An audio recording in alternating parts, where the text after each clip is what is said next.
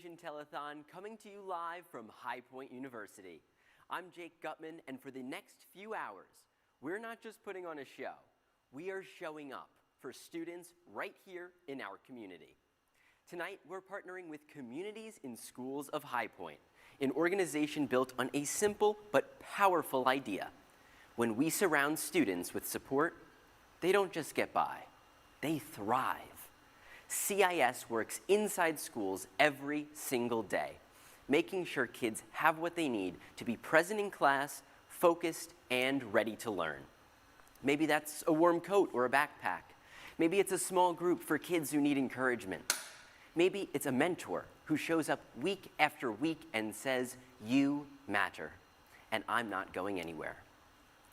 Those moments aren't always the ones that make the headlines, but they change lives quietly, one student at a time. And that's where you come in. Every single donation tonight, no matter the size, helps CIS stay in schools, stay consistent, and stay present. You can scan the QR code on your screen or visit the link below to give. Think of it as investing in the next generation of artists, engineers, athletes, and leaders who are sitting in classrooms right now, wondering if someone believes in them. Over the course of this telethon, you'll hear real stories from students, alumni, and staff whose lives have been shaped by communities in schools. You'll see performances, laughter, maybe a few tears, and certainly a whole lot of heart. Most importantly, you'll see what happens when a community decides to show up on purpose. So stick with us, share the stream, and if you're able, give what you can. Being present matters, and together, we can make sure our students know that we are all in for them. Now, let's hear a special message from the director of CIS herself, Mrs. Courtney Lowe.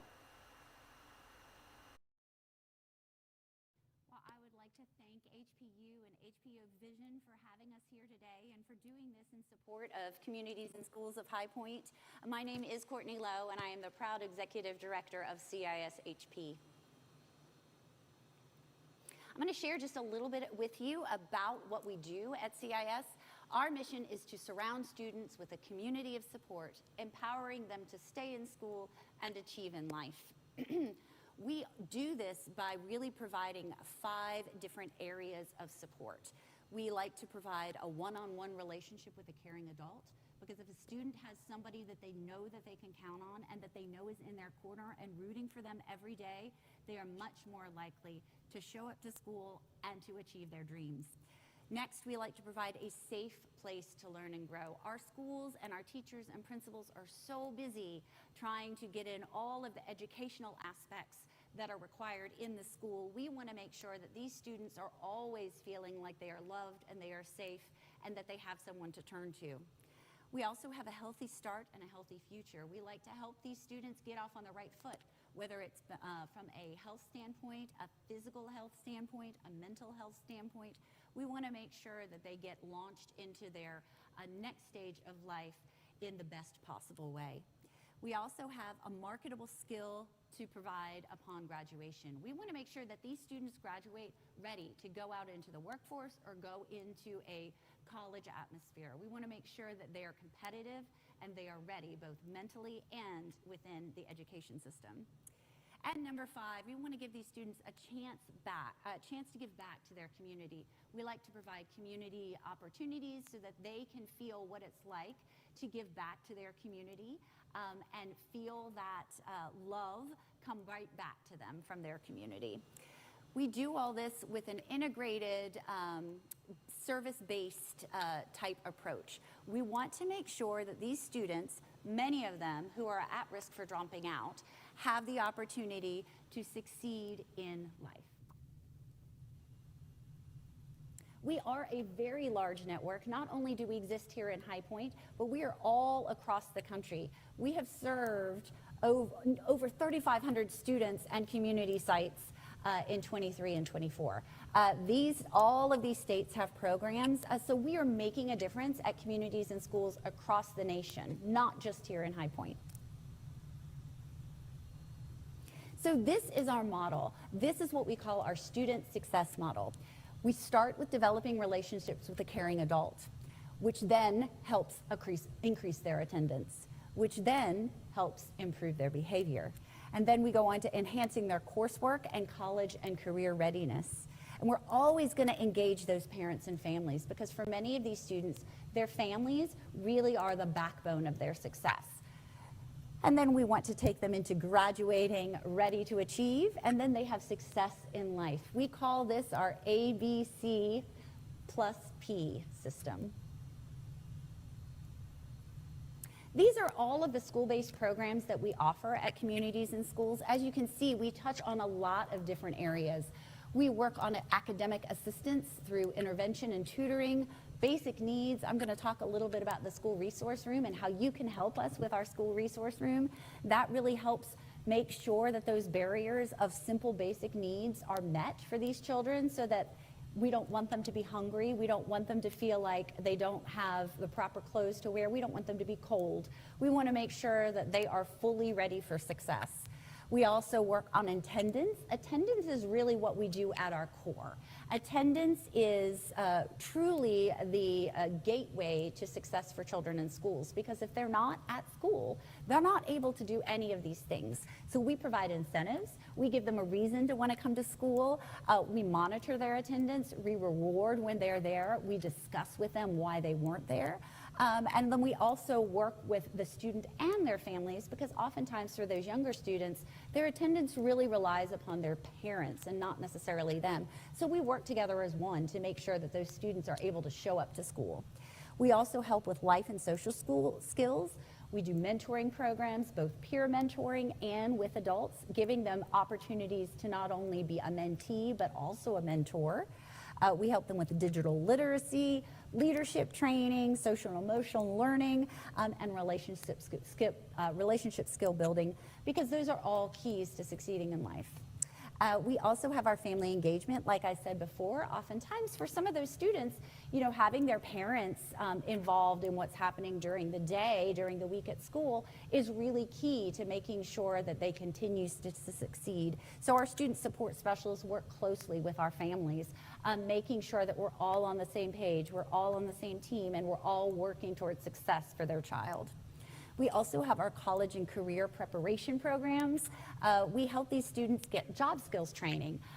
Some of these students may not be going into a 4-year college situation, so we help them learn about 2-year college opportunities. If they're still not able to go into a 2-year college, we look at military options. We also help them work on job skills training, so that if they're going to graduate and go right into a career of some sort, we want to make sure that we've given them all the tools they need. We help them with resume writing, all the different tools that they would need to jump right into that job. We also have college entrance exam preparation, walking them through that, and the ever important financial aid assistance. We have some scholarships that we offer, and we also help them fill out the FAFSA form, which for many families can be very confusing.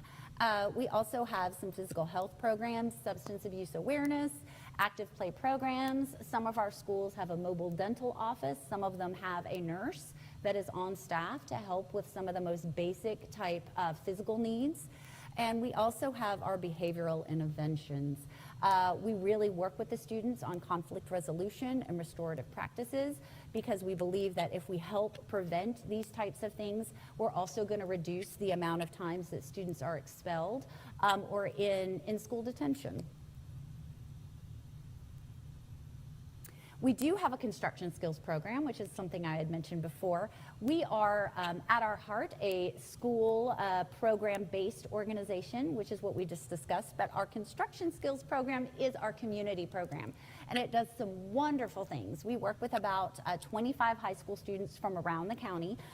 They come to us twice a month on a Saturday. We meet at Emmanuel Lutheran Church, and they spend the entire day with us. First, we pick them up, because for so many of these families, transportation is really a barrier.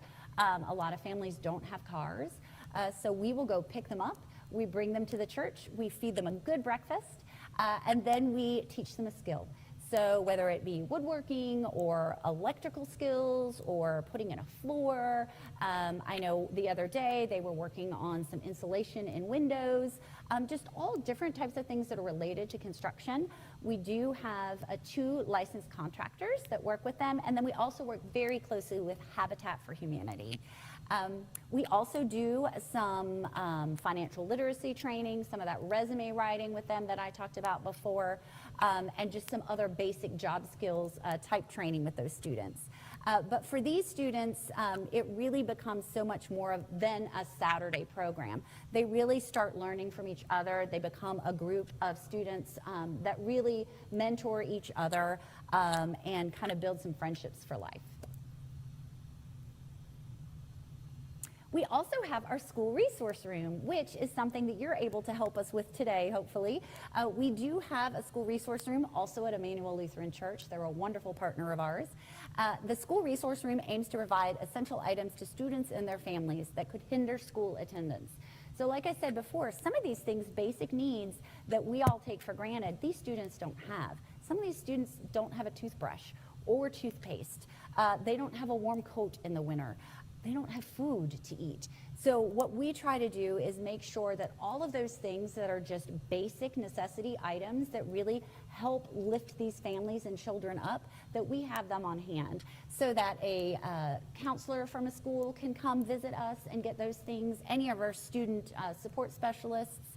And we also work with the social workers in schools so that they can kind of come shopping with us, take it back to their school, and have those items ready and on hand for students that might need them during the day.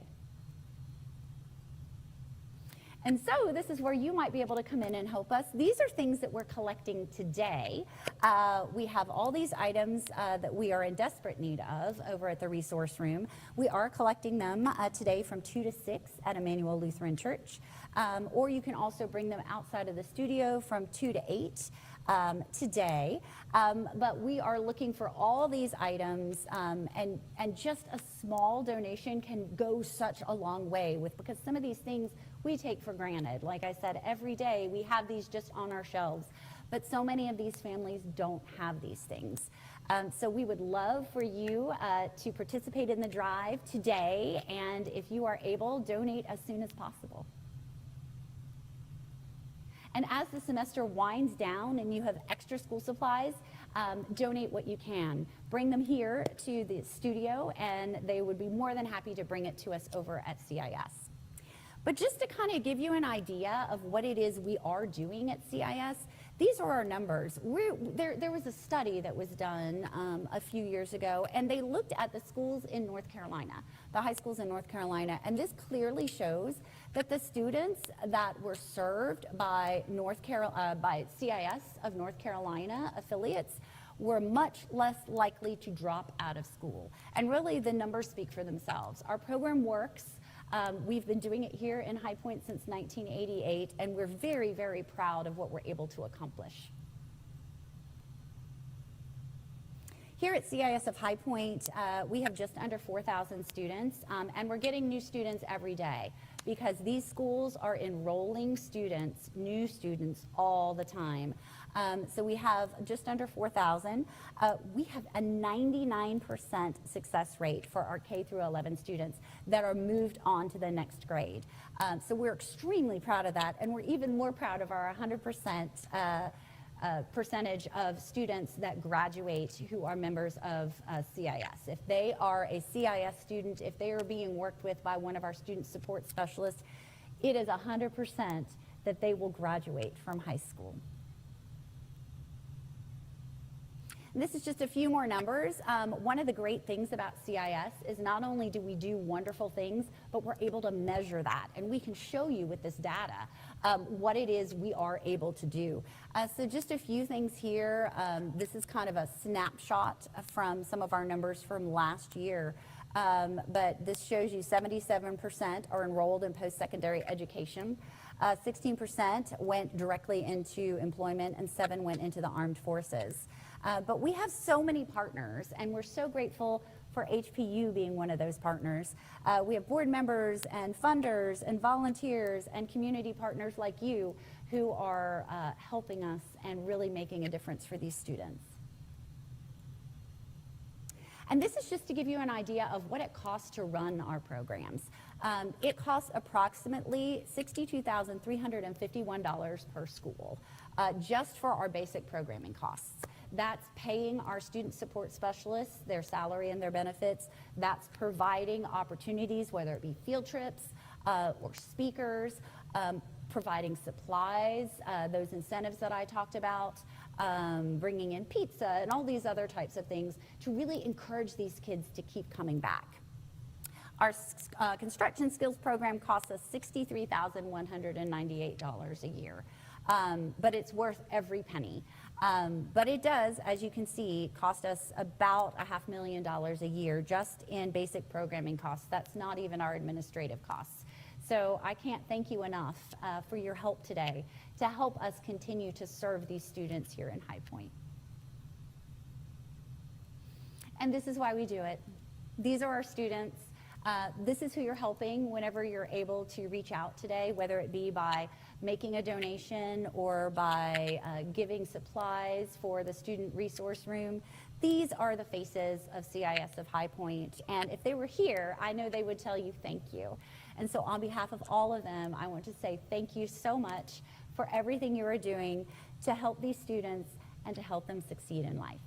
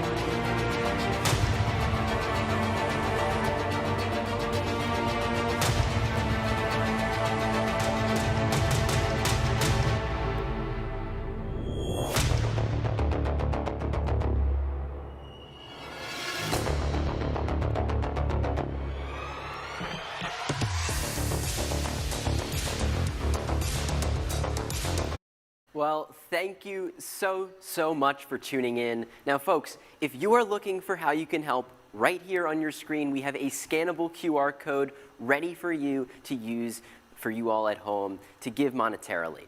But that isn't it.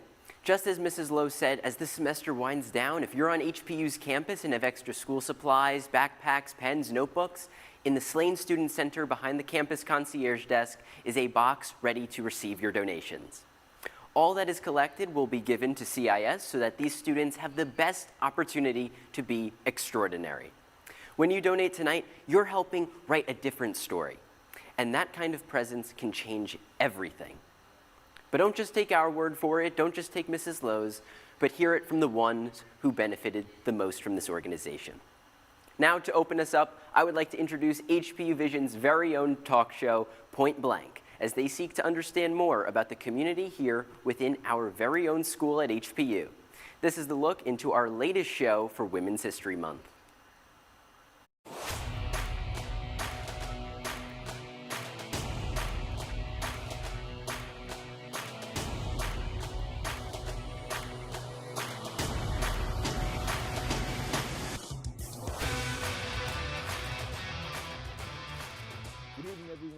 Welcome back to HPU's Point Blank. I'm your host, Jordan Bankson, and tonight we have a special for you. Now, March is the month where we celebrate women's history. Now, when you say that, you may think of Rosa Parks or even Aretha Franklin when talking about women making history. But I assure you, there are women on this campus that, in their own way, are making history of their own. Tonight, we have one of them joining us as a guest. Her name is Alyssa Joshua. And just a few things about her is that she is a double major in exercise science and biology with a minor in forensic science. And she is on the pre-physical therapy track as well. Those are a lot of things to take care of. But not only does she have that, she also has her leadership roles in being the president of her sorority and the president of the Black Cultural Awareness Club. So without further ado, please welcome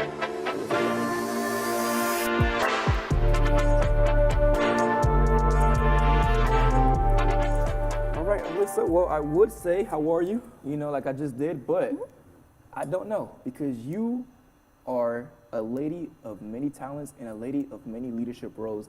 Tell me, what does leadership mean to you? Well, first of all, Jordan, thank you for having me here. Of course. You know, I'm doing good. You know, it's a lot, but leadership definitely means a lot to me, and like being a role model for the younger generations and just being a person who you can rely on and just taking on that accountability. And let's talk about the stuff you're in charge of, right? Because Alpha Kappa Alpha Sorority Incorporated, I want to know, why did you plan to take on that role?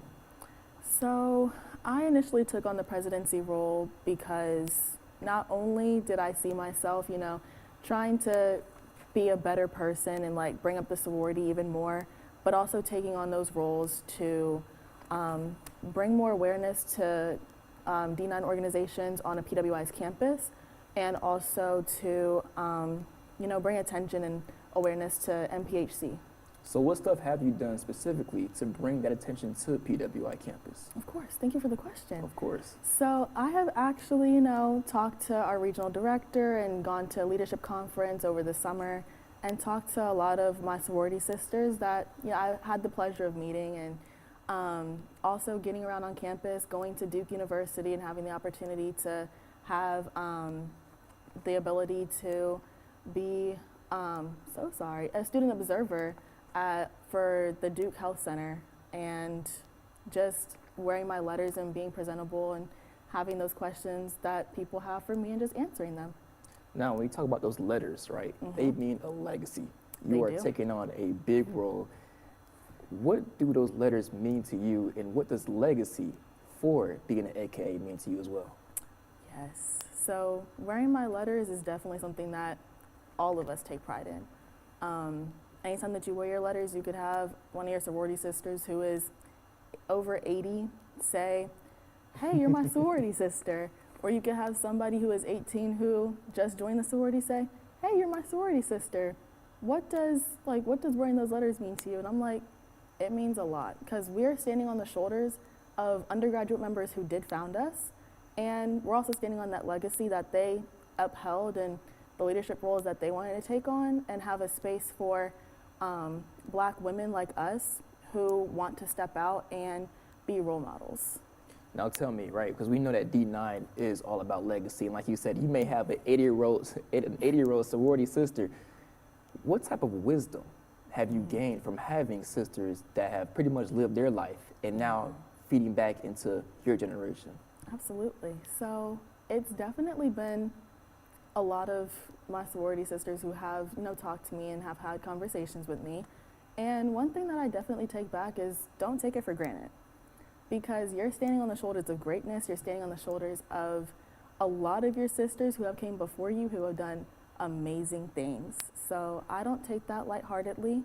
I definitely show out in pride. I definitely love wearing, like, having my lanyard and all that stuff. And one thing that I would definitely take back is, you know, you stand on the shoulders of greatness, and you're an alpha woman. There you go. You know, show it. There you go. And speaking of alpha women, you really are the alpha on and out of your sorority. You're also the president of the Black Culture Awareness Club. Now, tell me, what's the difference between that club and the BSU, the Black Student Union? Yes, so Black Student Union is essentially the social aspect of getting all of the minority students together on campus, and Black Cultural Awareness is the educational side. So anything that has to do with any, you know, minorities' history, we enlighten that and bring it to campus. So tell me, how do you do that specifically? In which ways do you try to bring awareness to campus? So we host a Black and Better brunch, so that you can, you know, come together, have a little brunch with minority students. Anybody is invited. And we also host like not social events, but like educational events with like trivias and stuff like that. Do you know your Black history? There you go. And so we have stuff like that. And so tell me, obviously, you know that there could be a lot of humps in the road when taking on a position like this. Was there anything that you kind of had to overcome in order to be a successful president of the Black Culture Awareness Club? Absolutely, absolutely. So even with being president of an organization, we definitely have to go over the hump of, asking for money and doing community service. So I have had to go over the hump of, finding who needs help in the community and finding out, what funds do we have, what can we host, how can we be a help to the community, and just being that outlet and having that support has been something that we've had to get over. All right, well, now we have to go to commercial break, but Alyssa, do not go anywhere because we're still going to get you.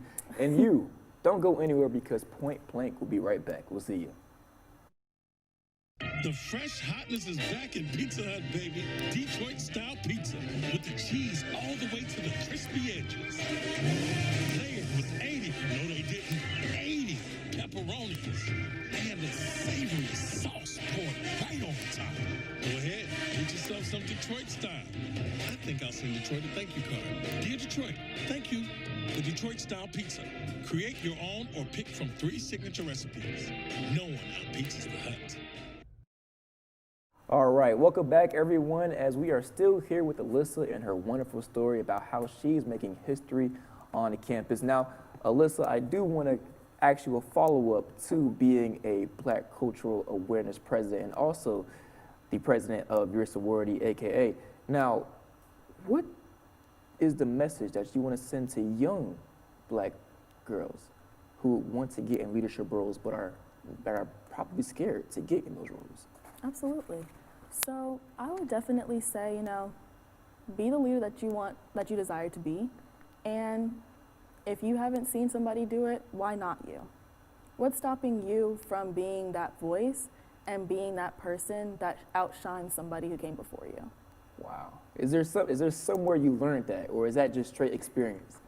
Kind of a mix of both. So the previous president of Black Cultural Awareness was Camille West, and ironically, she was also my sorority sister.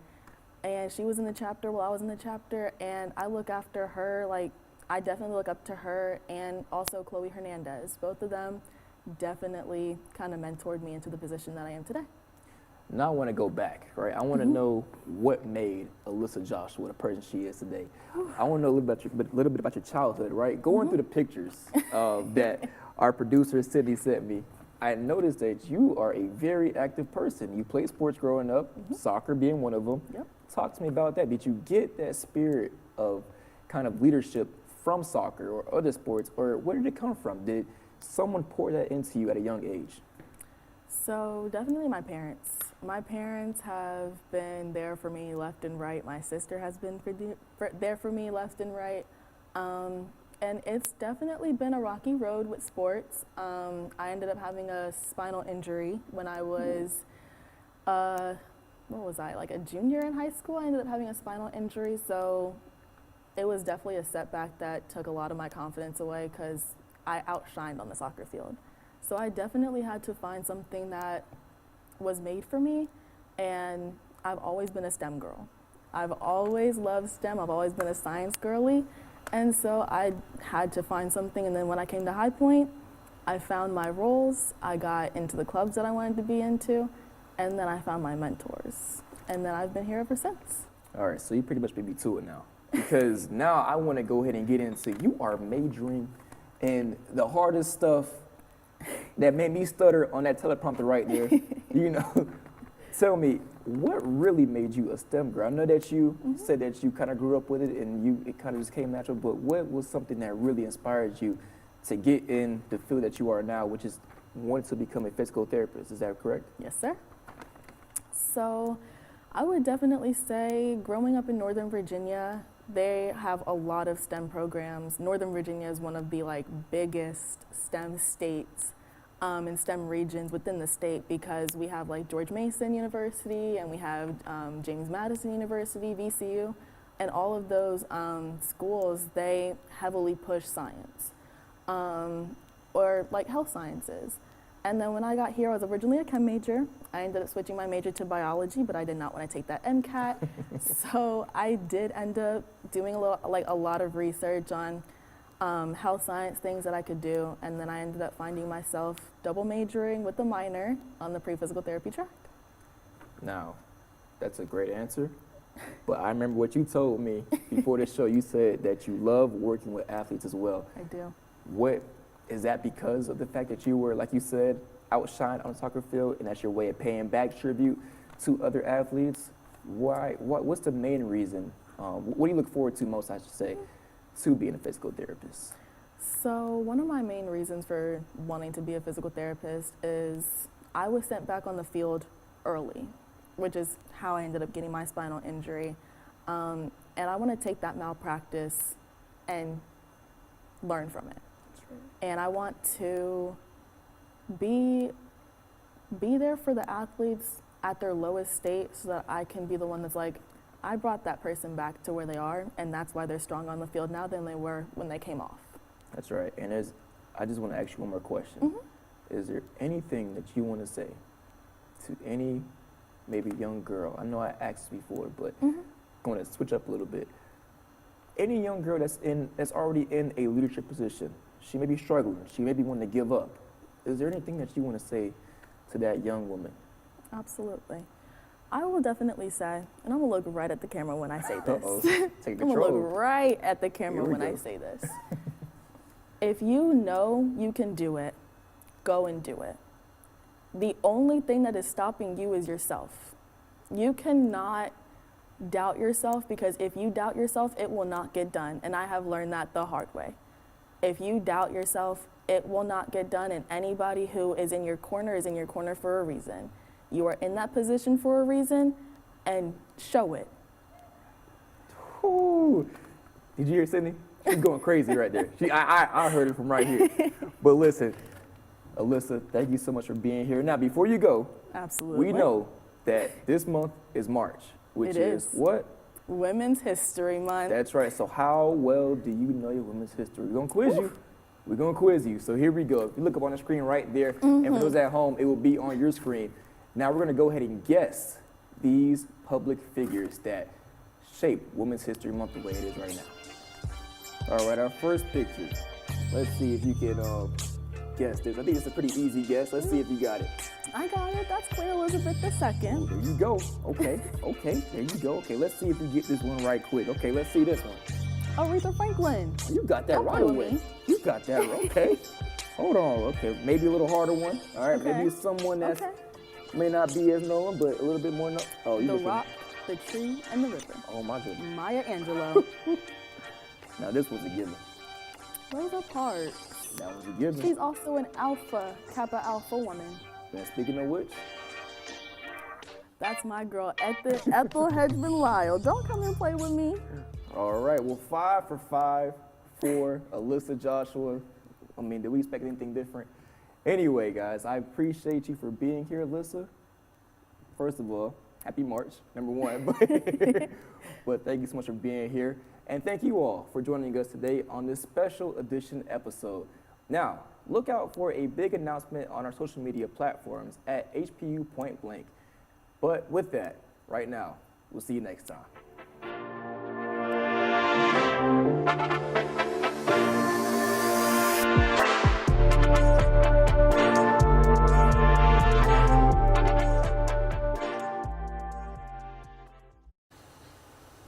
Good afternoon. I am Alexa Beck, joining here with Nick Allen, and might I just say, what an interview. There is something so powerful about hearing people speak honestly about the way support can change a life. What did you think about it, Nick? First, it's nice to have a friend, Alexa. What's going on? What's going on? But I thought it was incredible. What really stood out to me is how often this little thing turned out not to be just little at all. Even with CIS, sometimes it's just one person checking in, one person showing up, one person making sure a student feels seen. And that can totally shift the course of someone's life. Absolutely. And it's a good reminder that investing in early years of a child really does matter. The confidence, the stability, the encouragement, those things stick with people for years. And here's a fun fact for everyone watching at home. The mayor of High Point, Mayor Cyril Jefferson, is also an alum of CIS. That just goes to show the kind of long-term impact this organization can have. That's what makes today so special. We're not just talking about a program, we are talking about a community that continues to go through the people it has helped. And all good points made in that conversation, also so enjoyable to watch, right? But looks like our next production is ready to start. Now you all are in for a treat because CIS's very own Miss Lowe provided us with a deeper look into the community of CIS.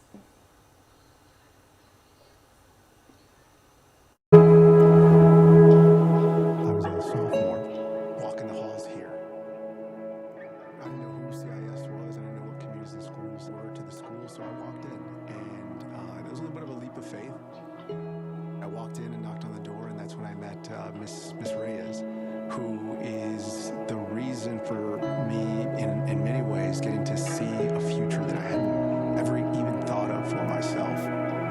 And she was just the answer to a lot of questions, some that I knew to ask, some that I didn't even know, not to maybe graduate high school, but really think about school beyond. And coming from a family where my parents didn't make it past the 8th grade, that was a big deal. So Miss Reyes was CIS. It wasn't a program, it wasn't a nonprofit, it was just Miss Reyes who gave herself to this work, and myself and other students who we built a relationship with throughout my 3 years of high school.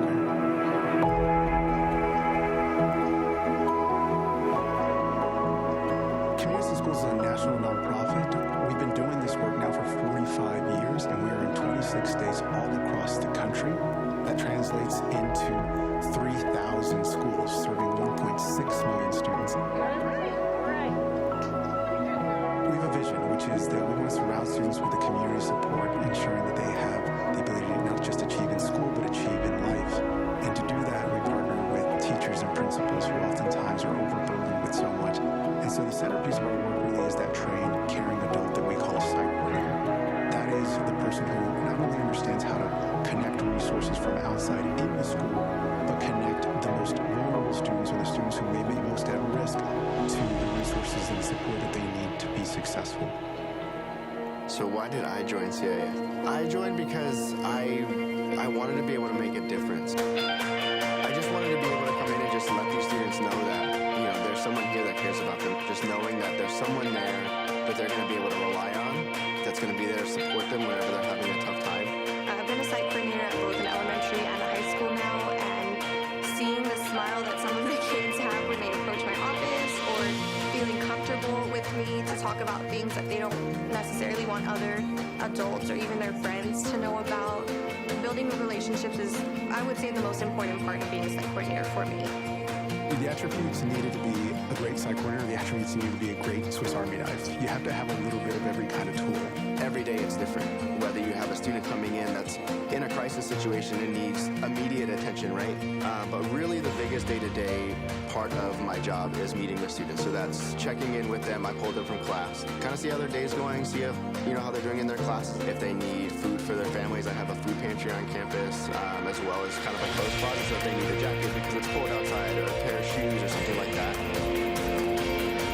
Before students can return on to learning, they need to return on to living. And living is sometimes the hardest part when you consider the circumstances that poverty puts some of our families and our students in. And so that is really the most difficult issue. A lot of these kids are coming from hard places. They have a lot going on in their lives, and they need someone who is not going to judge them or talk down to them. Building out a school that is only focused on academics and not focused on the whole student, then you have a student who will lash out, who will misbehave, who will, hurt themselves or hurt others. And that is a loss of hope. How do we bring that back to a student? How do we bring it back to their families? And how do we create the resources and the support around them to bring that back? I would fall behind, whether it be behavior-wise or academically. And I was fortunate enough to have Ms. Y point me in the direction of Mr. Thomas. I was able to receive a mentor. As an organization, we need to recognize that when we think about inclusion and equity and the way that we are serving our students, it has to be consistent with the way that we actually want our students to show up. And so when we hire staff, we're hiring staff from those communities, we're hiring staff who become alumni, who are alumni and becoming staff at community schools themselves, myself included. The consistency that came with Mr. Thomas, he was there to listen. And that was always something that was important for all of us. Just the question if you're okay. and that's what Mr. Thomas did for us, and it's something that I can never forget.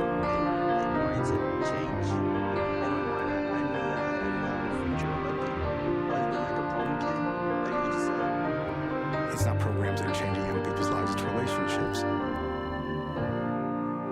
I'm an advocate as the campus leader and as a principal of the school for the many benefits that CIS has to offer. And so to have a site coordinator that's well-knowledged and easily communicates with students and shares the message of what CIS can do for them is very empowering to help our community and our kids. Some of you are taking care of family, some of you are taking care of siblings and brothers and sisters, some of you are taking care of grandparents.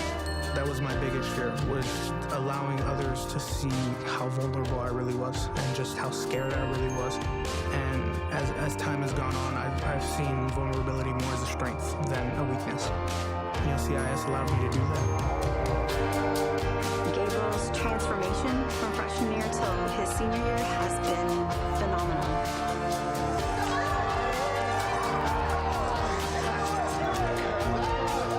And CIS allowed him to transform into the leader he is now. I think probably the biggest thing that if I had one message for all of my students is just to know that they are powerful, that they are better than their situation or their environment. The important thing about potential is you don't really know you have it until somebody else tells you you do. I'm excited. I can't wait, and I anticipate every morning going to college and kind of building a career and being able to give back to my community.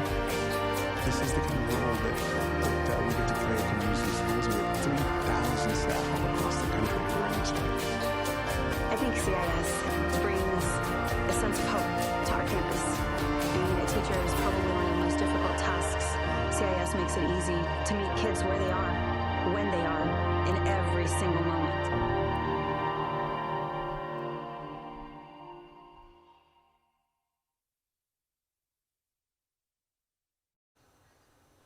You know, Alexa, after watching that video, I wish that I could be like the cool kids because all the cool kids seem to fit in. But see, that is why all this matters, to be a part of. When you really take a step back and look at everything CIS is, it reminds you how important it is for young people to have someone step in for them at the right moment. Absolutely. I think everyone can think of a moment in their own life where someone showed up for them, encouraged them, or helped them keep going. And for so many students, CIS gets to be that person, that support system, and that safe place. And right now, everyone at home, we are currently at $2,605 raised for the organization. That is such an amazing start, but we still have so much more we can do together. That really is incredible. So if you've been watching and thinking about donating, this is your sign. Every gift matters, every dollar goes towards supporting students and the people who pour into them every single day. Wow, what an amazing organization. For everyone viewing, thank you so much for your support thus far. Do not go anywhere. We have so much left in store for you today. That's right. So don't touch that button. The telethon will be right back after this short break. My name is Ulani Brett. I am the Communities and Schools Site Coordinator for Ferndale Middle School in High Point. So Ferndale Middle School has partnered with Green Street Baptist Church, where they provide 30 to 40 food bags weekly for our students. They've been doing this for several years, right around 3 or 4 years.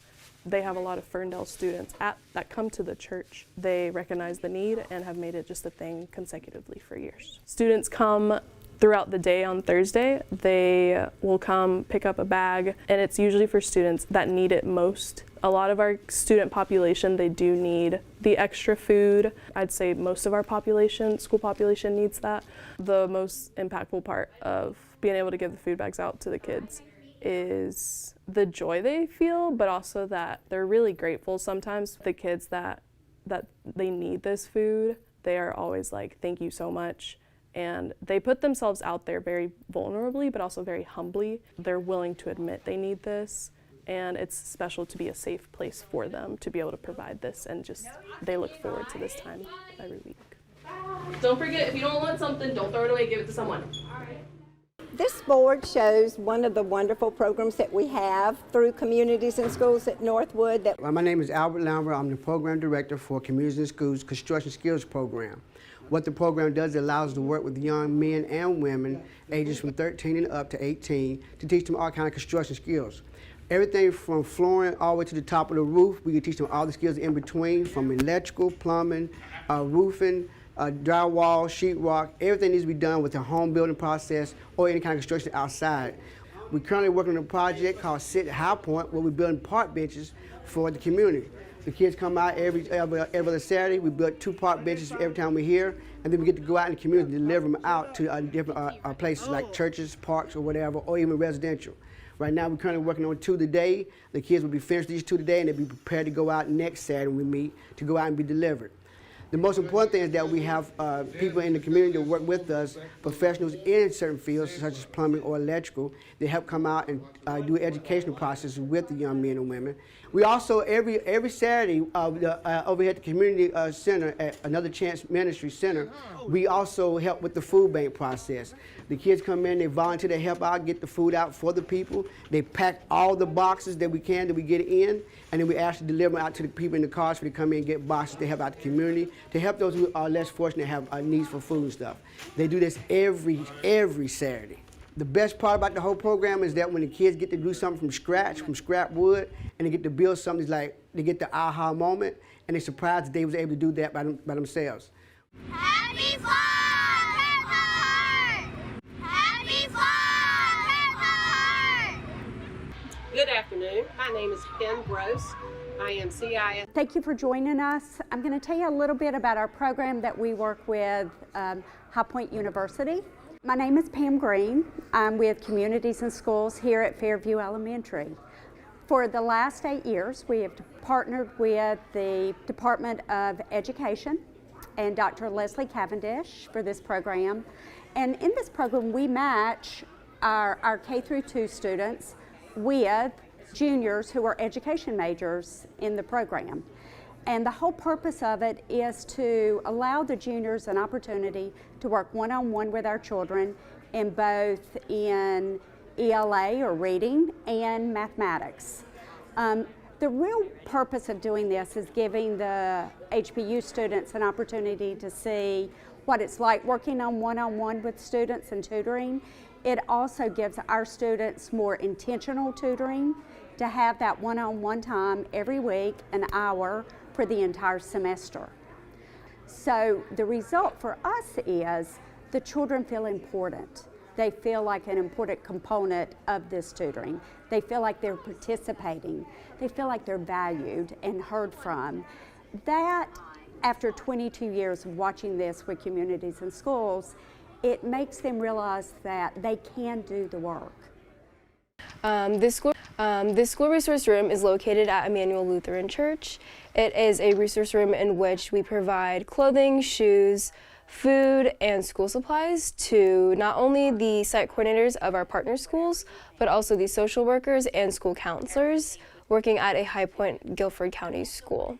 My name is Michaela Chin. I am the HPU AmeriCorps Vista working at Communities and Schools. We are housed under the Center for Community Engagement at High Point University. Right now during the winter, we have a main focus on winter jackets, long pants, long sleeves. This is not only just for the students, but also for adults as well. So we cater to both the students and the families that we are serving. By having all of the resources in the school resource room, it's not only cost effective, but it makes the process easier for site coordinators to get the resources that they need to support their case managed students. The school resource room receives an influx of donations, not only from local businesses, but also nonprofits as well. Recently, this past winter, we received a donation of 3,000 cans from a local business. This allowed us to help distribute these cans throughout the community, but also reaching these students that we serve as well. If you are looking to donate any items to the school resource room, you can find my email on the CIS website. But you can also contact any staff member as well, and we will redirect you to the correct location for your donation. Hello, I am Joan Waring. I am the Communities and Schools Site Coordinator. Hello, I am Joan Waring. I am the Communities and Schools Site Coordinator here at Wellborn Academy. So one of the programmings that I am doing here is our 8th grade book club. We are currently doing a book called The Seventh Most Important Thing by Shelley Pearsall. And the students have really gotten into this book because the main character is the same age as most of these 8th graders. And in that, the man that he was helping was teaching him about the meaning of certain items. We collected those 7 items, and each of them had a different meaning. And then I had the students to explain how they themselves could relate to that particular meaning of the item that they chose. What makes me the most proudest of what I do here in Communities and Schools is helping students and seeing that it makes them feel good to know that somebody is here supporting them and caring about their needs. And that really makes me proud to know I am a part of an organization that cares about our students. Jacob O, absent, because housing was absent. Healthcare, anti-bullying, Mental health support. But when Communities and Schools is present, 99% of our students are present and ready to learn.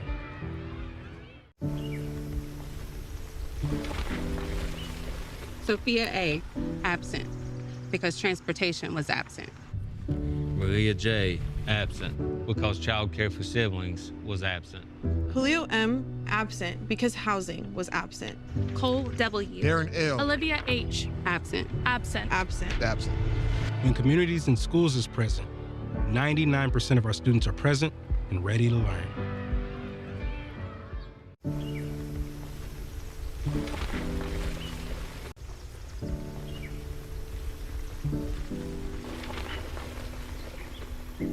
Sophia A, grade 4, absent, because transportation was absent.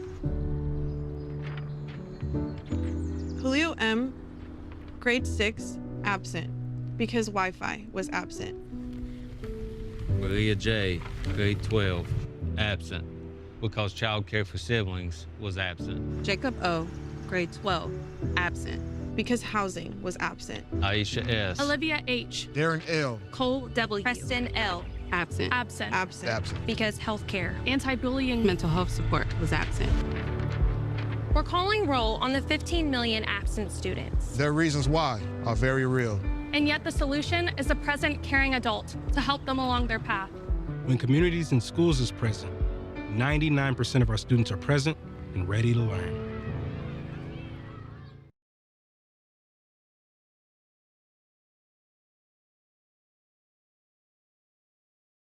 And welcome back, everyone. Very nice to see you all again. My name is Jordan Banks, and I'll be here hosting with my guy, Jake Gutman. Now, Jake, how do you feel about that first hour? I think we had a strong start to the night, Jordan, and especially with your interview to get us started. So how did you feel about that? Oh, great. I mean, Alyssa Joshua is a woman of pretty much a lot of talents, right? Many talents to, kind of cut it short. But it made me wonder, right, how many Alyssa Joshuas are actually out there, right? What Communities and Schools does for these students is makes the students think that they can be the next Alyssa Joshua, to be involved in so many programs, not only be involved in them, but lead them as well. Now, Jake, how do you feel about the first hour so far, though? And again, great start.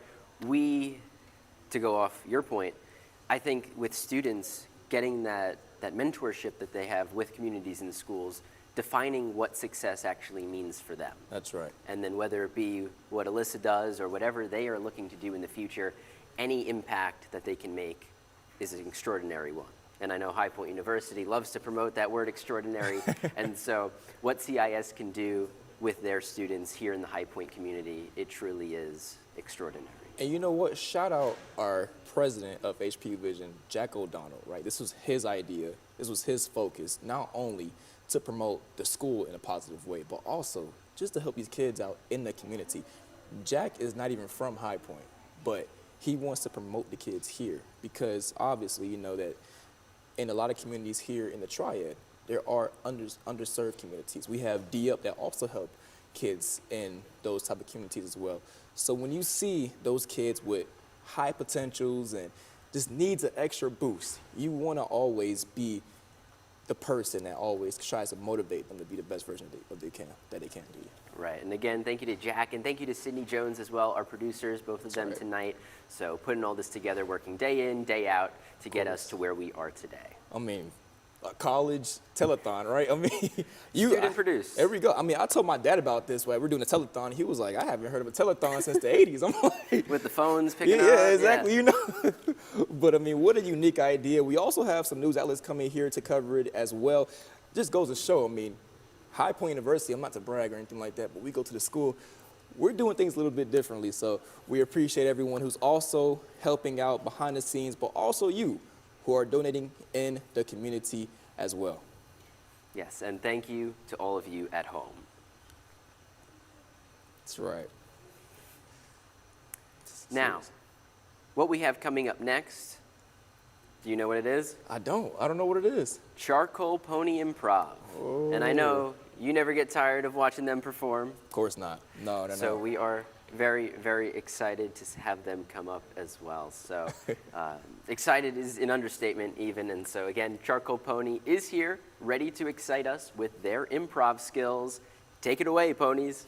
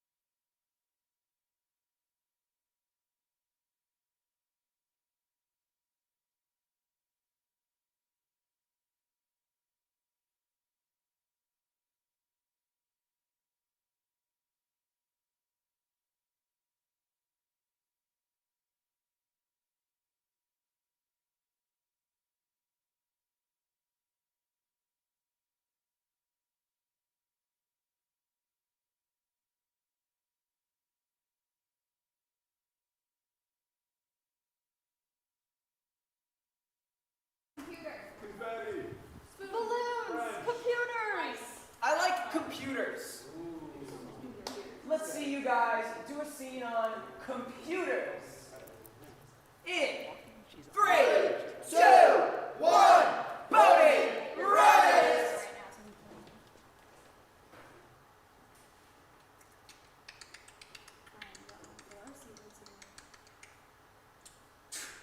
Next. Excuse me. Ooh. Yeah. So I have this old hunk of metal that I really need fixed because I have a paper due in like an hour. Oh, wow! Yeah, ignore the smoldering and like the smoky smell and the gum wad and the like stickers that are like holding it together. I need you to fix it. Yeah, I've been seeing one of these since 1924.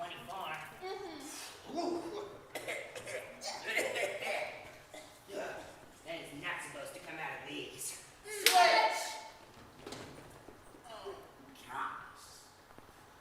Yes, but I really just need it fixed, you see, because if I don't get this paper in, I might fail out of college.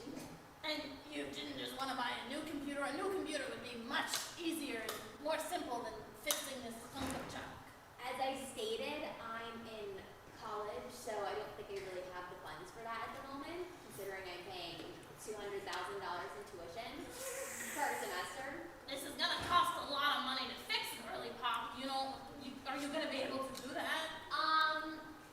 Sure. Great. I'll work on it. Let me get my tools.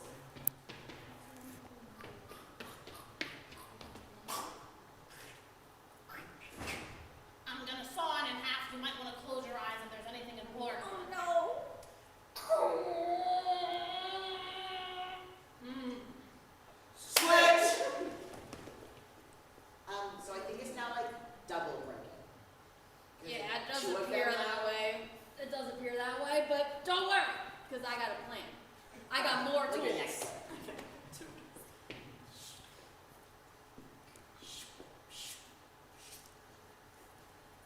This is what I call the big wrench. I see that. It's a big wrench. Well, it does appear more broken now, but let me just try the other side. Like I said, I'll try the other side. I think it's even worse. I see all the information like leaking out the side. Is that supposed to happen? Yeah. Okay.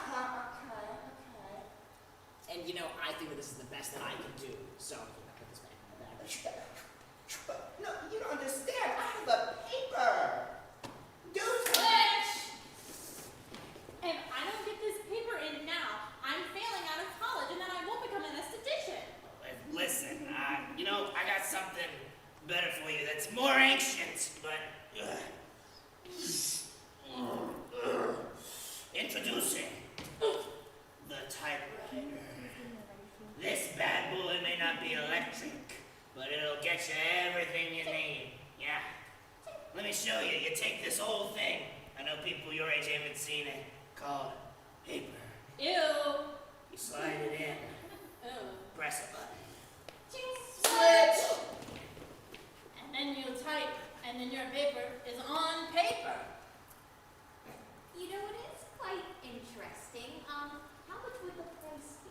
I'll give you it for the low, low discount because you seem to be in a lot of trouble of $30,000. I'm gonna have to make a call to my bank on that one. All right, hurry up. The shop's closing. Yes, hello, bank. Can I get a loan for $30,000? Because I'm a college student and I have paper due really, really soon. Okay, thanks. Good thing my dad works at the bank, so like they all know each other. But so yeah, get the loan. I'll have it over to you, wired over to the bank. Perfect.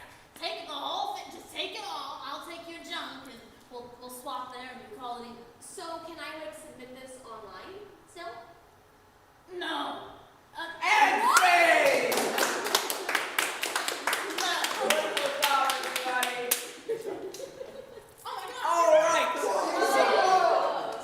For our next game, we're going to play a game that is a group game, so everybody's going to be a part of it. It's a game we like to call Beastie Boys. The way this game works is we're going to have two teams, and there will be two ponies up front who are going to be receiving the prompts of a one-syllable name.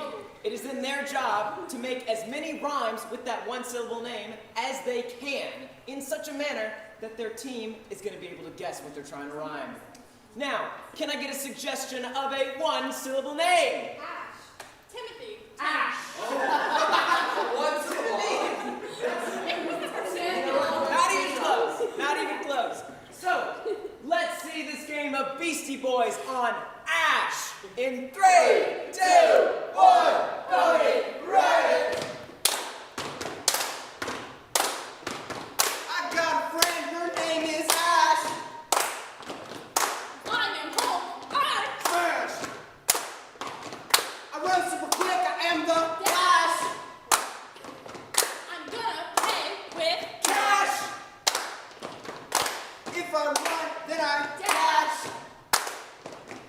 I'm a killer. I have a Flash. My arm itches, I got a flash. I am Porsche. I am Crash.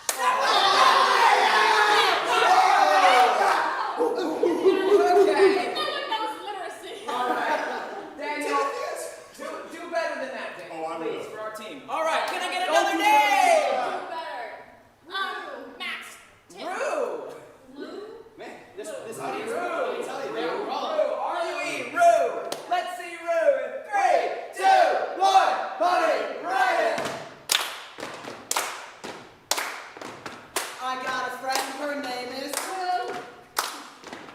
I'm very sick. I got the Flu. I'm feeling sad, I'm feeling blue. I'm very sick. I say, Chew. I'm not sure, I haven't got a clue. past tense of fly. I just Flu. I gotta write a paper, it is due. mail came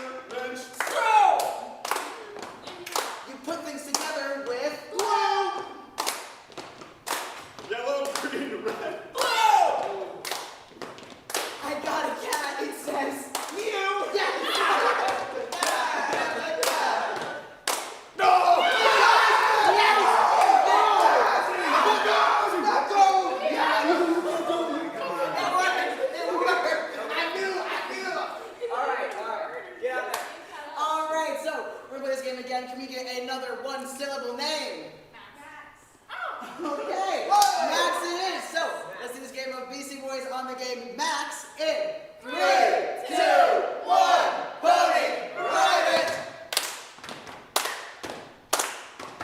I got a friend, his name is Max! Making a lot of money, making fat? That wasn't me!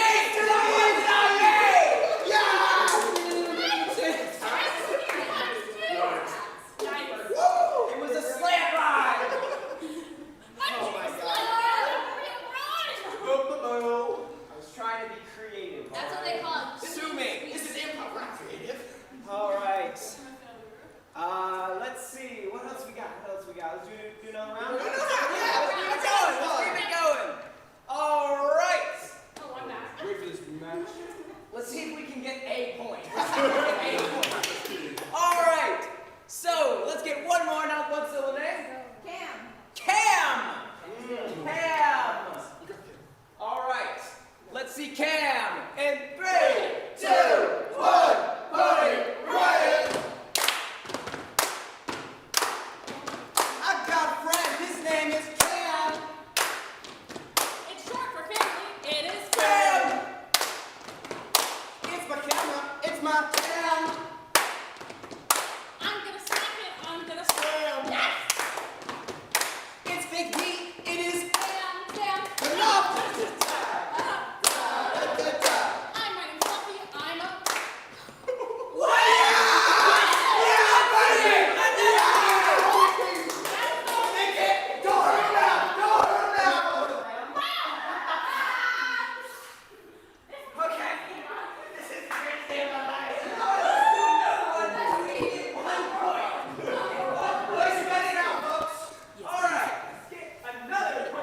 I was just staying on there. I don't want you to think I was like not paying attention. I was staying on there because they needed more time to set up.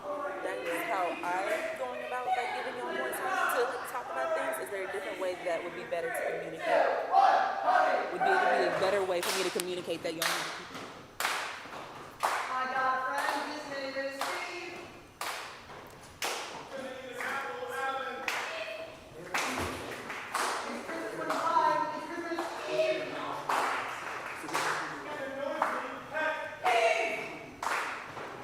I'm really sad. I'm gonna leave.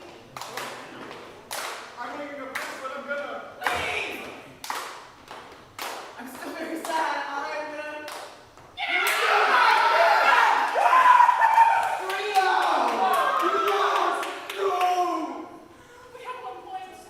one. We got 1 point. That's pretty good. That's pretty good. How we're doing it because that All right, one more throw away. One more. One syllable name, please. Mark. Mark. All right. Let's do this game of BC Boys on Mark in 3, 2, 1. Tony, ride it. I got a friend. His name is Mark, it's wrong. This guy's so used to it. All right. Let's start that again. 3, 2, 1. Tony, ride it. I got a friend. His name is Mark. I'm in the ocean. I see a Shark. Looking for my car. Where did I park? I'm gonna make a thing. I'm gonna make my Mark.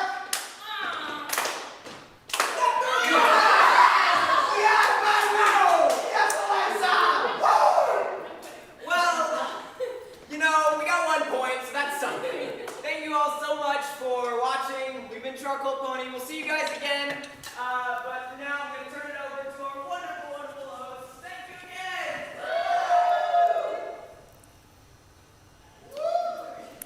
Thank you so much, ponies. As always, we love having you with us. That's right, and as much fun as we're having right now and right here, I did want to let everyone at home know, if you may not be able to give monetarily, but you have an abundance of school supplies that need a home, you are still able to support CIS right now. That's right. And if you would like to give monetarily, you can scan the QR code on your screen. Emmanuel Lutheran Church is also accepting all backpacks, pencils, and school supplies that can be given to these students. That's right. Now let's go ahead and check in with our resource room telethon contact, who is currently over in the church's resource room with live updates. Guys?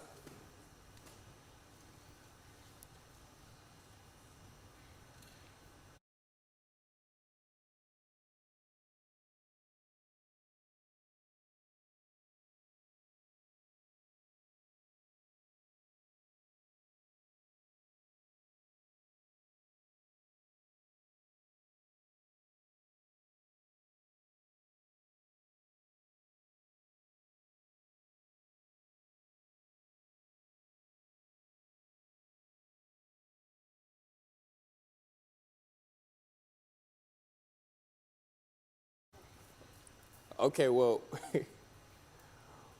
we seem to be having a little bit of technical difficulties to get over to the church, but Jake, let's go ahead and talk about what we just seen out of Charcoal Pony. Is that correct? I mean, is that Alexa Beck that was I think it was. Quick outfit change she had to do just there to get back into that Charcoal Pony fit. So, That's right.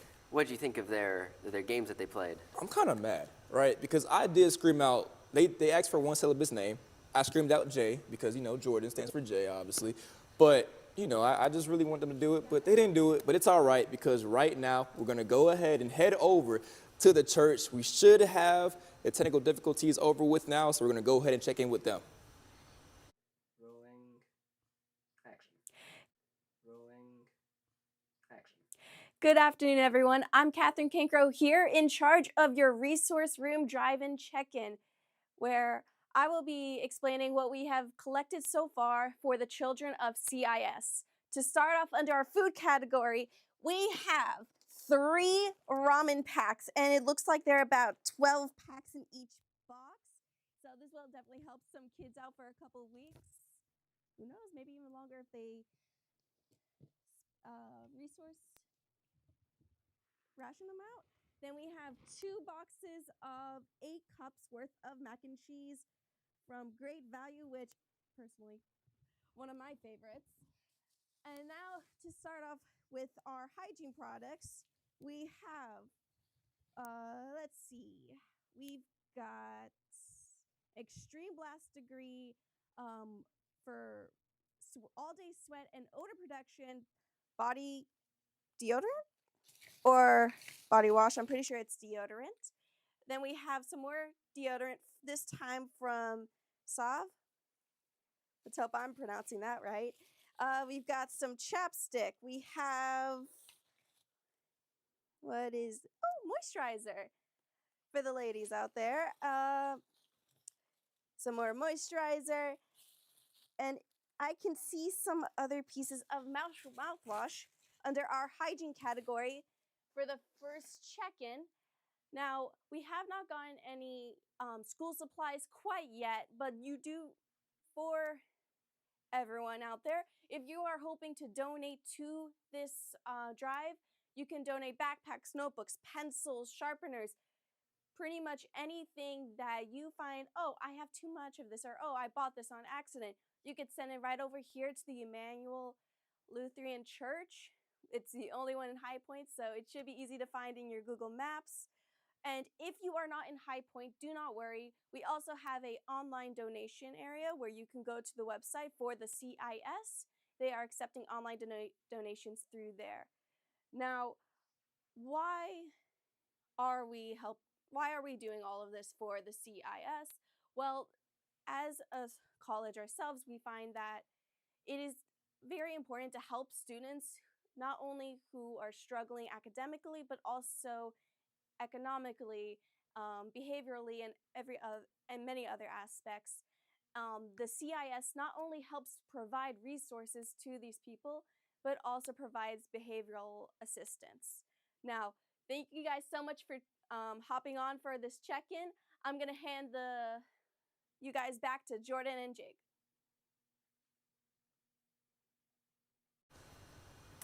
Thank you. That was our Catherine Cankro over at the church. And please, if you can, don't forget, anything is appreciated. That's right, and thank you to Catherine as well. Now, even here for High Point University students, if you are on campus and have that abundance of school supplies, right in the Slane Student Center, we have a box ready for you to drop off what you can, and we will pick those up and drop them off at the church for you. The box is located behind the campus concierge desk in the Slane Student Center, so go make the largest impact possible. That's right. And if you'd like to give monetarily, scan the QR code on your screen right now. We are sitting at $2,775 raised for communities and schools. Keep donating what you can and giving what you're able to. And to remind you what this is all for, here is a special production made for a more personal look into CIS. This is about Hamed's story after almost losing out a dream, but not before CIS stepped in.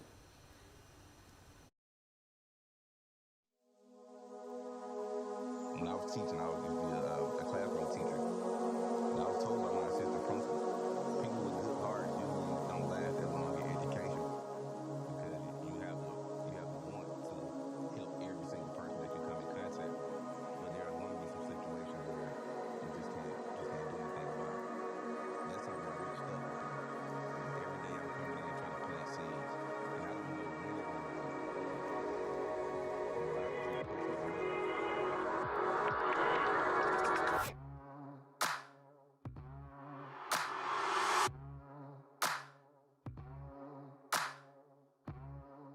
I'm Daryl Smith.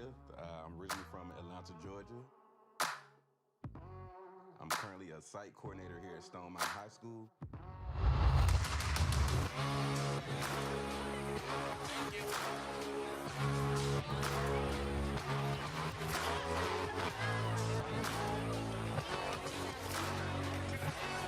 On my caseload, I carry about 40 students. Well, on a daily basis, I deal with a host of different issues. And there's never really a day that I can say I know exactly how it's going to turn out or how it's going to begin. But in the morning times, I usually come in and just make sure that my students are in the building, they're excited about being in the building, and they're here. Follow up on any student that may have missed the day before, or any reports that I've gotten from teachers that students are missing assignments, make sure that encouraged to continue to go on throughout the day. Anything that encompassed a student being successful, those are some of the things that I knock out on a day-to-day basis. Community schools have been around for 50 years, and they started right here in my home city of Atlanta. They've been able to sustain the longevity because they consistently put a caring adult in students' lives, putting us in the schools, putting us in areas where they need us the most, I would say. Allows us to continue to push year after year. There's a huge difference because of a Mr. Smith, a CIS in your building. The kids before Smith, they came, if they didn't feel like there was assistance, they didn't have the best clothes, they couldn't eat, they might not come to school. Whatever you have, or whatever connections you may have, or whatever resource you may have, you try to put that into the students to help them succeed in school. It involves removing all boundaries or all barriers they may have that may stop them from being successful. And they could be anything from home problems, attendance issues, not being able to read, not being able to understand their lessons. So do you think you need help with the subject, or do you think you need help with fix their relationship with the teacher? Or Both. Okay. But mostly the relationship. It can be gas, lights, water, anything that will make the student feel more comfortable at home in order to drive them into the building to get their education. In that whole process. So I do conduct small group meetings with my students. It usually be between 5 to 10 students. Give them an opportunity to be able to express themselves open and freely. Majority of y'all are seniors, so y'all be facing something brand new next year. So I want to know, kind of how you feeling. What's your fear? Are you scared of anything? Are you nervous about anything? Like, what's the biggest thing on your mind about your next step? Just the world around me. It's steadily changing day by day by day, and we can't really predict what's gonna happen. I always think what would happen if I die. I tried not to think about it too much. I mean, I did talk to my mom a lot about it. You know what I'm saying, to get through it. How we break that fear of death? Why is it like that? 'Cause I'm the same way. Yeah, It's that's what I want to get to. because I already done lost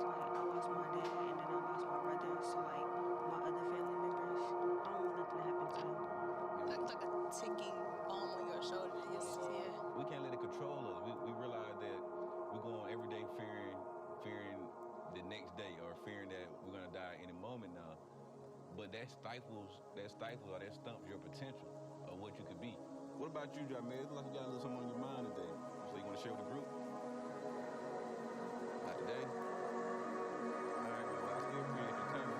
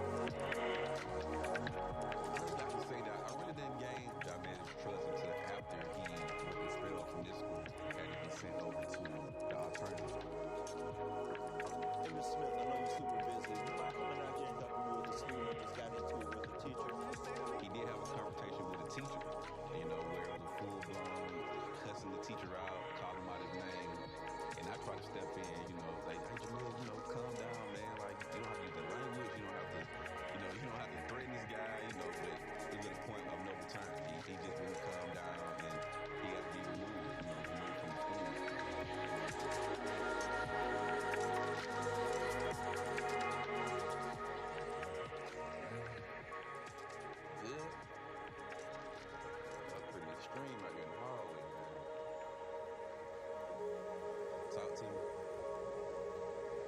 All right, well, how about this? I'll just sit right here with you for a few minutes. We gather our thoughts. I'll let you gather your thoughts before you go in there and talk to the principal. That's cool.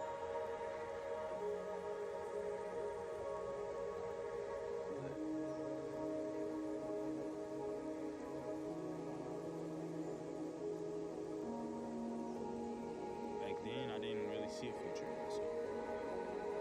I had that mentality of you can't do it. You can't. I can't. That's always what I say. I can't. I'm gonna be honest with you, based on what you did, our recommendation is gonna be for you to be placed in alternative school. I mean, questions for me. Most of my friends, they were in jail. Half of them ended up dead because of the environment that we live in. Being that my dad passed when I was 4, it was I was just on my own. My boys lost their mentor, their father. He was in a motorcycle accident when he was 4. My oldest son was 8. And Jameez took that really hard because all he knew was his dad. I was in and out, back and forth to the military, so his dad was a big part. And to lose that made him very angry. It went from being a 2-parent household to a 1-parent house. I had to find out on the news, like, okay, what just happened? Like, how could this be? That's where all my anger came from. He went to a really dark place. He had big anger issues towards everyone. He was rude, he was disrespectful, he always wanted to fight. So we did grief counseling, we did anger management. Anything could just take him off. Once he got to high school, it just continued.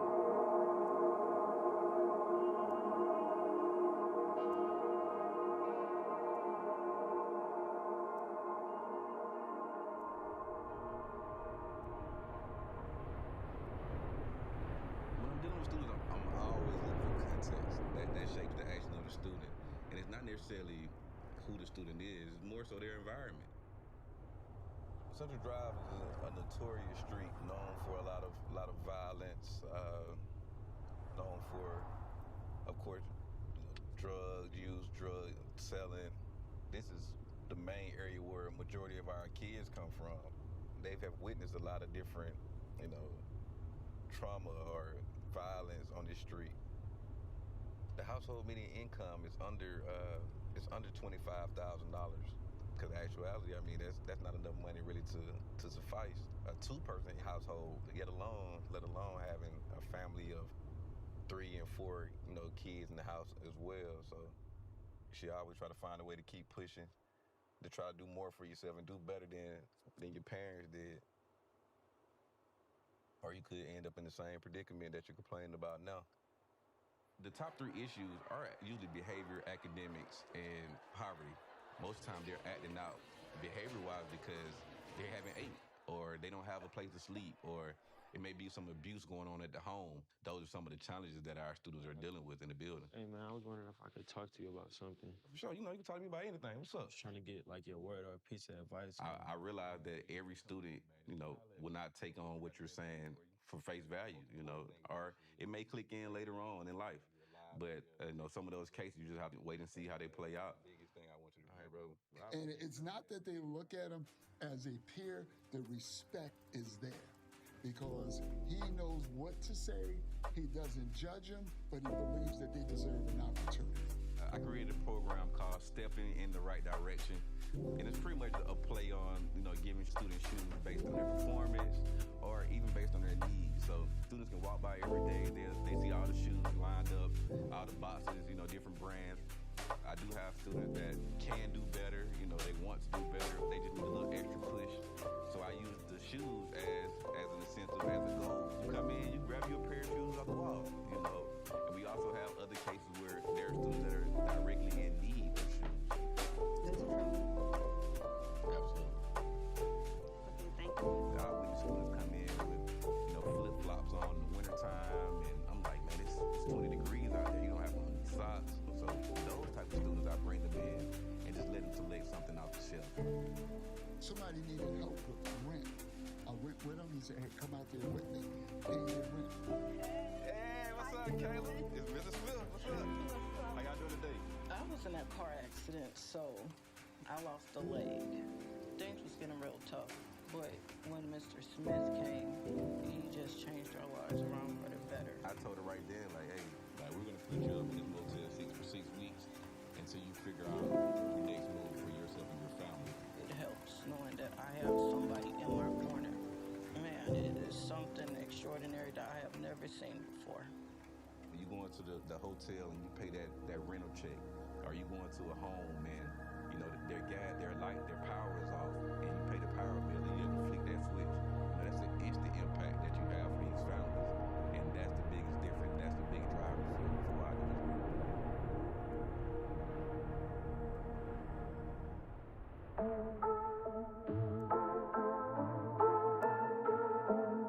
So alternative school is a separate school from your normal home school that you're sent to if you have an extreme disciplinary issue.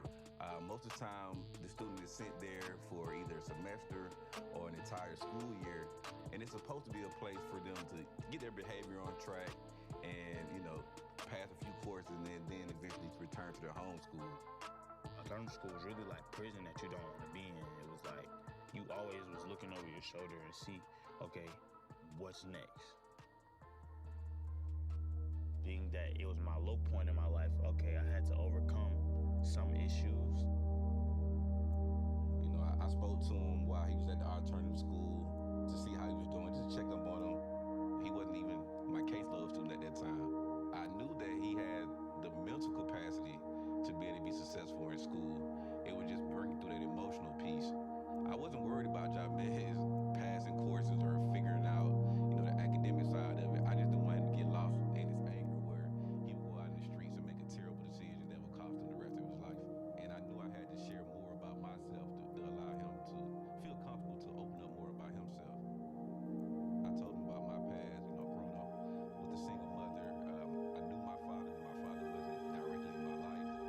Sharing that with Jabez, he was kind of like, man, you've been through some of the same things that would drive you emotionally crazy. Like, I feel like I am with this boy. I think that was one of the breaking points between our relationship that allowed him to, you know, kind of lean a little bit closer toward me and believe some of the stuff that I was saying and pretty much put his trust in me. It was a new feeling to, you know, have a shoulder to lean on, because he was the only person that could calm me down. And I could go to him and he would talk to me, just, you know, let me know everything's gonna be okay. He was like basically like a older brother or possibly a father figure. After that semester that he spent over there, he was able to come back to Stone Mountain. Well, have a seat so we can talk a little bit, get you back on track. So now that you're back in the building, man, I want you to be a part of my caseload with communities and schools.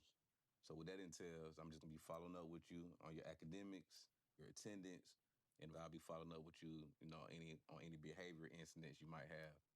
I'll holler at your counselor as well, just to make sure you get all the credits you need to be able to graduate with the class you came in with. If you work with me, I'll work with you, and we'll figure it out. That sound like a plan? Let's do it. Mr. Smith was just saying, listen, I got him. I'm going to take care of him. I'm going to mentor him as much as I can. I'm going to make sure that he makes it. I was following up on him almost every day. Like every day, if he was in the building, he would see me in one of his classes, or he would get some questions from me like, "What are you doing? How's your grade? Is it coming up? What about homework?" So I've been tracking your grades and your attendance and all that stuff, man. I would say a few of those classes, you really doing your thing, man. You pulled up 3 of the 4, but this 4th one I'm worried about. We also get you a goal sheet. Like, what are your goals for this year? What do you see next 5 years? I was the first person in my immediate family to go to college and to graduate. And Jabez had the opportunity to kind of follow the same pathway.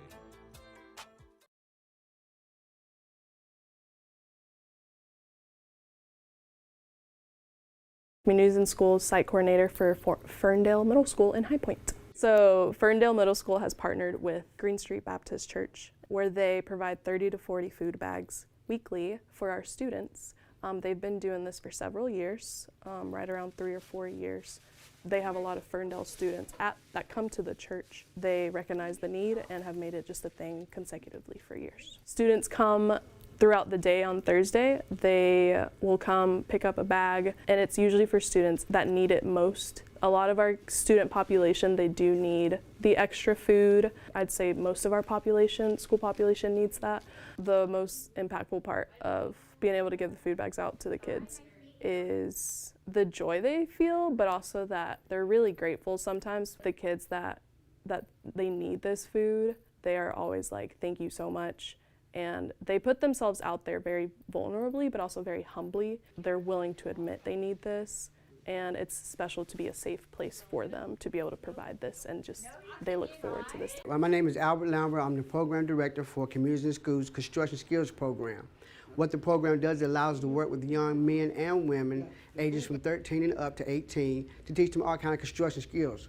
Everything from flooring all the way to the top of the roof. We can teach them all the skills in between, from electrical, plumbing, roofing, drywall, sheetrock. Everything needs to be done with the home building process or any kind of construction outside. We're currently working on a project called Sit High Point, where we're building park benches for the community.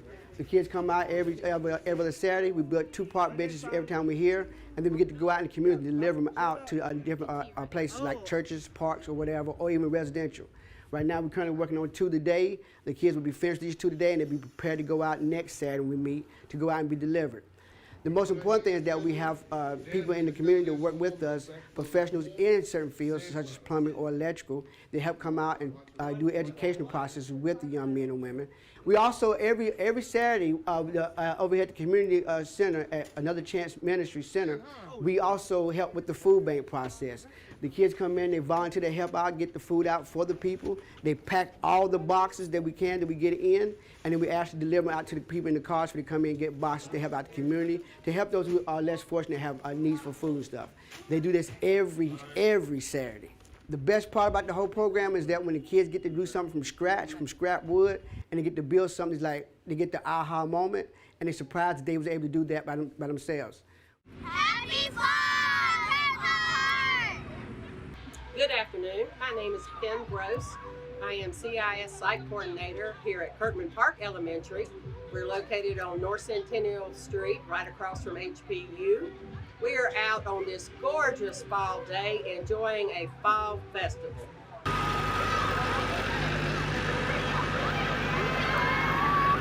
Good day,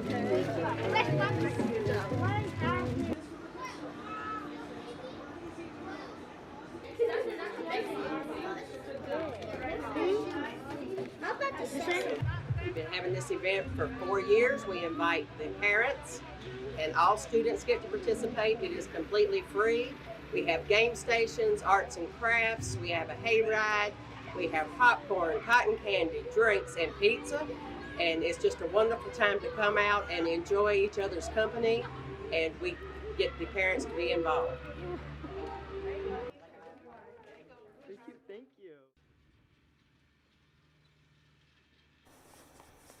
Thank you for joining us. I'm going to tell you a little bit about our program that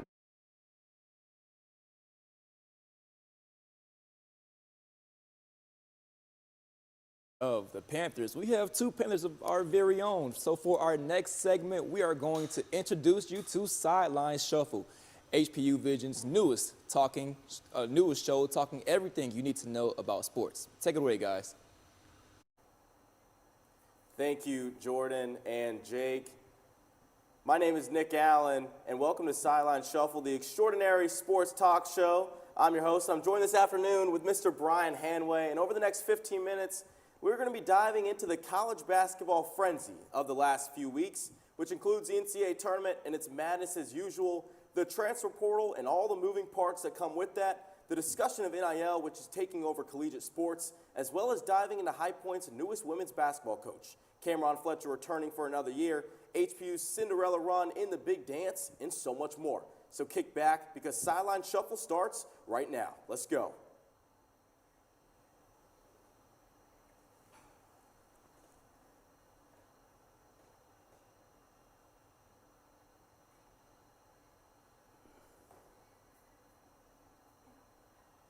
Well, thank you for joining us this afternoon, Brian. A lot of madness to cover in these next 14 minutes, but we begin today with Michigan, who just cut down the nets in their first NCAA tournament championship since 1989, defeating the old UConn Huskies. Winners of two of the last three tournaments coming into the game, 69-63. Brian, what was your biggest takeaway from the game? Well, first off, Nick, thank you so much for having me. But Come on, man, let's talk about Elliot Cadeau. Yeah. He had a phenomenal game, and this was a guy that Michigan was worried about him because before the Final Four, he got an allergic reaction, and he was sick. And he came out in his last two games of this season and dominated, and Michigan did the right thing by rewarding him with a new deal, and he'll be back with the Wolverines next year. Yeah, and speaking of that, just for a second, real quick to that 2026 Michigan team, right? Who are you taking? 2024 UConn Huskies. I don't know if you remember that UConn Huskies team with Stephon Castle, Donovan Clingan, all those guys. Alex Caravan, who's on this year's team, or the 2026 Michigan Wolverines. Who are you taking? Well, listen, that 2024 UConn team beat a team that had Zach Edey and Braden Smith and the Purdue Boilermakers. Yeah. So I'm going to take the 2024 UConn team. You have two first-round picks in Stephon Castle and Donovan Clingan.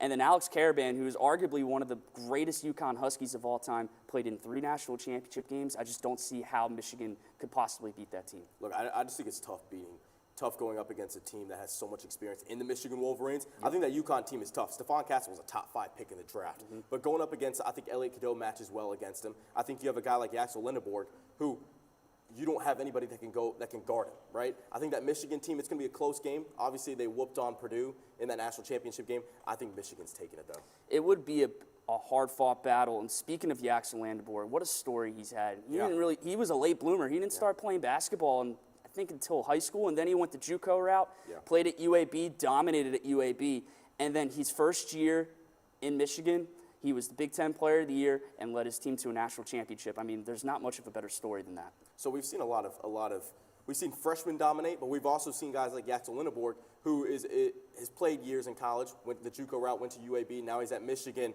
So if you're a college coach, right, you look at guys like Darius Acuff Jr., you look at Cameron Boozer, you look at A.J. DeBancher, who led the country in scoring. All 3 of those guys are set to be top 4 picks in the draft. Caleb Wilson as well from Carolina.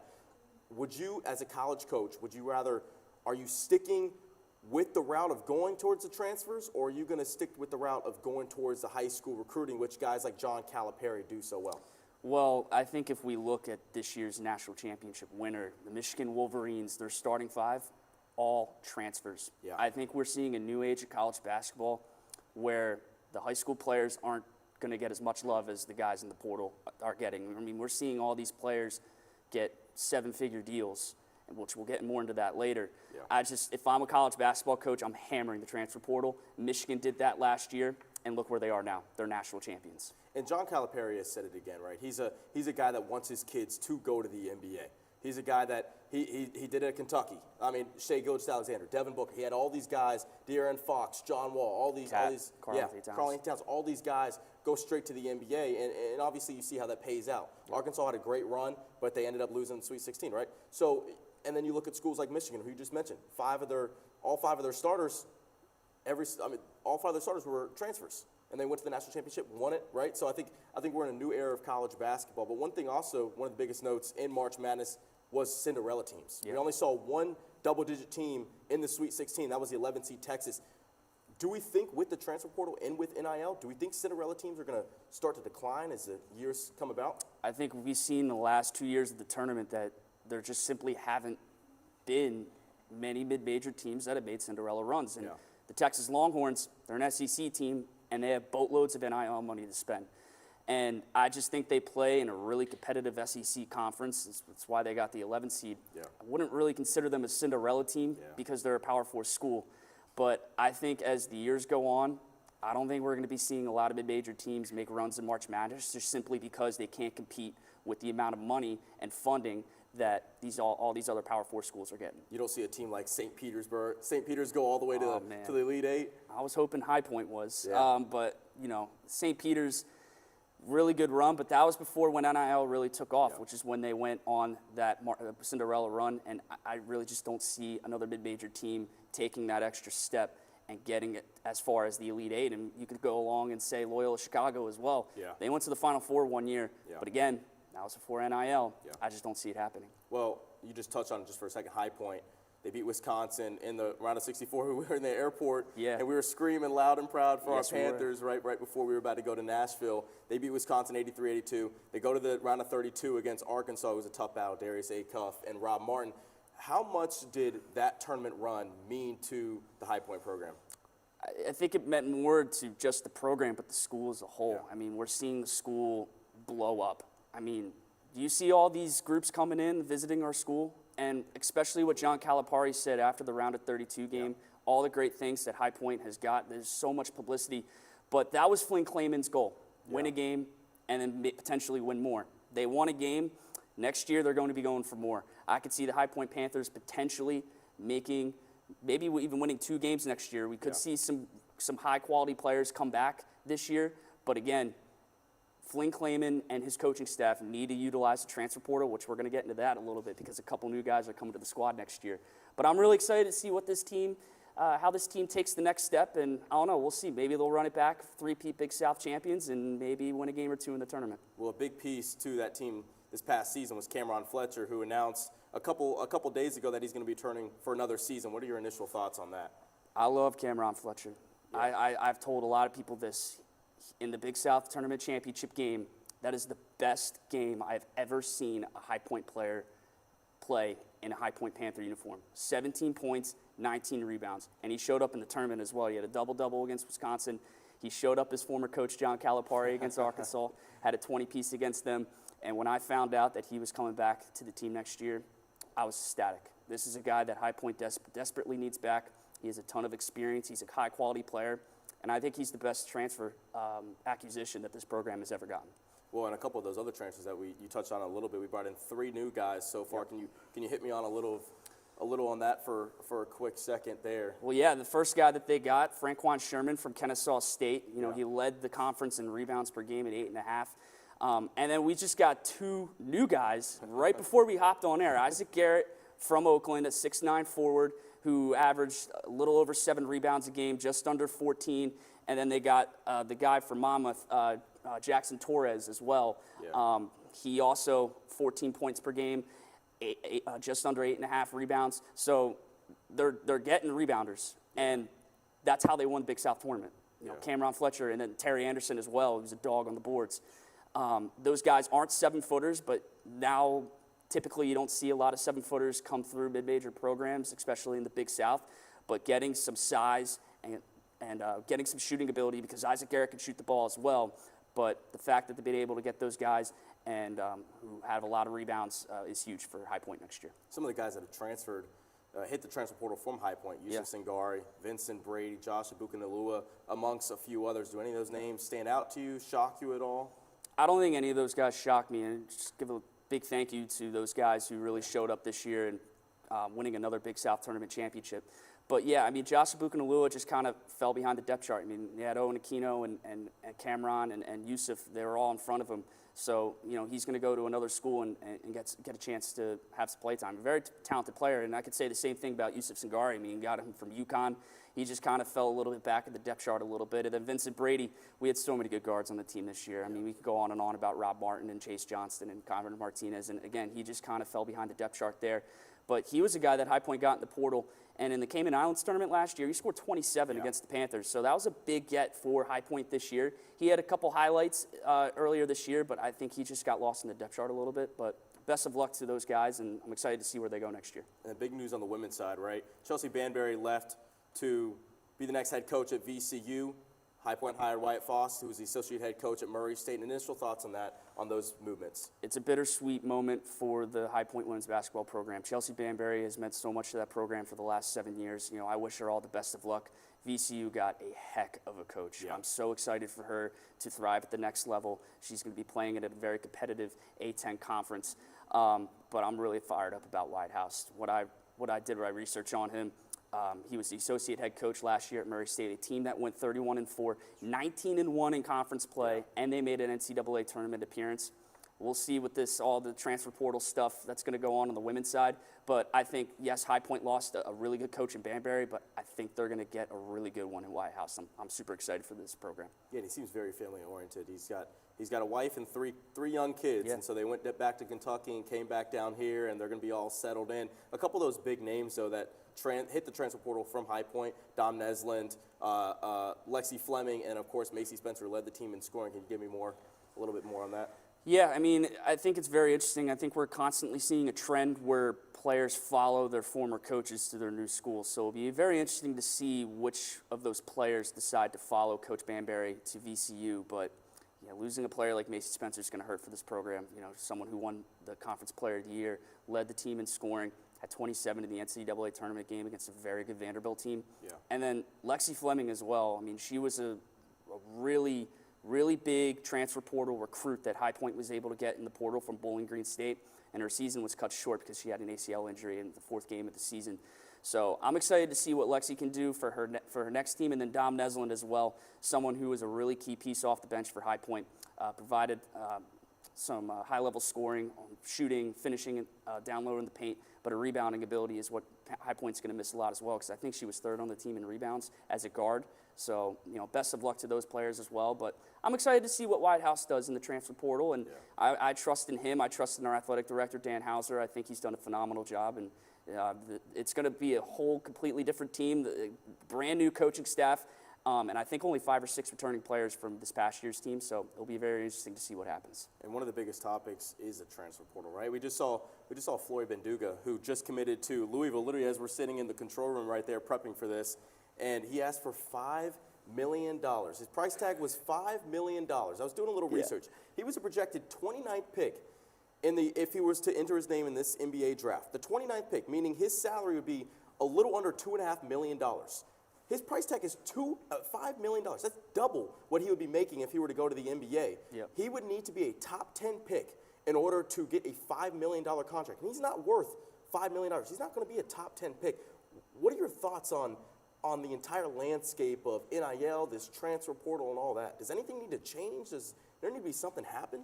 Well, I think now we're seeing that it's more of a business now. College basketball and college sports in general, it just was never like that. I mean, it was a big no-no that players got a cut for what they do on the field. But nowadays we're seeing all these players make 7-figure deals. Not surprised he asked for $5 million. I mean, he shot his shot. Cooper Flagg made around that money as well, and I think it's only going to increase as the years have gone forward. But I think something needs to change because, their job isn't easy. They're student athletes. I think they do deserve some cut, but $5 million, are you kidding me? Unbelievable. Are you kidding me? And, it'll be very interesting. And a couple other big-time transfer portals. P.J. Haggerty from Kansas State just transferred to Texas A&M. We saw J.P. Estrella go from Tennessee to Michigan. Elliot Cadeau got a big deal to come back to Michigan as well, as we just mentioned. Then Colin Chandler, Kentucky to BYU. I think we're going to be seeing a lot of big-time recruits earn big-time money and go to Power 4 schools and thrive. Yeah, and Flory was the number 1 center in the transfer portal, number 2 player overall. Juke Harris, who's the number 1 player over from right down the road at Wake Forest, number 1 player in the class. Guess where he's projected to? The Michigan Wolverines. So obviously it shows. Yeah, I mean, and Michigan has a boatload of money to spend. They're one of the more profitable programs in all the country in all their sports, football, basketball, baseball, and ice hockey. It doesn't surprise me in the slightest that those guys want to go to big-time schools. And, it's unfortunate for schools like Wake Forest and the ACC because those ACC schools, the bottom-tier ACC schools, are not reaping the benefit at all because they don't have the money to spend like Michigan and an Alabama and an LSU. Yeah. So that's a big loss for the Demon Deacons.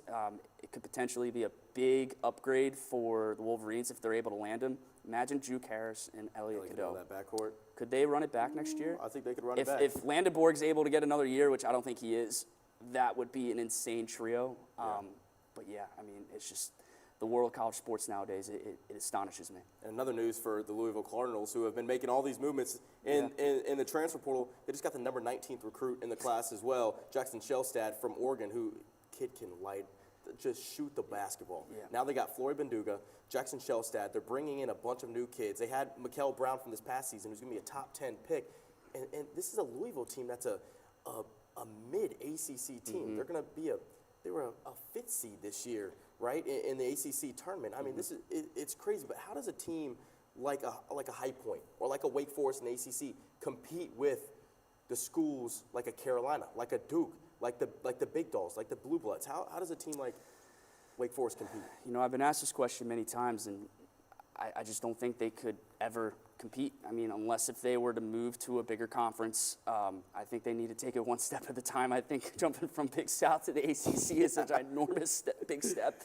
But I don't know. That's the best answer I can give you. Yeah. But, it just shows that Louisville wants to compete with Duke and Carolina because those are the two teams that have ran up the ACC. So getting those two transfers is going to help them out in a big way. Well, Brian, I always appreciate you. Come on, man. But, that'll do it for us here on this part of Sideline Shuffle. But wait, we'll be right back here in 2 hours to discuss the Masters, which is going on right now, which you were just watching before this. Cam Young's up on Rory McIlroy right now. Hey, big news. We'll be talking about it soon. Giannis Antetokounmpo, Fernando Mendoza, and so much more. So don't go anywhere. Stay right where you are because we'll be back shortly. But for now, we will shoot it back to you, Jake and Jordan. Okay, well, thank you, Nick and Brian. And with that, what a way to not only end out the basketball season, but also this block as well. I agree with you there, Jordan. Now, we are going to have a short commercial break, but don't go anywhere, folks. Remember, you can still give through the QR code on your screen or through physical donations at Emmanuel Lutheran Church or the Slane Student Center drop box. We know you'll want to see what's up next, so stay with us. Well, my name is Albert Lambert. I'm the program director for Community and Schools Construction Skills Program. What the program does, it allows us to work with young men and women ages from 13 and up to 18 to teach them all kinds of construction skills. Everything from flooring all the way to the top of the roof. We can teach them all the skills in between, from electrical, plumbing, roofing, drywall, sheetrock. Everything needs to be done with the home building process or any kind of construction outside. We're currently working on a project called Sit High Point, where we're building park benches for the community. The kids come out every other Saturday. We build 2 park benches every time we're here, and then we get to go out in the community and deliver them out to different places like churches, parks, or whatever, or even residential. Right now, we're currently working on 2 today. The kids will be finished these 2 today, and they'll be prepared to go out next Saturday when we meet to go out and be delivered. The most important thing is that we have people in the community that work with us, professionals in certain fields such as plumbing or electrical. They help come out and do educational processes with the young men and women. We also, every Saturday, over here at the community center, at Another Chance Ministry Center, we also help with the food bank process. The kids come in, they volunteer to help out, get the food out for the people. They pack all the boxes that we can, that we get in, and then we actually deliver them out to the people in the cars for them to come in and get boxes to help out the community, to help those who are less fortunate have needs for food and stuff. They do this every Saturday. The best part about the whole program is that when the kids get to do something from scratch, from scrap wood, and they get to build something, it's like they get the aha moment, and they're surprised that they was able to do that by themselves. Happy Farm! Good afternoon. My name is Kim Gross. I am CIS Site Coordinator here at Kirkman Park Elementary. We're located on North Centennial Street, right across from HPU. We are out on this gorgeous fall day enjoying a fall festival.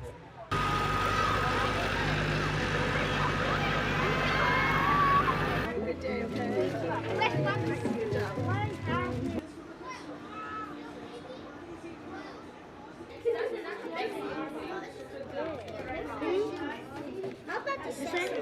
been having this event for 4 years. We invite the parents and all students get to participate. It is completely free.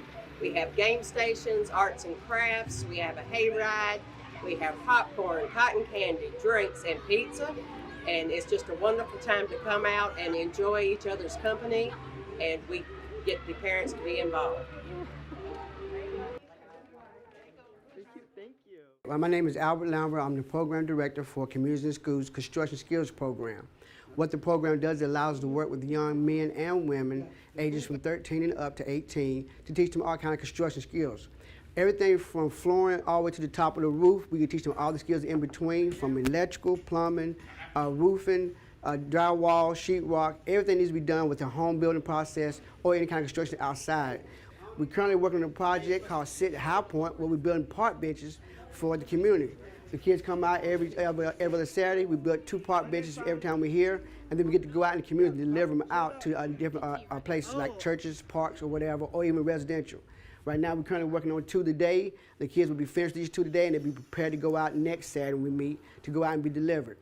The most important thing is that we have people in the community that work with us, professionals in certain fields such as plumbing or electrical, that help come out and do educational processes with the young men and women.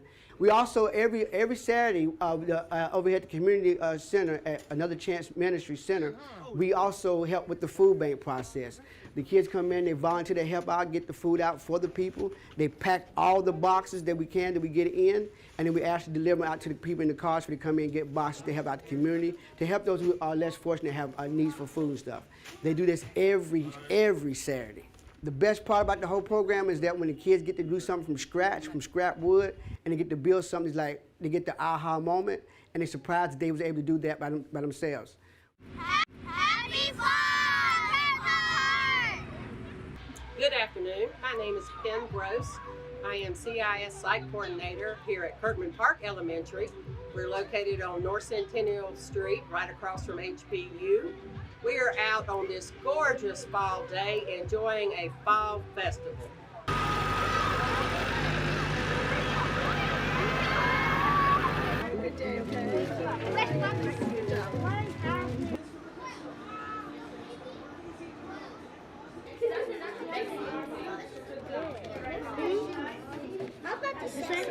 We've been having this event for 4 years. We invite the parents and all students get to participate. It is completely free.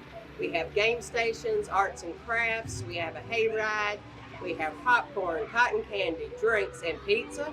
And it's just a wonderful time to come out and enjoy each other's company, and we get the parents to be involved. Thank you.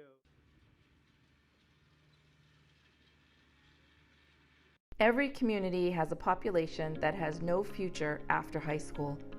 That population has autism. This is a devastating situation, but Fill a Need Foundation has a solution: the Hamlet.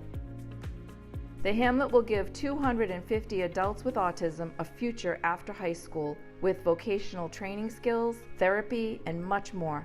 More importantly, the Hamlet will welcome our neighbors in to enjoy the beautiful plaza and to bridge the gap between autism and the community. Today, the autism rate is 1 in 31 in our nation. Doing simple math, based off the population in our nation, we need over 13,500 Hamlets to make sure those individuals with autism graduating from high school in the years to come will have placement. If you build a village, they will come, but if you build a Hamlet, you will give them a future. Become a member of the Bridge and donate now. Jacob O. absent because housing was absent. Healthcare, anti-bullying, Mental health support. But when Communities and Schools is present, 99% of our students are present and ready to learn. Thank you for joining us. I'm going to tell you a little bit about our program that we work with High Point University. My name is Pam Green. I'm with Communities and Schools here at Fairview Elementary. For the last 8 years, we have partnered with the Department of Education and Dr. Leslie Cavendish for this program. And in this program, we match our K through 2 students with juniors who are education majors in the program.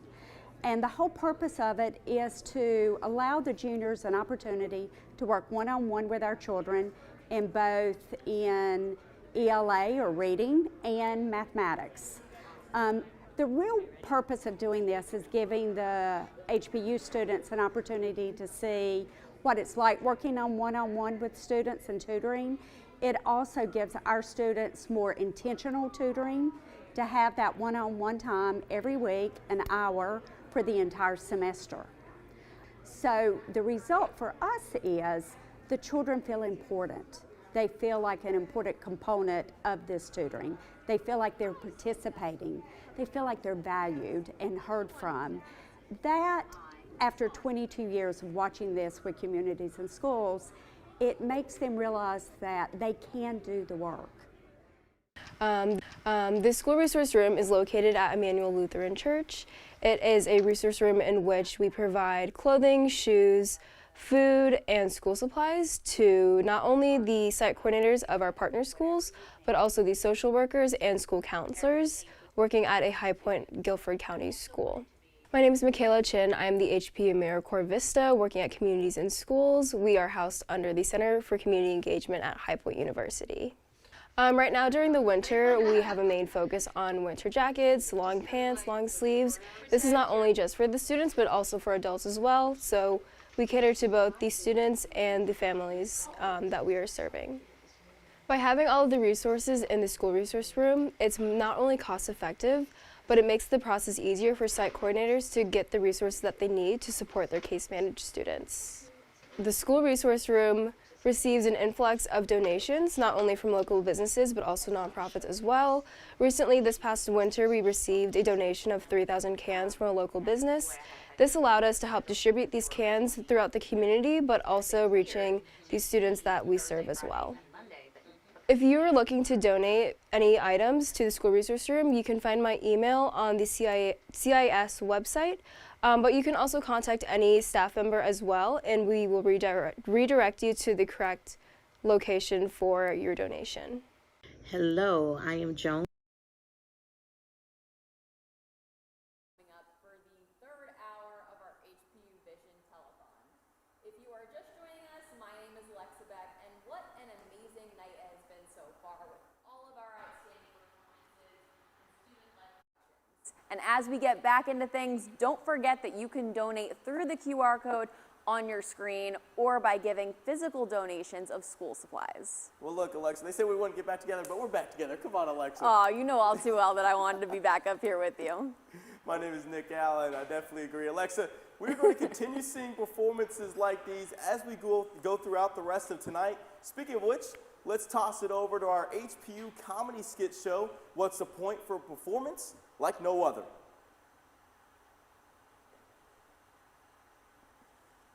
Hey everybody, it's me, Jake Gutman, and if you're just tuning in or forgot what you're watching somewhere along the way, I'm here with the greatest and only sketch comedy show, What's the Point? We'll be rerunning one sketch from our past. This sketch is from our very first episode ever. It's about a game show called Millionaire's Mansion. I hope you guys enjoy.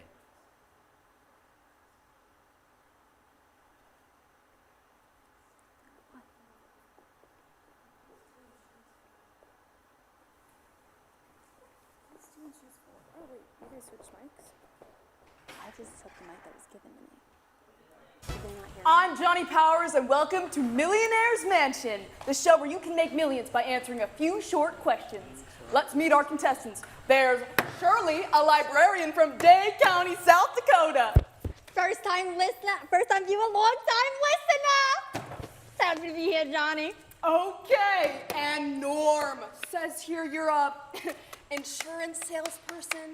Right on, Johnny-O. I sell insurance like nobody's business. 31st best in the Green Bay area. Charming. Let's get into the game. I'll start with Shirley. Shirley, this hat style is commonly associated with self-described incels, aka people who just can't seem to have sex. I got it. Is it a fedora? That's correct.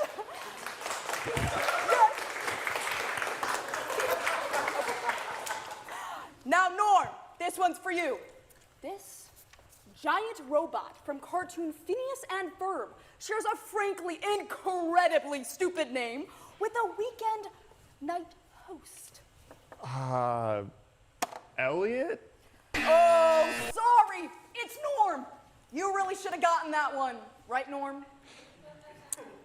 Lovely. Now on to round 2, where things get interesting. I don't like this game. Glad to hear it. Now, Shirley, what's the least popular profession known for only employing assholes? Let me think about this one, Johnny. Insurance salesperson. But that's my job. What a coinkydink, Shirley. You are 100% correct. That's a subjective question. Sure, Norm. There's all sorts of jobs that only imply assholes. Whatever you say, Mr. Insurance Salesperson. What's happening? All right, Norm, it's your question. Can I quit? We'll use our well-paid lawyers to sue you if you did. Now, who rejected you in the 7th grade because I quote, your breath smelled like absolute crap? What? That's right. Who stomped all over your still developing fragile heart because you couldn't quite practice basic dental hygiene? How do you know that? 5 seconds. Tammy. God, it was Tammy. How pathetic. We're going on to the $1 million lightning round because me and old Norm are having such a ball. He'll play. All right, Norm, how are we doing? Look, man, you can't get to me. I figured out your game. I'm going to win the money. Boy, I really hope so. Let's jump into the lightning round. Answer these 3 questions in under 30 seconds, and you'll win $1 million. Ready? Absolutely. Great. Start the timer. This man has a face his mother couldn't love. Norm. Correct. This man lost a job as a fry cook because of his rancid BO. Norm. Right again. Finally, for all the marbles, this nerd killed a man in Sheboygan, Wisconsin on April 2nd, 2021. Norm. We got it, boys. Wait. Well, Norm, thanks for playing Millionaire's Mansion, the fake game show where we trick confessions out of criminals. You've won a grand prize of 15 to life in a state penitentiary. Bonus round. Shirley, this woman is the concierge of the Greco crime family. Burn in hell, pig. Worth a shot. Good night, everyone.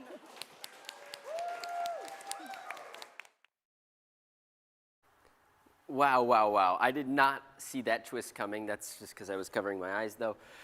That's all for What's the Point for right now, and I do hope you enjoy the rest of this telethon, and I know I will, because I can see the future. Back over to Nick and Alexa. Well, that was great. For sure, a way to have some laughs during this tonight. Absolutely. It's not often that we get to do something like this, being here with all of you, getting to hear these different stories and how we can make a difference in this community, which is such a special opportunity. But we have some exciting news. Our money count is up for tonight. We are at $3,550, all for communities and schools. And you know, we're on each other's team, right? We are. We're all on the same team. And we're trying to hit that $10,000 goal, and we're in hour 3. I would say 3,550 is, we're trending in the right direction. We are. We're going up every second. Thank you to everyone who has donated so far for communities and schools. We're all on the same team here, working towards the same goal, and we appreciate you being with us every step of the way. So, Nick, what was your favorite part about tonight so far? Okay, well, I'm a little biased, right? So obviously I'm going to say my own sports show, right? That's Sideline true. Shuffle, and I'm sure you're probably the same way, but I don't know. Besides that, you know, I would like to say Charcoal Pony. I'm going to give a shout out to you real quick because Charcoal Pony was actually really, really good. I'll give a shout out to you then. Sideline Shuffle always does an amazing job. Yeah, you do such great work. Thank you. Well, you know, first, what is a telethon? What does all this mean to you? yeah, I mean, it's just so amazing that we can have this impact on our local community and be able to connect with our viewers at home at the same time and really just put on a production of this scale for such a good cause is such an amazing opportunity for us here at HPU Vision. And shout out to all the people that have put in so much time and effort into this, right?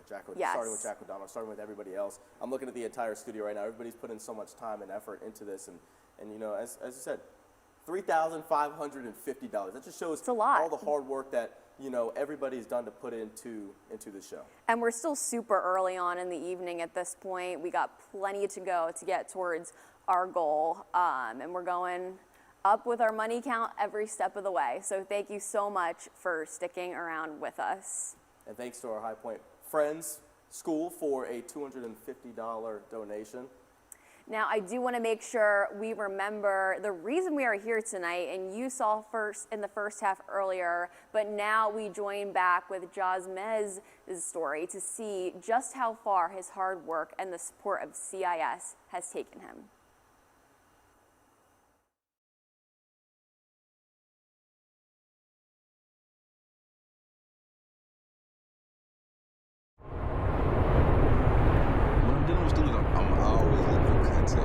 That shapes the action of the student.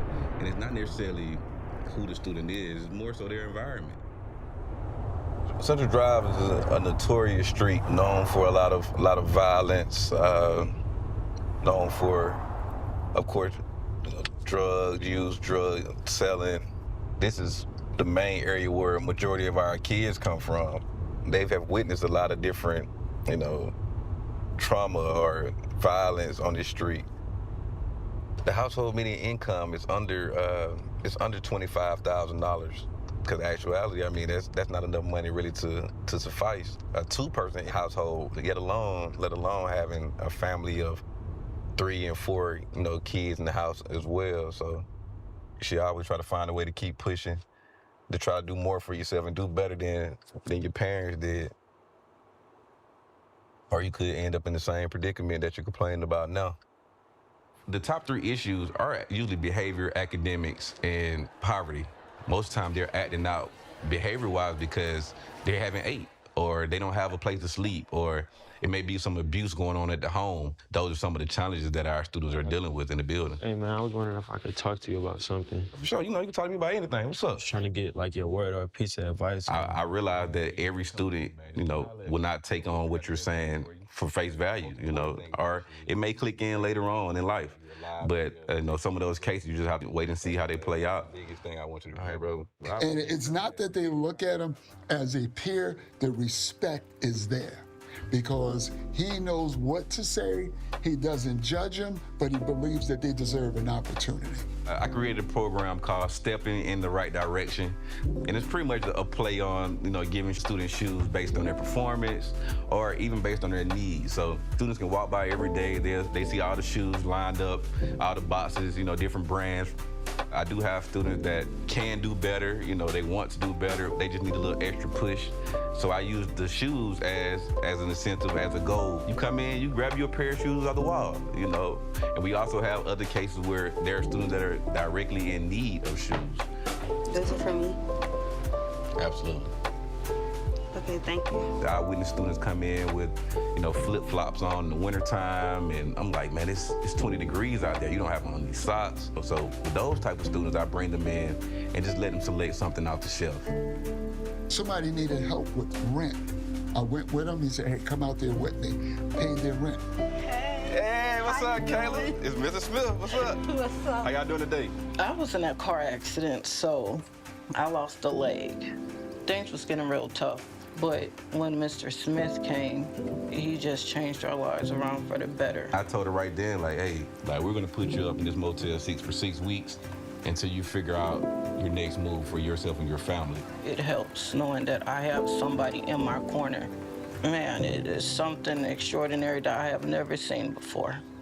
When you go into the hotel and you pay that rental check, or you go into a home and you know their light, their power is off, and you pay the power bill and you're able to flick that switch, you know, that's the instant impact that you have for these families. And that's the biggest difference, that's the big driver for why I do this work.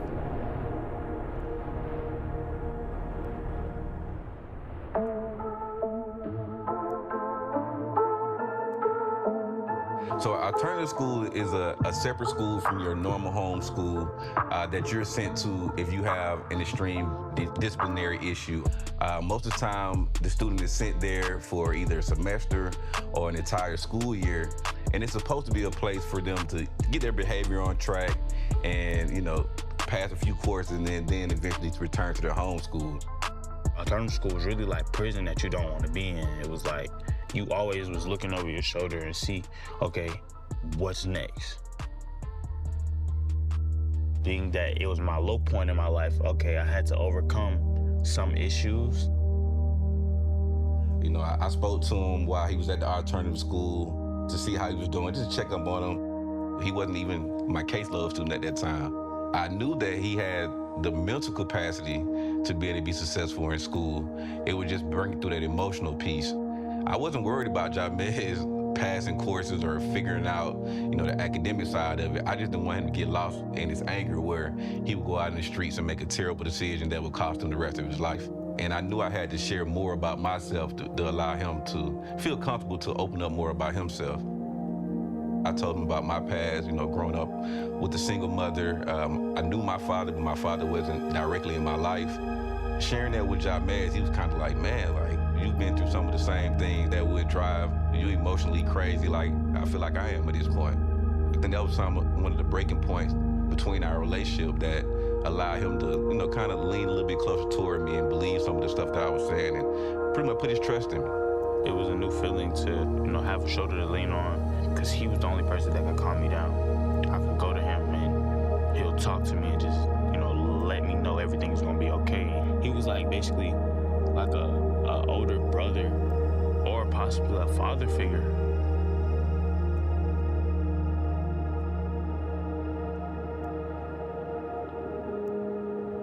After that semester that he spent over there, he was able to come back to Stone Mountain. Come on, have a seat so we can talk a little bit, get you back on track. So now that you're back in the building, man, I want you to be a part of my caseload with communities and schools. So what that entails, I'm just gonna be following up with you on your academics, your attendance, and I'll be following up with you, you know, on any behavior incidents you might have. I'll holler at your counselor as well, just to make sure you get all the credits you need to be able to graduate with the class you came in with. And if you work with me, I'll work with you, and we'll figure it out. Yes, sir. That sound like a plan? Yes, sir. All right, let's do it, man. Mr. Smith was just saying, listen, I got him. I'm going to take care of him. I'm going to mentor him as much as I can. I'm going to make sure that he makes it. I was following up on him almost every day. Like every day, if he was in the building, he would see me in one of his classes, or he would get some questions from me like, what are you doing? How's your grade? Is it coming up? What about homework? You know, so, you know, I've been tracking your grades and your attendance and all that stuff, man. And I would say a few of those classes, you really doing your thing, man. You pulled up 3 of the 4, but this 4th one, it's one that I'm worried about. He also gives you a goal sheet. Like, what are your goals for this year? What do you see in the next 5 years? I was the first person in my immediate family to go to college and to graduate. And Jamez had the opportunity to kind of follow the same pathway. Shit, that was what's up. That was like, hey, the grades looking good, man. They starting to get up there. Like, you got enough credit, you're gonna be able to get out here on time, man. So I'm happy about that, man. I'm turned up about that. I was supposed to be 2 years behind. I caught back up to my class of 2022. And I'm currently on track to graduate. Graduation coming up soon, yes, so we in good shape. Prom, you got a date, you got a tub? You know I do. I got it.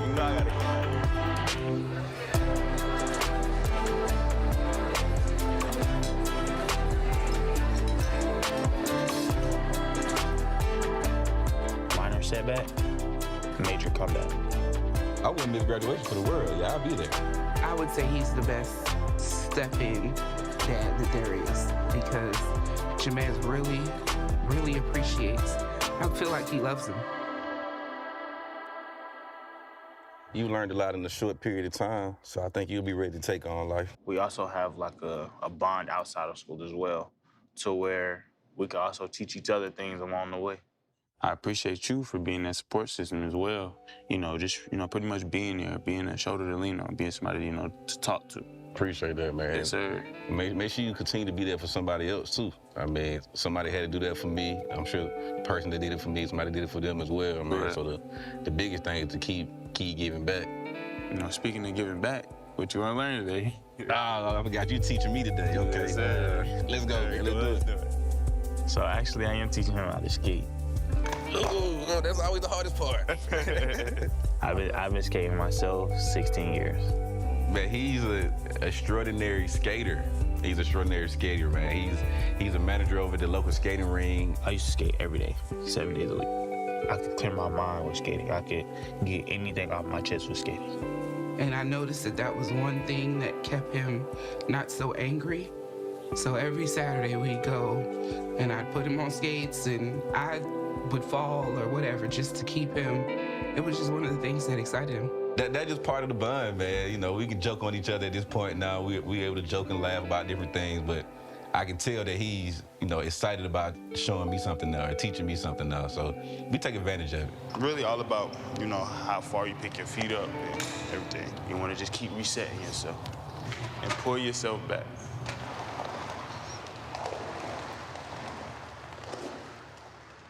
I know majority of our 9th graders here are failing. Is there a way I can help?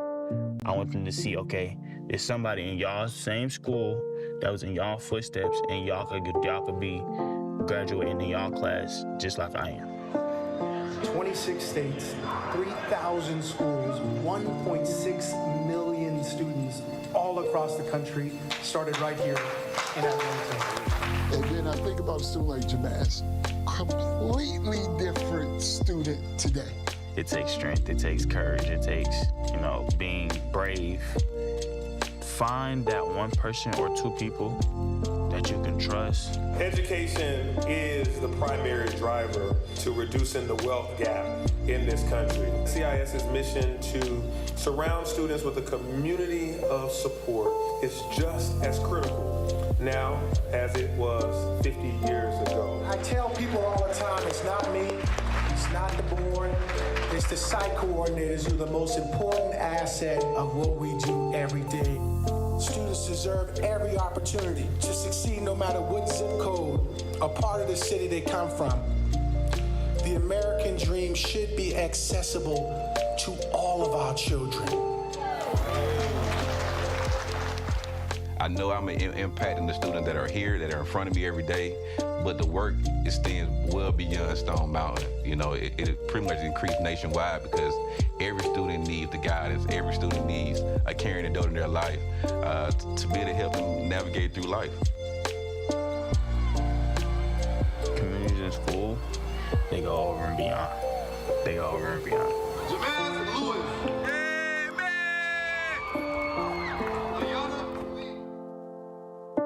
Like his future would be different. He may be in the streets, he may be in trouble. I think CIS was a big stepping stone for him. And I'm very thankful for them. Just I wish my husband was here to see it. He's gone now.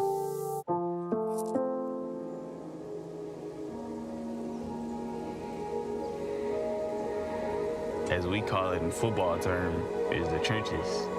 So you gotta overcome.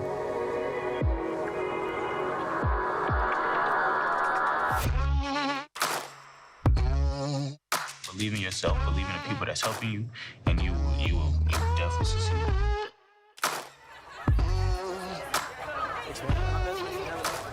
I made it happen. Every day I'm coming in trying to plant seeds, and I don't know when they're gonna grow. She always try to find a way to keep pushing.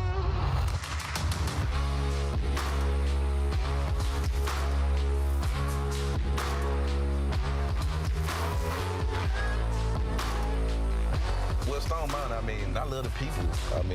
The people, they're genuine. They'll tell you exactly how they feel, without any filter, and that's what I respect. And they're my people. I feel like most of them go through the same situations that I've been through. So we'll define that point of relatability. Well, the phrase all in for kids means to me that whatever you have or whatever connection you may have or whatever resource you may have, you try to put that into the students to help them succeed in school. So anything that pretty much encompasses a boundary or a border for the student, we're all in to try to remove those things to help them be successful.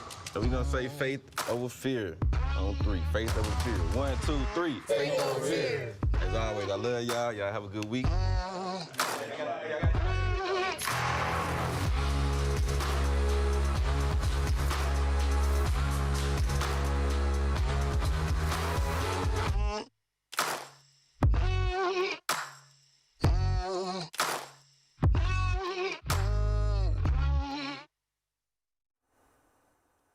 Stay tuned for more powerful stories like his. What an organization. Yeah, and if you would like to help that impact grow, you can scan the QR code on your screen or give physical donations of school supplies. Now let's check in with our resource room host at the church to give an update on tonight's physical donations.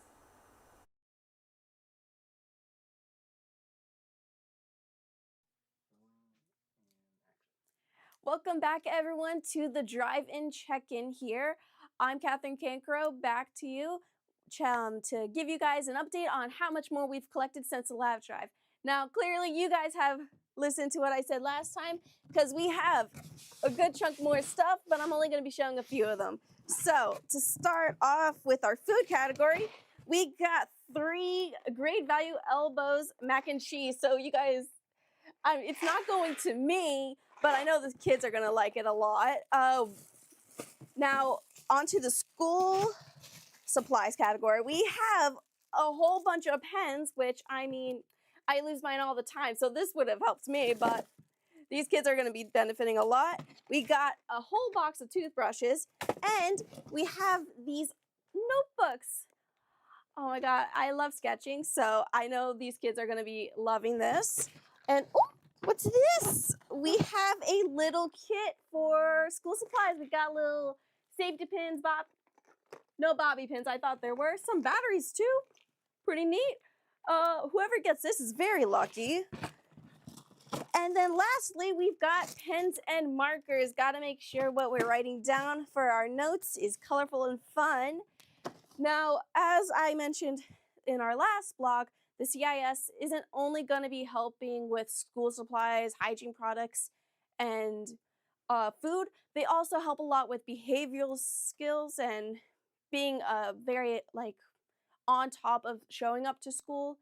They hold many different types of services to help kids that struggle behaviorally in the school system, as well as financially, as you can see with this drive. Now, I, for one, have been keeping up to date with how the studio is doing back over on campus, and I gotta say, I am loving what I'm seeing. It's so fun seeing everyone putting all they've got into this drive, and I cannot wait for the Banana Split show happening later today, which is High Point University's very own band. I got to see them once before, and I loved their performance. Can't wait to see them again. But I know that I am extremely excited for what's going to be happening next, which is going to be starring Point Blank. And I have had the honor of helping them out every now and then, which, oh my God, love it so much. It's so fun watching everyone debate on that channel. Now, I will be bringing it back to you guys so you can actually watch it with me. Wondering, we are currently at $3,780 raised for this amazing organization. Let's keep those donations incoming. Now, I don't know about you, Alexa, but I'm excited to hear more about CS. But, you know, just in the last 20 minutes, we've gained $200, so they must have thought you were pretty good. No, I think it was all you, Nick. It was probably for the kids. Yeah, I would imagine. It's all about the kids tonight. I would imagine. Thank you so much to everyone who is supporting at home, whether you are scanning the QR code to give monetarily or dropping off physical donations. It is all making a difference, we promise. And now you are in luck, Nick, because up next is Jordan Bankston back for Point Blank in just a little bit. So what have you been thinking about tonight so far? Well, first of all, I'm excited to hear from the guy right over there, Jordan Bankston. He's got a special interview upcoming. And, you know, he's been doing it all, right? just like you Yep. have as well. He's been hosting. He's about to do an interview. He's doing all this, that, and the third. You've done Charcoal Pony. It's, how about the versatile people all around here that have been able to do just about everything? Yeah, all of us tonight, we're wearing many hats. Just so much work has gone into this production as a whole, and we're so lucky to have such a talented group of people who can do many different things to make this production amazing. Well, I kind of want to hear from Jordan. Do you? I'm ready. You ready? Jordan, what's up, man? Take it away. All right, what's going on, Alexa and Nick? And first of all, Nick, thank you so much for the compliments. I felt very, very honored by you. But listen, welcome back to another session of Point Blank. Now, when this show began, I had the pleasure of working with 3 incredible women who are now graduating this year. Now I have the honor of interviewing one of them before she leaves on, right now, the Telethon. Her name is Alyssa Joshua. Let's go ahead and welcome her right now. Hey, Audrey. Hi, Jordan. Happy to be here. Of course, and I'm so happy to have you. Now, I want to know, what drew you to Point Blank originally? Well, I was looking around school for opportunities to get involved, and I got really lucky. I saw in my email from Miss Devlin, of course, we all know her, and I saw that you were looking for people to help out with Point Blank. And so I feel like within the comm school, it's great. You have so many opportunities. There's so many varieties of majors within communications. And so broadcasting, I felt like, was an area I hadn't really got to try out. And so even though my role has been more behind the scenes, that was really what drew me to it in the first place. And I couldn't imagine all the different hats I've gotten to wear throughout just working with you guys. And talk about those hats, right? Because Audrey, I remember you were a person that always asked for more work, always had a great work ethic. But talk about those hats. What was the most challenging position you had to do on the show? I think starting off, my original role was being human resources, and I had never really done anything like that. So learning who to contact when promoting the show and creating forms and kind of being like a scheduler and keeping track of a lot of things definitely helped me work on my organizational skills, making sure nothing gets lost or forgotten about. So I think that was one that was a little bit more out of my comfort zone.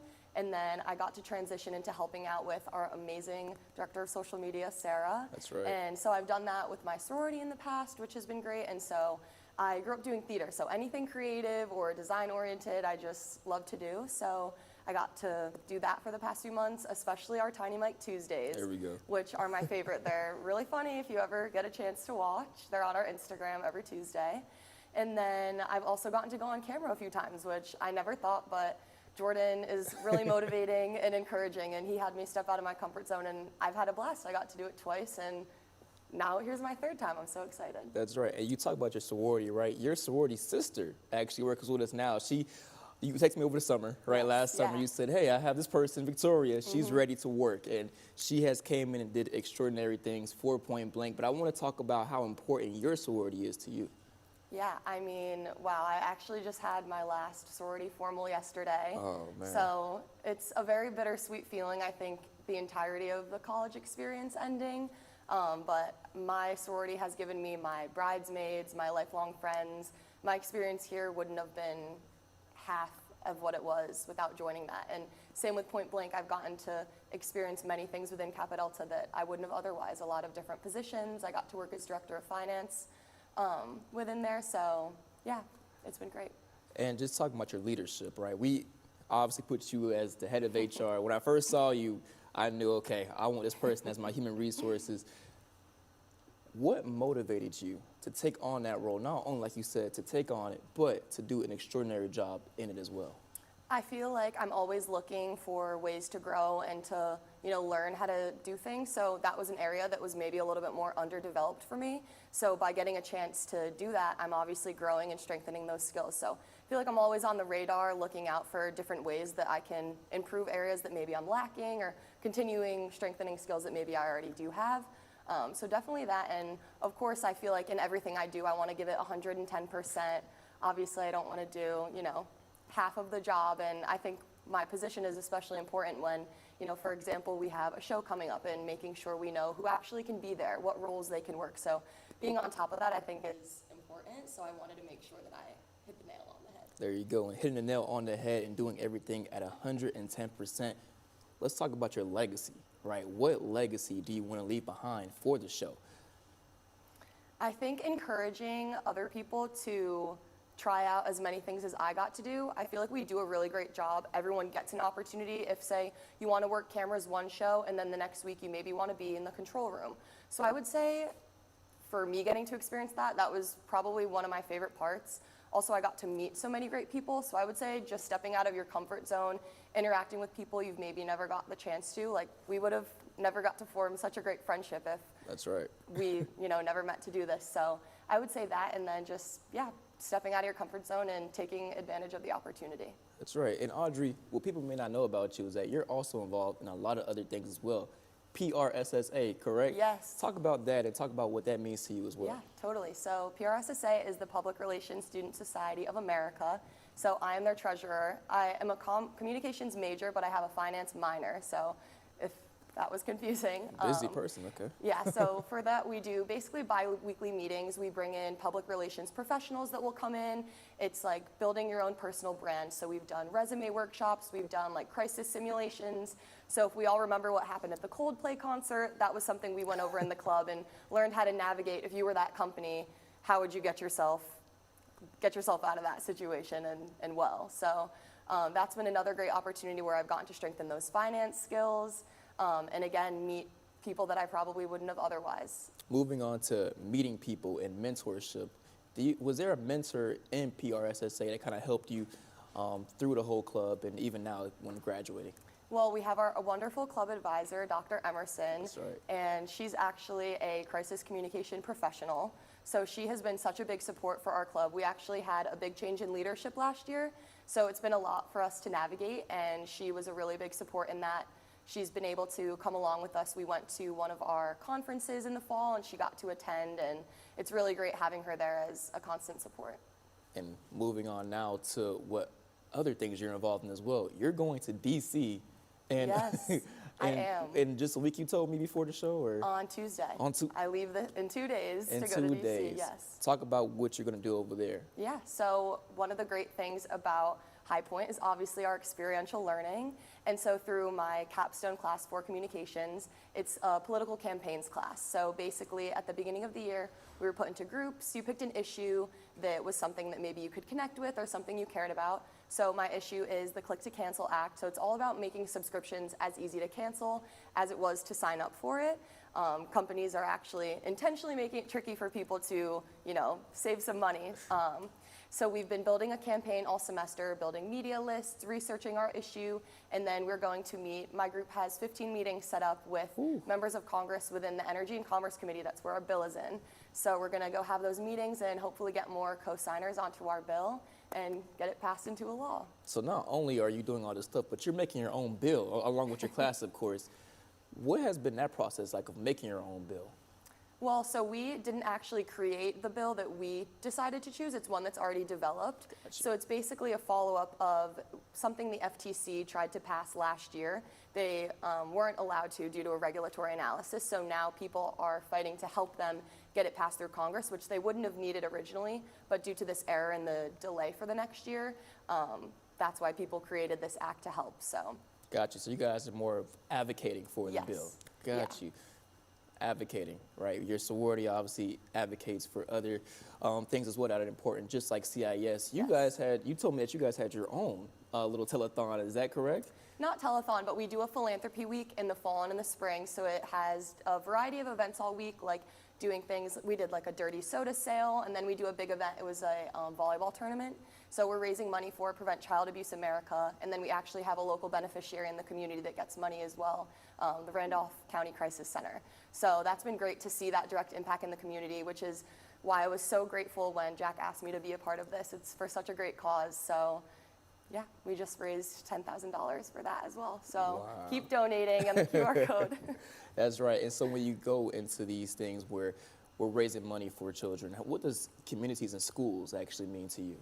I think I love their, not necessarily mantra, but how their goal is to keep kids in school, giving them those resources so they don't ever have to feel like it's not a possibility.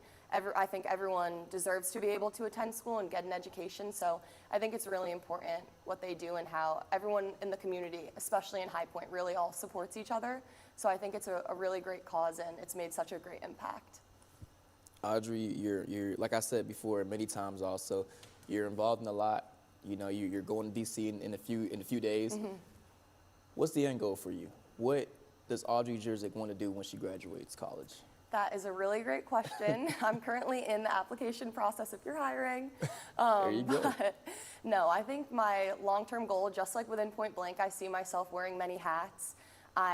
With my continuous learning goal and also just, wanting to try out different hobbies, really find all the different things that I could be interested in, I see myself doing many things. Particularly right now, I'm definitely looking within the communications world. I love being creative, building campaigns, working with a variety of industries. So that's my goal right now, but I want to do many, many things.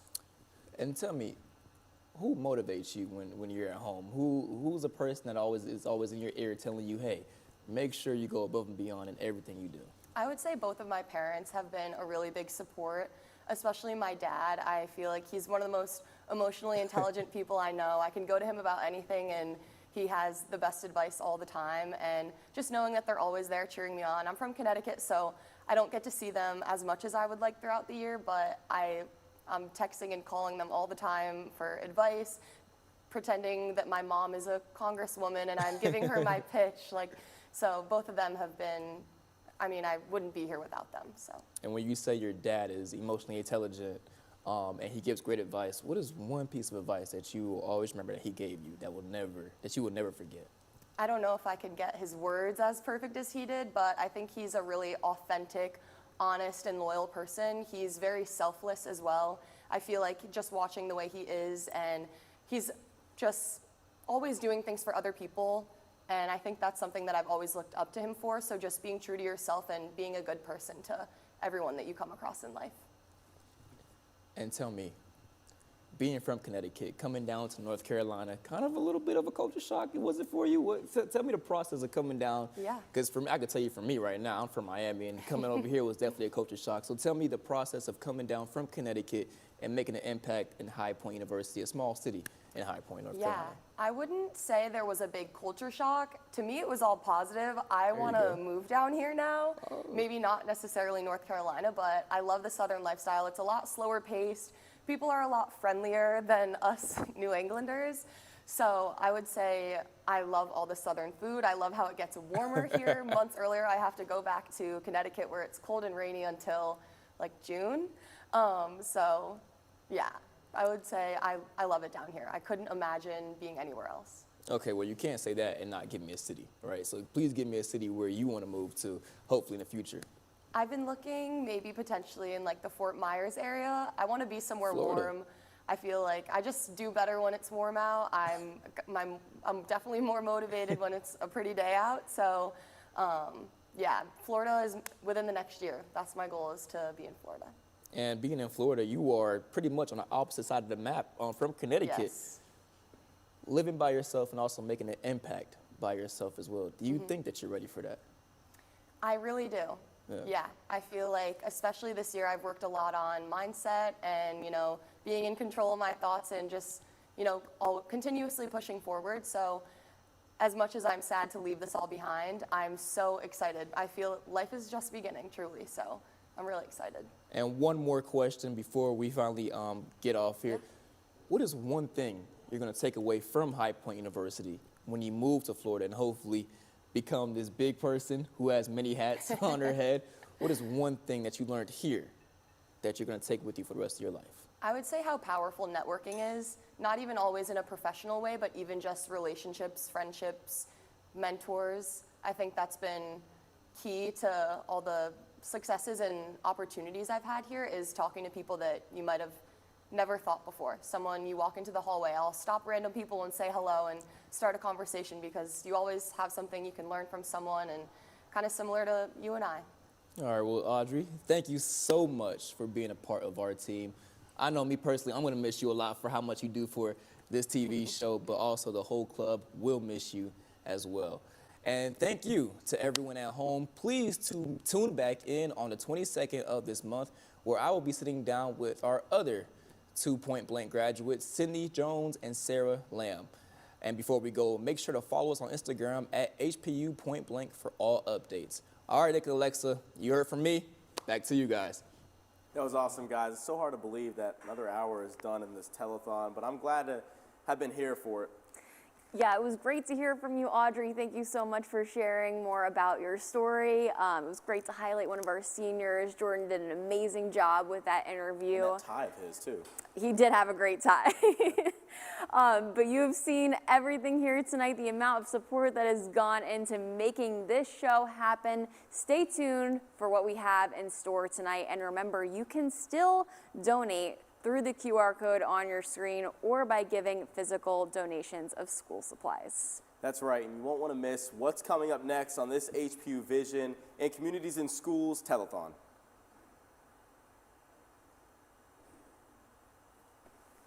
Let's go. This board shows one of the wonderful programs that we have through Communities in Schools at Northwood that we really love, that the teachers love, that the volunteers love, and it's our Breakfast Buddy program. And this board kind of sums it up. 3 days a week, our children have a breakfast buddy that comes in each morning, and from 7:30 to 8 o'clock, they spend 30 minutes with a special friend that eats breakfast with them, and then they share that time reading or playing games or doing puzzles or coloring with a special friend, either from High Point Christian Academy. We have them on Tuesdays. On Wednesdays, it's really a special day. Our 5th grade, Girls with Pearls and Guys with Ties, which I'll tell you about in just a moment. Our breakfast buddies with some of our kindergarten children.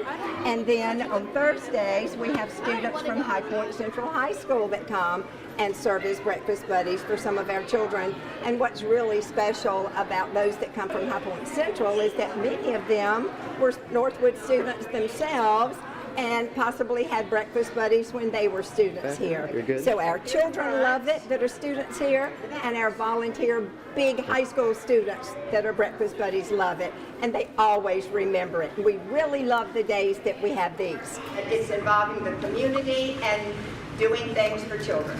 Well, my name is Albert Lambert. I'm the program director for Communities in Schools Construction Skills Program. What the program does, it allows us to work with young men and women ages from 13 and up to 18 to teach them all kinds of construction skills.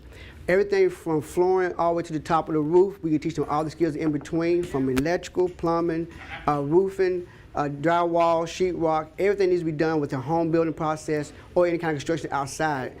We're currently working on a project called Sit High Point, where we're building park benches for the community. The kids come out every other Saturday. We build 2 park benches every time we're here, and then we get to go out in the community and deliver them out to different places like churches, parks, or whatever, or even residential. Right now, we're currently working on 2 today. The kids will be finished these 2 today, and they'll be prepared to go out next Saturday when we meet to go out and be delivered.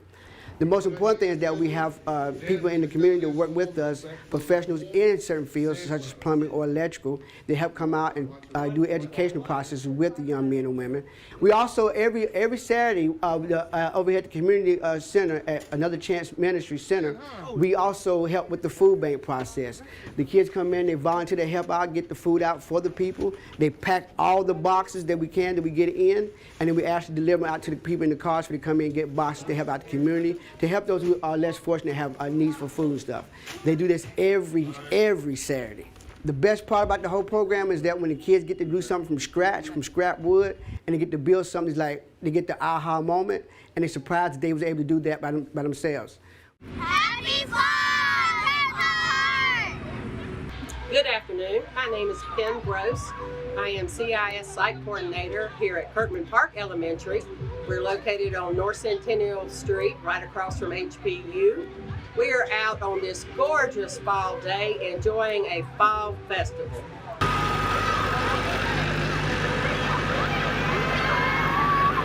Good day, okay?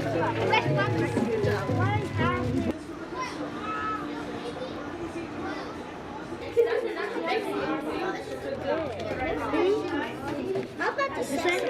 We've been having this event for 4 years. We invite the parents and all students get to participate. It is completely free. We have game stations, arts and crafts. We have a hayride. We have popcorn, cotton candy, drinks, and pizza. And it's just a wonderful time to come out and enjoy each other's company. And we get the parents to be involved. Thank you. Thank you for joining us. I'm going to tell you a little bit about our program that we work with High Point University. My name is Pam Green. I'm with Communities and Schools here at Fairview Elementary. For the last 8 years, we have partnered with the Department of Education and Dr. Leslie Cavendish for this program. And in this program, we match our K through 2 students with juniors who are education majors in the program. And the whole purpose of it is to allow the juniors an opportunity to work one-on-one with our children in both in ELA or reading and mathematics. The real purpose of doing this is giving the HPU students an opportunity to see what it's like working on one-on-one with students and tutoring. It also gives our students more intentional tutoring to have that one-on-one time every week, an hour for the entire semester. So the result for us is the children feel important. They feel like an important component of this tutoring. They feel like they're participating. They feel like they're valued and heard from. That, after 22 years of watching this with Communities and Schools, it makes them realize that they can do the work.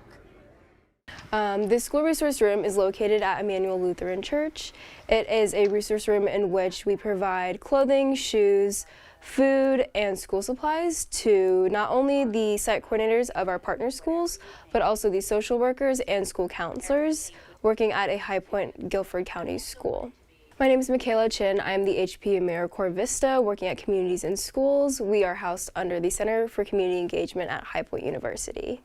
Right now during the winter, we have a main focus on winter jackets, long pants, long sleeves. This is not only just for the students, but also for adults as well. So we cater to both the students and the families that we are serving. By having all of the resources in the school resource room, it's not only cost effective, but it makes the process easier for site coordinators to get the resources that they need to support their case managed students. The school resource room receives an influx of donations, not only from local businesses, but also nonprofits as well. Recently, this past winter, we received a donation of 3,000 cans from a local business. This allowed us to help distribute these cans throughout the community, but also reaching these students that we serve as well. If you are looking to donate any items to the school resource room, you can find my email on the CIS website, but you can also contact any staff member as well, and we will redirect you to the correct location for your donation. Hello, I am Joan Waring. I am the Communities and Schools Site Coordinator here at Wellborn Academy. So one of the programmings that I am doing here is our 8th grade book club. We are currently doing a book called The 7th Most Important Thing by Shelley Pearsall. And the students have really gotten into this book because the main character is the same age as most of these 8th graders.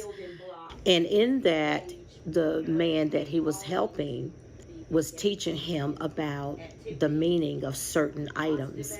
We collected those 7 items, and each of them had a different meaning. And then I had the students to explain how they themselves could relate to that particular meaning of the item that they chose. What makes me the most proudest of what I do here in Communities and Schools is helping students and seeing that it makes them feel good to know that somebody is here supporting them and caring about their needs. And that really makes me proud to know I am a part of an organization that cares about our students. Every community has a population that has no future after high school. That population has autism. This is a devastating situation, but Fill a Need Foundation has a solution: the Hamlet. The Hamlet will give 250 adults with autism a future after high school with vocational training skills, therapy, and much more. More importantly, the Hamlet will welcome our neighbors in to enjoy the beautiful plaza and to bridge the gap between autism and the community. Today, the autism rate is 1 in 31 in our nation. Doing simple math, based off the population in our nation, we need over 13,500 Hamlets to make sure those individuals with autism graduating from high school in the years to come will have placement. If you build a village, they will come, but if you build a hamlet, you will give them a future. Become a member of the Bridge and donate now.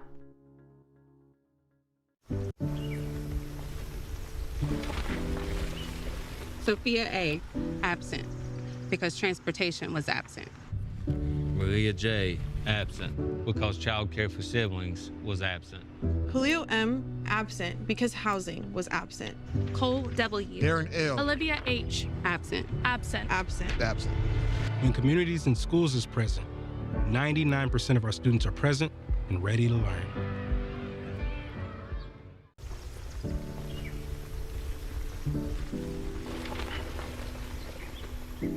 Sophia A., grade 4, absent, because transportation was absent. Julio M., grade 6, absent, because Wi-Fi was absent. Maria J., grade 12, absent, because child care for siblings was absent. Jacob O., grade 12, absent, because housing was absent. Aisha S. Olivia H. Darren L. Cole W. Preston L. Absent. Absent. Absent. Absent. Because healthcare, anti-bullying, Mental health support was absent. we're calling roll on the 15 million absent students. Their reasons why are very real. And yet the solution is a present, caring adult to help them along their path. When Communities in Schools is present, 99% of our students are present and ready to learn.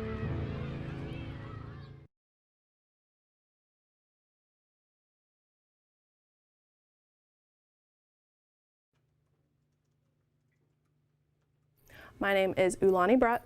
I am the Communities in Schools Site Coordinator for Ferndale Middle School in High Point. So Ferndale Middle School has partnered with Green Street Baptist Church, where they provide 30 to 40 food bags weekly for our students. They've been doing this for several years, right around 3 or 4 years. They have a lot of Ferndale students that come to the church. They recognize the need and have made it just a thing consecutively for years. Students come throughout the day on Thursday. They will come pick up a bag, and it's usually for students that need it most. A lot of our student population, they do need the extra food. I'd say most of our population, school population, needs that. The most impactful part of being able to give the food bags out to the kids is the joy they feel, but also that they're really grateful. Sometimes the kids that they need this food, they are always like, thank you so much. And they put themselves out there very vulnerably, but also very humbly. They're willing to admit they need this, and it's special to be a safe place for them to be able to provide this, and just they look forward to this time every week. Don't forget, if you don't want something, don't throw it away, give it to someone. This board shows one of the wonderful programs that we have through community. That sounds like a good day. Like I'm just, all of my morals center around moving animals. I would like to remind you all again to keep donating. We are getting closer and closer to our goal. And so Jordan, how are you feeling so far? I'm feeling great. I mean, obviously reminding the audience to make sure if they can to donate, but we have raised a lot.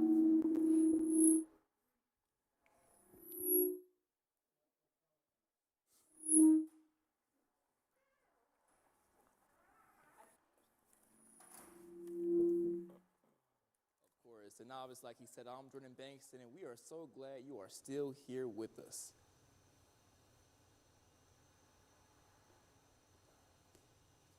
Coordinator for Ferndale Middle School in High Point. Yeah. So Ferndale Middle School has partnered with Green Street Baptist Church, where they provide 30 to 40 food bags weekly for our students.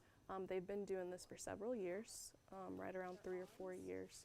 They have a lot of Ferndale students that come to the church. They recognize the need and have made it just a thing consecutively for years. No. Students come throughout the day on Thursday. They will come pick up a bag, and it's usually for students that need it most. A lot of our student population, they do need the extra food. I'd say most of our population, school population, needs that. The most impactful part of being able to give the food bags out to the kids is the joy they feel, but also that they're really grateful. Sometimes the kids that that they need this food, they are always like, thank you so much. And they put themselves out there very vulnerably, but also very humbly. They're willing to admit they need this, and it's special to be a safe place for them to be able to provide this, and just they look forward to this time every week. Don't forget, if you don't want something, don't throw it away, give it to someone.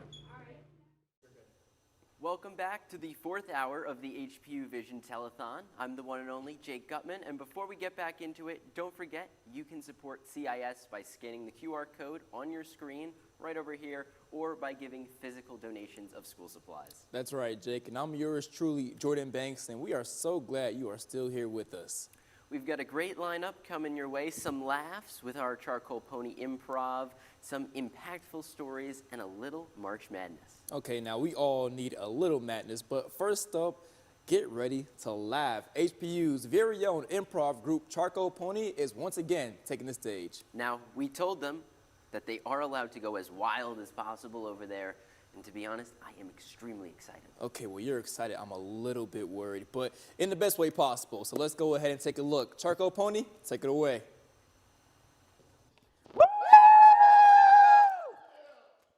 That's right, everybody. We are Charcoal Pony Improv, and we are back for another round. So, for this block, we are going to be doing 2 more games for you. The first one is a guessing game called Party Quirks, and the second one is another group game that we like to call World's Worst. Now, I will be in the game, so our first game, Party Quirks, will be called by Cece. Take it away, Cece. So we're going to be playing Party Quirks, but for that, we need 4 ponies up. Woo! 1, 2, 3, 4. Woohoo! So for this game, we will have somebody who's hosting a party. Who's hosting our lovely party? Zach is. So Zach is hosting our party, and the rest of the people will be coming in as an object, a person, or an object, a character, and then someone will have a weird quirk. And Zach will have to guess what their things are until, as the party goes through. So first, we have to send these 3 people. No, we have to send Zach away. I work here. We have to send Zach away. So Zach, please leave. Okay. Goodbye, Go away, Zach. Goodbye, Zach, because he can't know what the things are. Get out the door. Goodbye. Goodbye. Kicked on. I'm waiting for the door to close. Okay, close. And the door is closed. Okay, so we need, from our lovely audience here, we need a character for Daniel. Tinkerbell. We need a quirk for Alexa. She's a balloon. She's a balloon. She's made of balloon. Made of balloon. Like she's a balloon. And we need a object that Coco will impersonate. A calculator. Ooh, a calculator. All right. A calculator. So now that we have those, we need to call Zach back. Come back. back. Come back, Zach. Get back here. Come back, Zach. Zach. Zach, come back. Zach. I was gonna do Oh my that. gosh, she's back. So fast. I know, we're so speedy. We're so efficient. I know, we're so efficient. Okay, so now that we have our lovely things, we can get started with this game of Party Quirks. In 3, 2, 1, Cody, write it.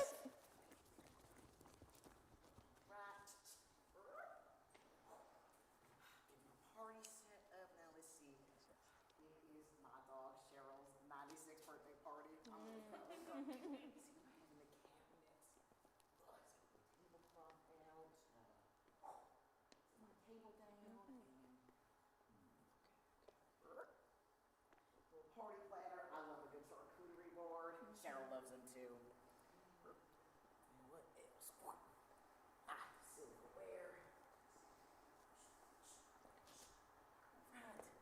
Back in the cabinet, and then streamers. Down here. Yeah.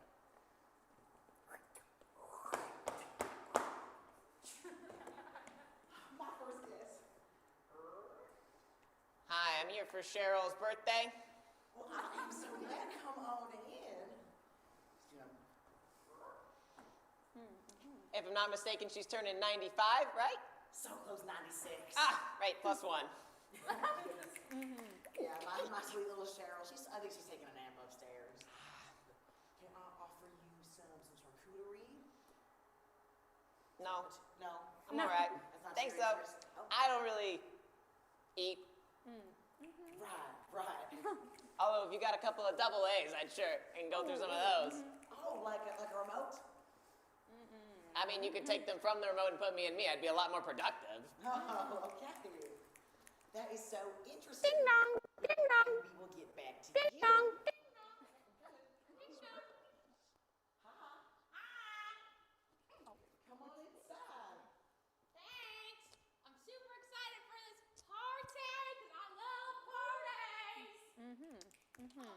party type of gal, you know what I'm saying? Yeah. You are so fun and quirky, aren't you? Yeah, I consider myself to be very light and fun and life of the party. Life of the party, light, fun. Okay. Seems like kind of an airhead to me. Oh, yeah. Do you defy gravity? Do you walk on air? Some would say I defy gravity, but I don't know.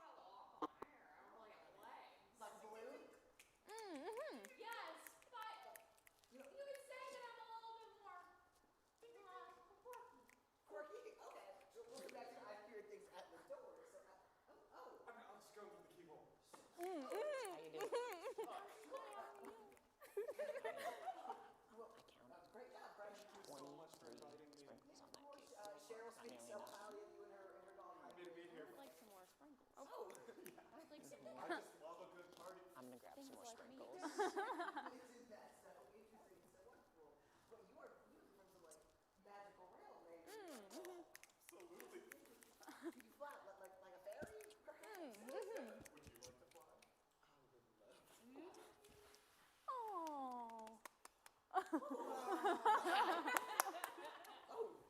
My friend Tinkerbell said you don't have to.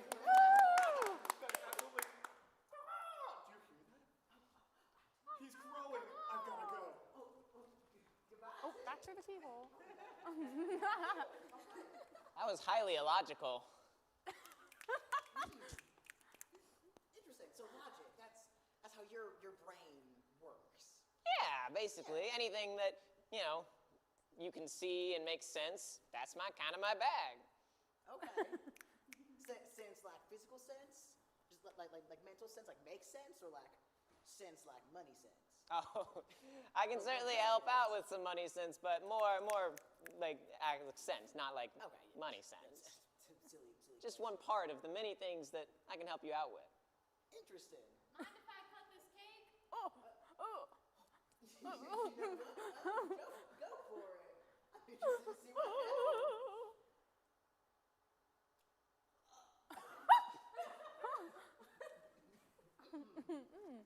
Wow, I guess that was great. The sheet cake that I got from Walmart must have been so good. Wow, that was exactly. Oh yeah. You perhaps made of gelatin or Jello?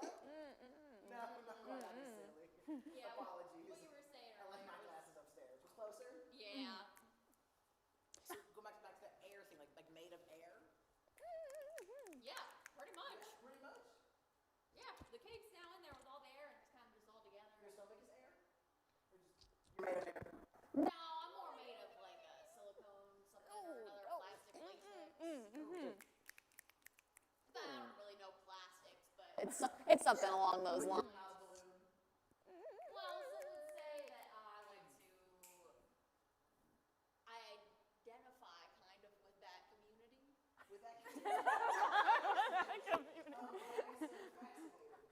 You're not one of those like inflatable wiggle men. No, I identify very closely with that community. With that community. Very closely. Not that one, the other one you said. She does seem 50% human, at the very least. No. You know what? I think that we can come back to you. I'll go back to my friend over here. Who really enjoys logic, like a calculator, perhaps? Yeah, exactly. I was just marveling at she got exactly 1/6 of it. She divided it. That was amazing. Well, I've counted everything in your house at this point, so I think I'm kind of gonna leave. You don't really have a whole lot. You should maybe consider taking care of yourself a little better and not spending as much time on your dog. Oh. I am so glad that Cheryl is upstairs to not hear those awful cruel words that you just said. You didn't even know how old she was turning. It's just logic. I'm sorry. So, have you ever gotten involved in, say, theater before? Have I've seen a show or two. Well, you know there's a thing called acting, right? Yes. So I sometimes like to be a part of that, but as an object. You're a prop? No, very close to what you said before. Go back to balloons. I said balloons. I like to pretend that. Pretend that you're a balloon. I'm a balloon.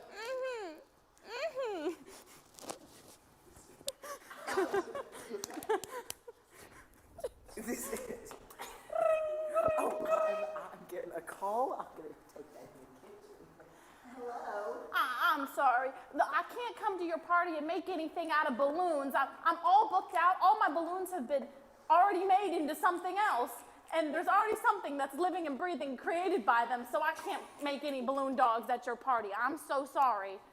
Oh, that is so awful. I have an alive balloon animal in my house. More human than that, I think she is. You're a balloon human. Yeah. You made a balloon? Have a good day. Oh my God. Wanted me, I will call the police now. Well, I think you have been so wonderful, and I don't know how you are about this party. This cake is not sitting well in my air, so I'm just gonna go. Yeah, I think that might be a good idea. Thanks for having me. No problem. Woo! Wonderful job, everybody. What? A living balloon. I thought we said act like a balloon. No! Okay, well, that went a little off the rails there at the end, but we have fun here. So it's time for our next game, which we like to call World's Worst. Now, the way that this game works is we receive a prompt of an occupation, and then anyone from the back line can step up and show you the worst of said occupation. Now, can I get a suggestion of an occupation? Cashier! Cashier! Let's see, world's worst on cashier. 3, 2, 1, voting. Write it! To carry the forward. So I hate to break it to you, I didn't pass that in high school. Ooh, so the calculator's for. Yeah, that can help that. Get out. A coupon? No, we don't take these. Oh. 20 for me.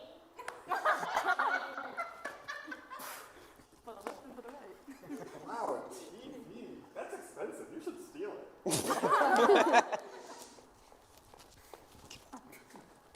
A TV? That looks expensive. Are you sure you can afford that? Last week you came in here and your credit card declined. Beep, beep, beep, beep. I like pressing the buttons. Beep, beep. You want to buy 60 glasses? Yeah, sure.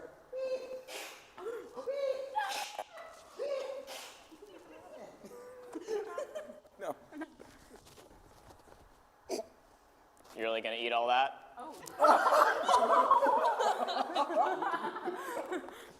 Let's get another occupation!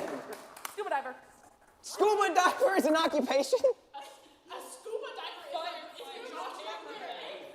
Underwater welding.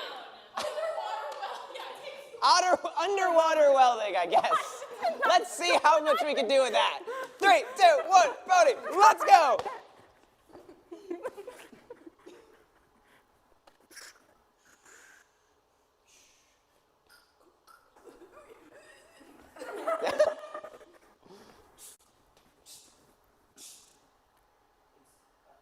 Why is there no fire underwater?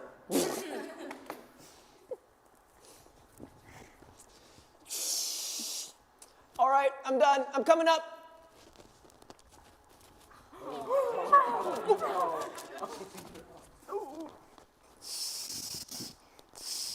Uh-oh, oil spill. I'd go ahead and do 20 laps, just practicing for the job. I never learned how to swim.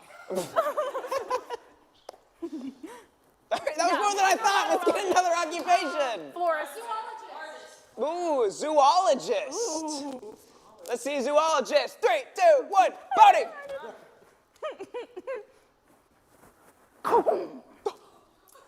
We have a rare African bull rhino for dinner tonight. Now,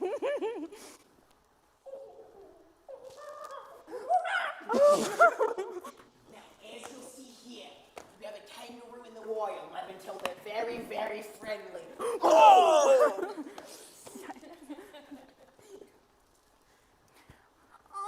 the alligator looks so cute. I'm just gonna go and pet it. Yeah, the roll. You know it does the roll thing. Oh, yeah. Yeah, that grabs your. Thank you. right, let's get another occupation. Baker. Baker. Baker. See Baker in 3, 2, 1, voting. Right.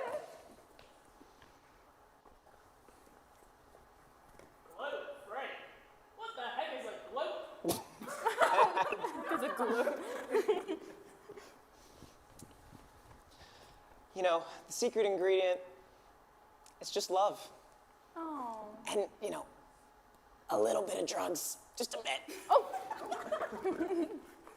I wish these donuts were in bread.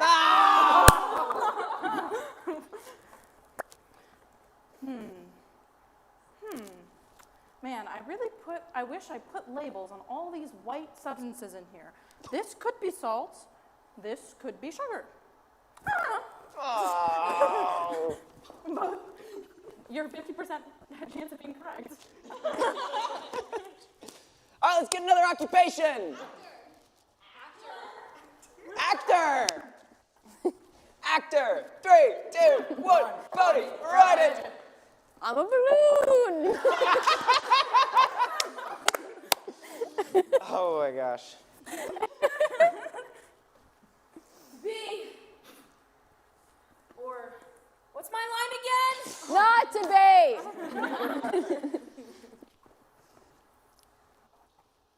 Linda, I love you. You're like the love of my life. Yeah.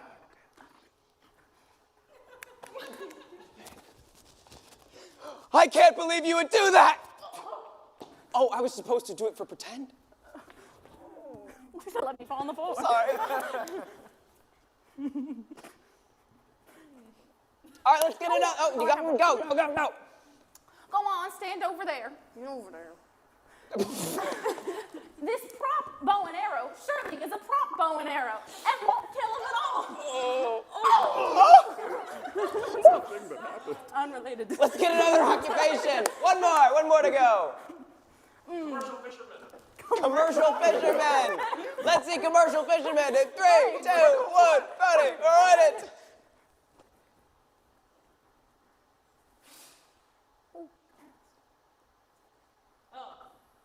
I wasn't supposed to actually fish here.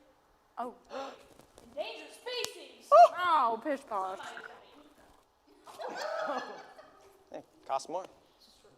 Commercially viable. The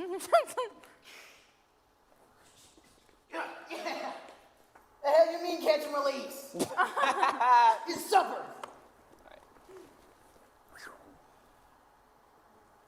Oh, wait. Oh. And save! Wonderful job. Thank you all so much for watching. We have been Charcoal Pony. Hope that you got a couple laughs, had a good time. I know that we certainly did. We will see you guys again one more time in about 2 hours. But until then, I'm going to pass it on back to the rest of the telethon. Thank you again. We have been Charcoal Pony Improv. Bye-bye. Bye-bye. Thank you. Come back, please. I don't know if we're still on. That was wilder than Doc Holliday and the Lone Ranger playing a game of Uno. But isn't that the magic of Charcoal Pony? I wish I could see a little bit more. Well, their next show is actually April 22nd in the Empty Space Theater, and I think it's their senior show too, so you might want to check that out. Okay, well, it does sound like a perfect evening, but Jake, what is up next? From comedy to community, let's check in with someone who's been tracking the heart of this event all night. Our fundraiser fanatic is in the resource room with a live update.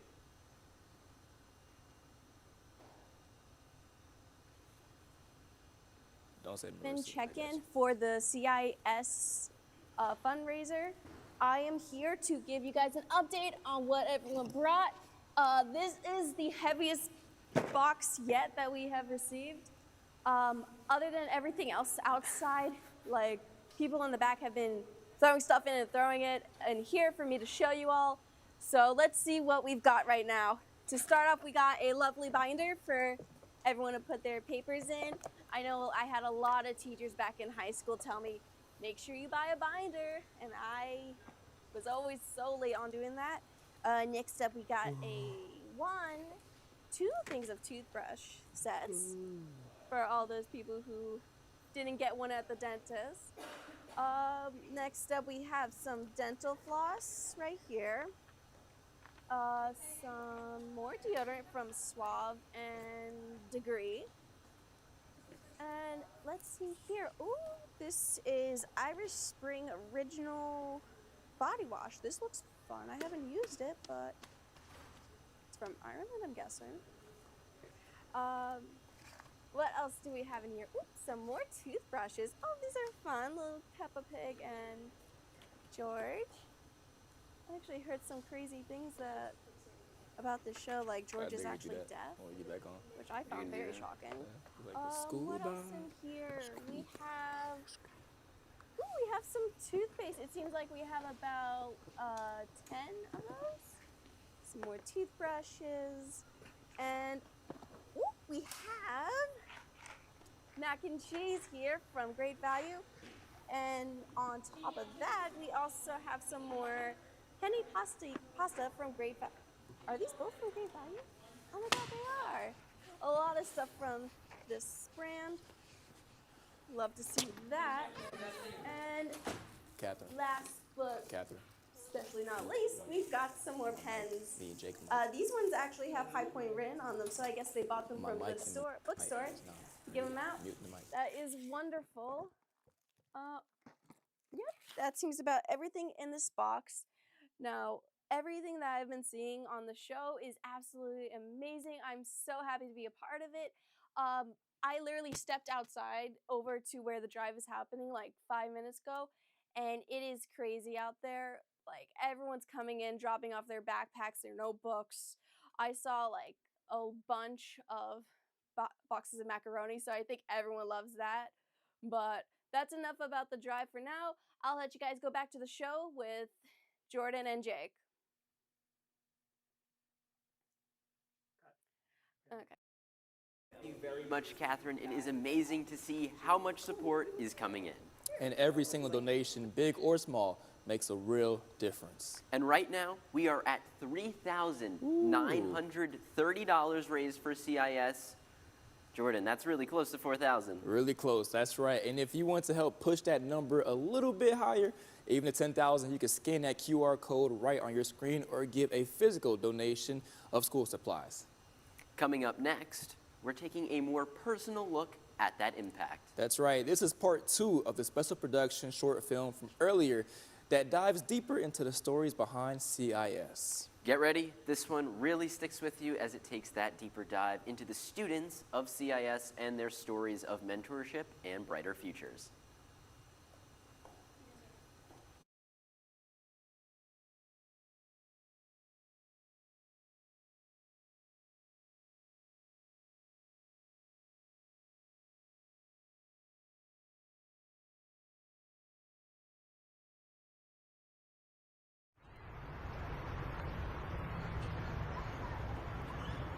Now it's a given that you're going to go to college in this community.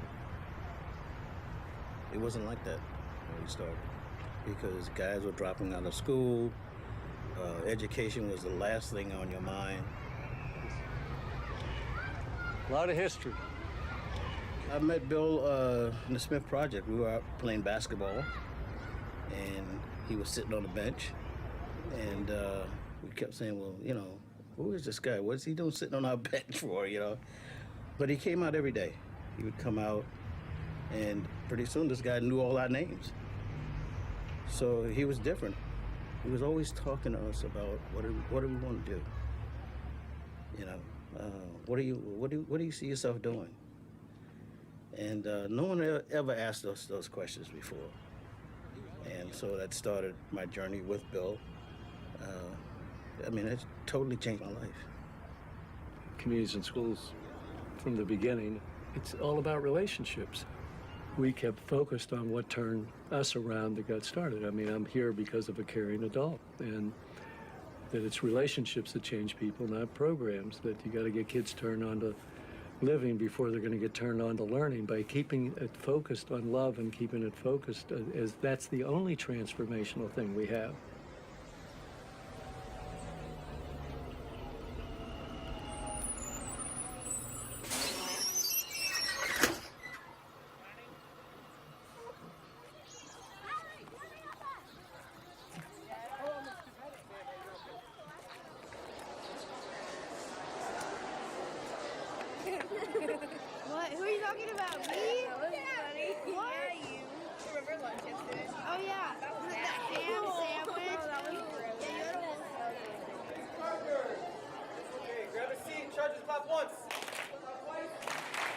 Okay, real quick here, a couple of announcements. Our field trip changed this Thursday for tomorrow. I sent the forms home yesterday. I'll remind you again tonight. They don't care how much you know until they know how much you care. You can go ahead and go to your morning classes.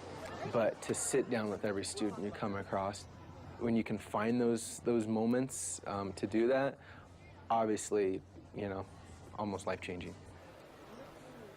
That one-on-one relationship with an adult is so important.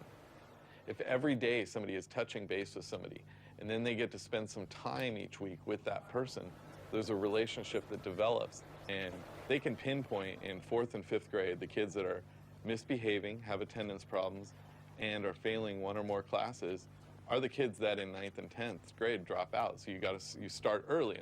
And all the communities and school services are really designed to create that one-on-one relationship.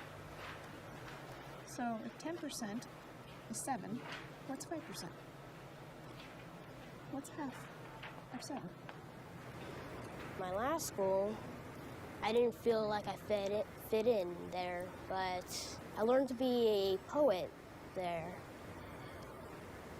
And I still am working on that dream.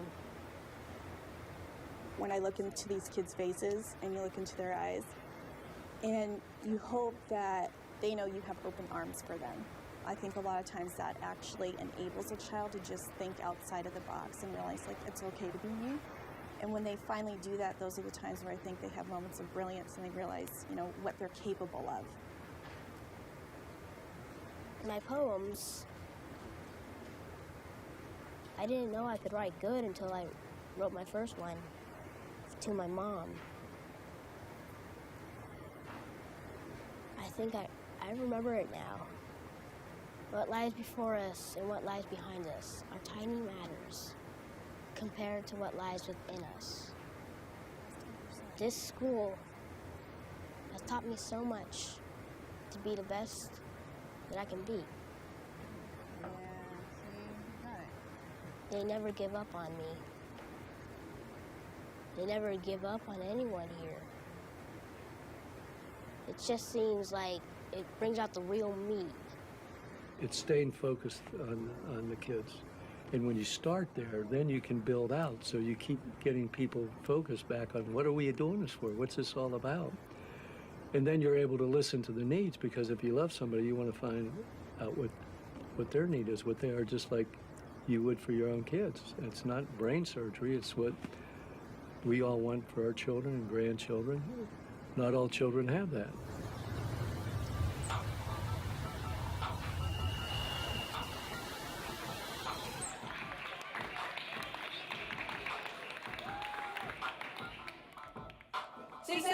Successful, trying to be successful, trying to be successful. My name is Reggie, I want to be successful. I'm too blessed to be so stressful. Things are tough here in Michigan. And the city of Kalamazoo is the area of highest poverty in our county. And when teachers came to us and said that they were seeing children coming back to school on Monday mornings hungry and obviously not getting enough food over the weekend. So we talked about what are solutions to this problem. The work is really making a connection to families through different services, like even with basic needs. A lot of times we really think that's not a big deal, but it is a big deal. A lot of times we take that for granted, but what I'm finding out, it's not something to take for granted. There are a lot of children that are in need of basic needs. Whatever it is, we connect those services and community partners with those students. This is a Kalamazoo County mobile dentist. And so what we do is we go to different schools and treat the children. Dental care is everything. You know, it's hard to concentrate in school if you have toothache. I'm from a single family home. We were on the reduced lunch program, and we have a lot of young people that are in that realm now. We have a lot of families that's struggling in this economy, struggling to make ends meet every single day. And as a city, when you take our efforts as government, the efforts of the Communities in Schools program, the efforts of Kalamazoo Public Schools, you take all of those pieces and you pull us together to say, okay, how do we address it? How do we step up? What should we be doing? Where do we fill the gaps?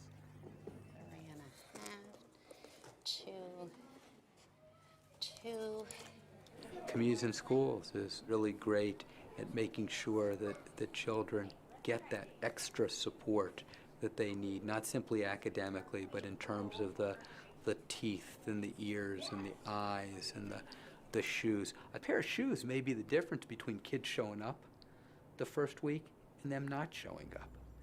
I can still remember how important that first day was. You can imagine, or some of us have been through this, when you start school and you look different, you know, some labels can be attached to you. And what we want to do is make sure that all students start school on equal footing. Walk, walk, jump, jump. Okay, let me go get your bag.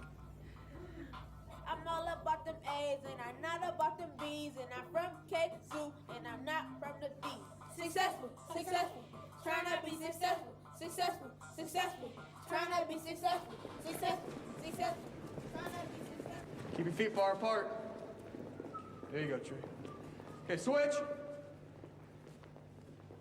When I first started here 3 years ago, our principal said we need to start some type of program that helps students deal with their anger. We have a lot of students that are getting into fights.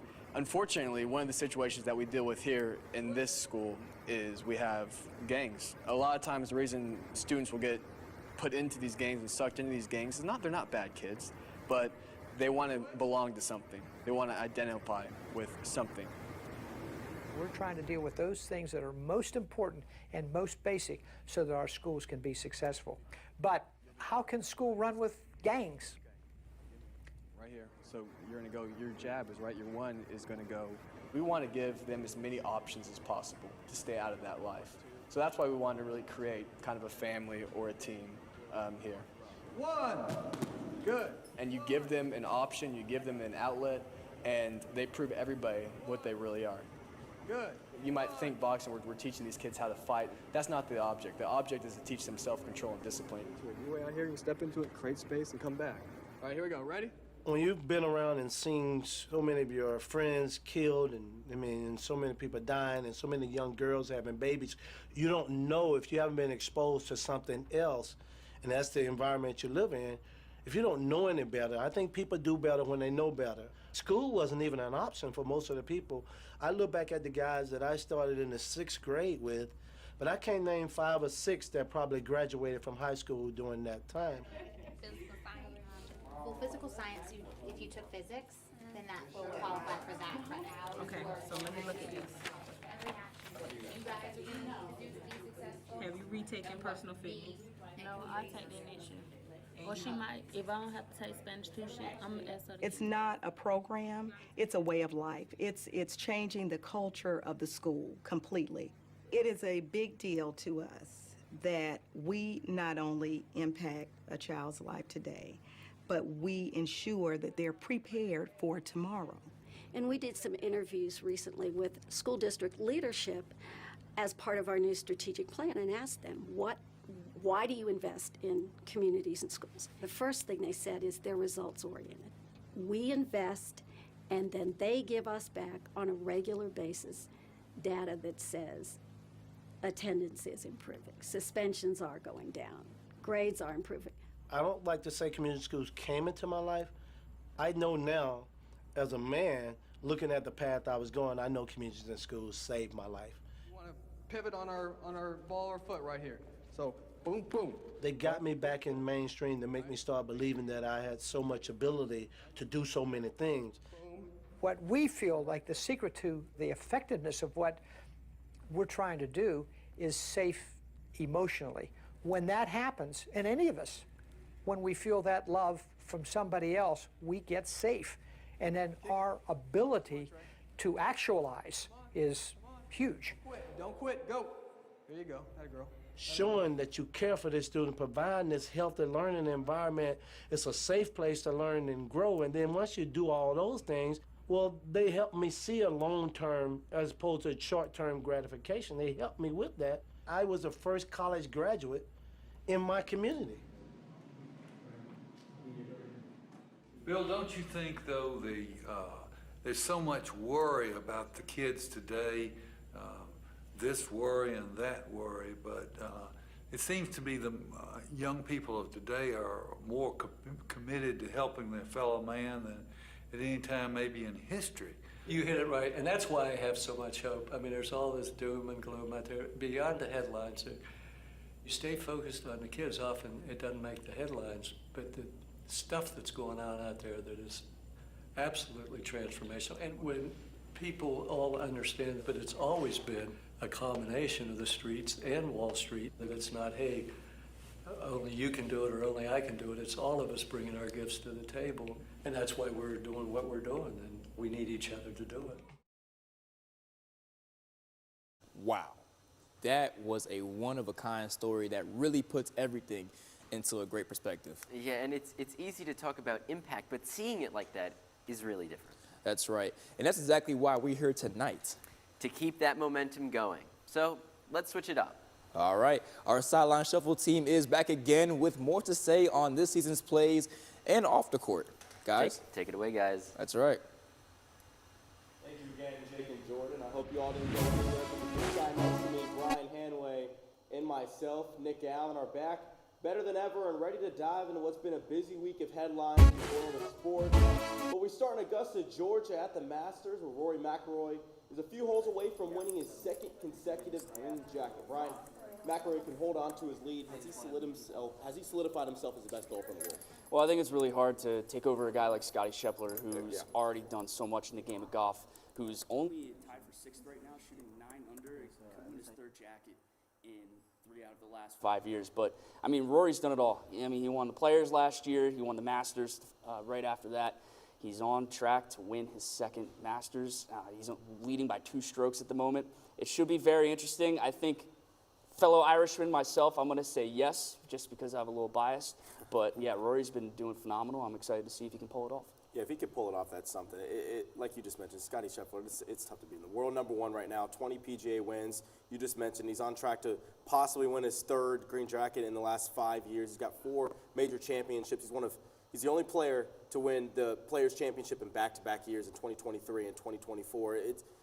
If Rory wins this, great for him. I just don't see him surpassing Scottie Scheffler and what he's done in these last 3 years. Yeah, and Scotty's really bursted out on the scene the last couple years, and Rory, he had that big drought, not winning a major. I think it was 11 years was the Masters, where in 2011 he blew that big lead, and then he went on a big dry spell, not winning a major in 11 years. So that Masters championship was huge for him, and it's really upped his golf game.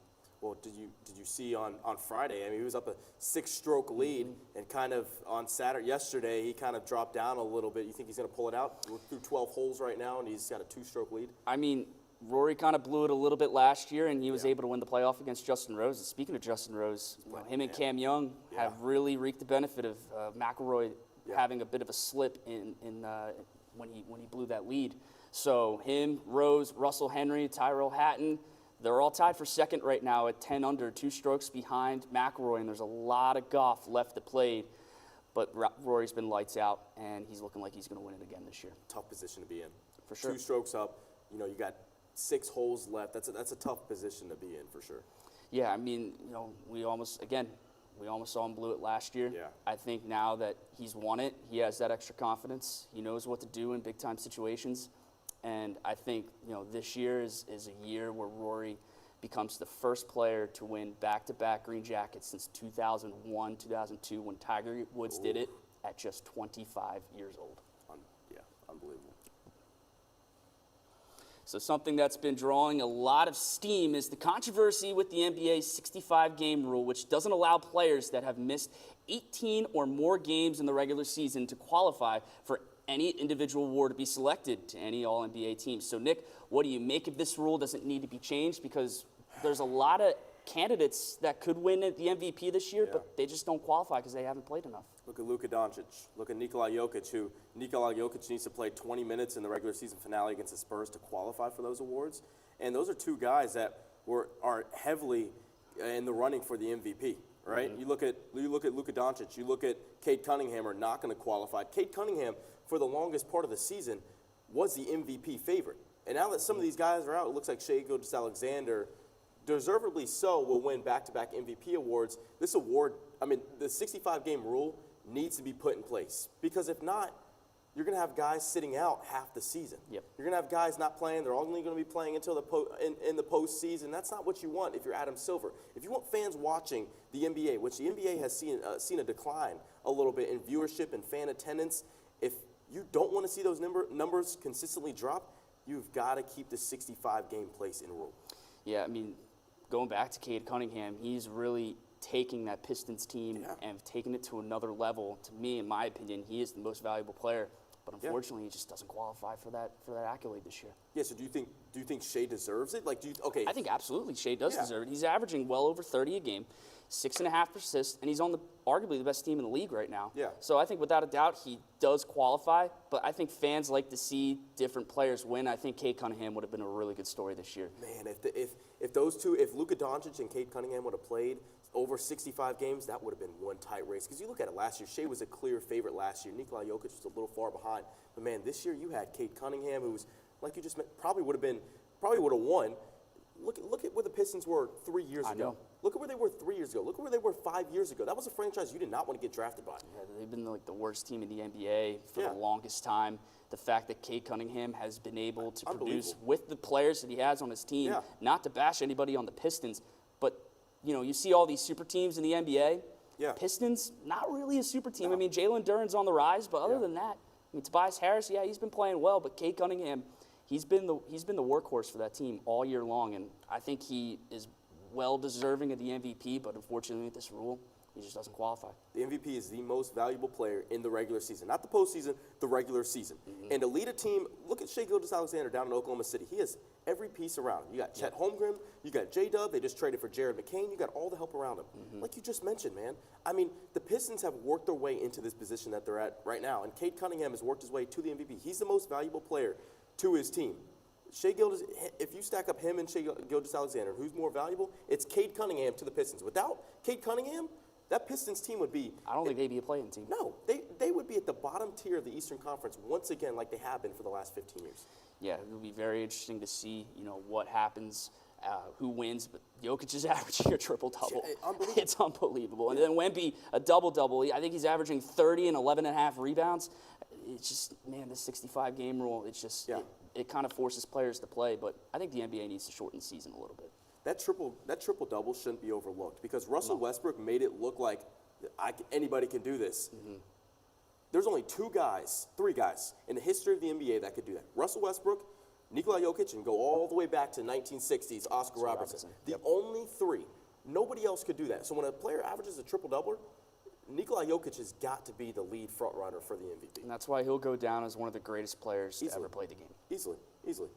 Well, someone that has been awarded many individual awards, Giannis Antetokounmpo, once out of Milwaukee, where he has spent the last 13 seasons. And Brian, it doesn't look like he will stay with the team that drafted him back in 2013. So where do you think he's heading? I think we've seen a lot of rumors about where Giannis could potentially end up. Miami, Golden State, New York. Thought it was going to happen this year. I really thought this was going to be the year Giannis was going to leave Milwaukee, but he's loyal to the organization, an organization that he's done so much for. When was the last time the Bucks won a championship? It was the 70s when Kareem Abdul-Jabbar was on the team. And he finally got the Bucks over that hump, won 2 MVPs, back-to-back MVPs in 2019 and 2020. But I think his time in Milwaukee's done. I think they're ready for a rebuild. I still think the Miami Heat are in the mix. They were this close to getting him. They were going to trade Tyler Hero, a couple other players, and a boatload of draft picks. And by the graces of God, he ended up staying in Milwaukee. And Milwaukee said that they wanted to get more offers into the summertime. They said it was a great offer, but they said they wanted to wait until the summertime to see what other teams would offer him. I think the most appealing is New York because of the media size, and you get a pairing with Jalen Brunson. Imagine that tandem. Jalen Brunson and Giannis Antetokounmpo. And New York is already one of the top teams in the East. They're a 4 seed almost every year. They beat the Celtics last year in the Eastern Conference semifinals, went to the Eastern Conference finals. Now you pair Jalen Brunson with Giannis Antetokounmpo? That's unbelievable. Now, I do think Giannis Antetokounmpo would be a great fit down in Miami.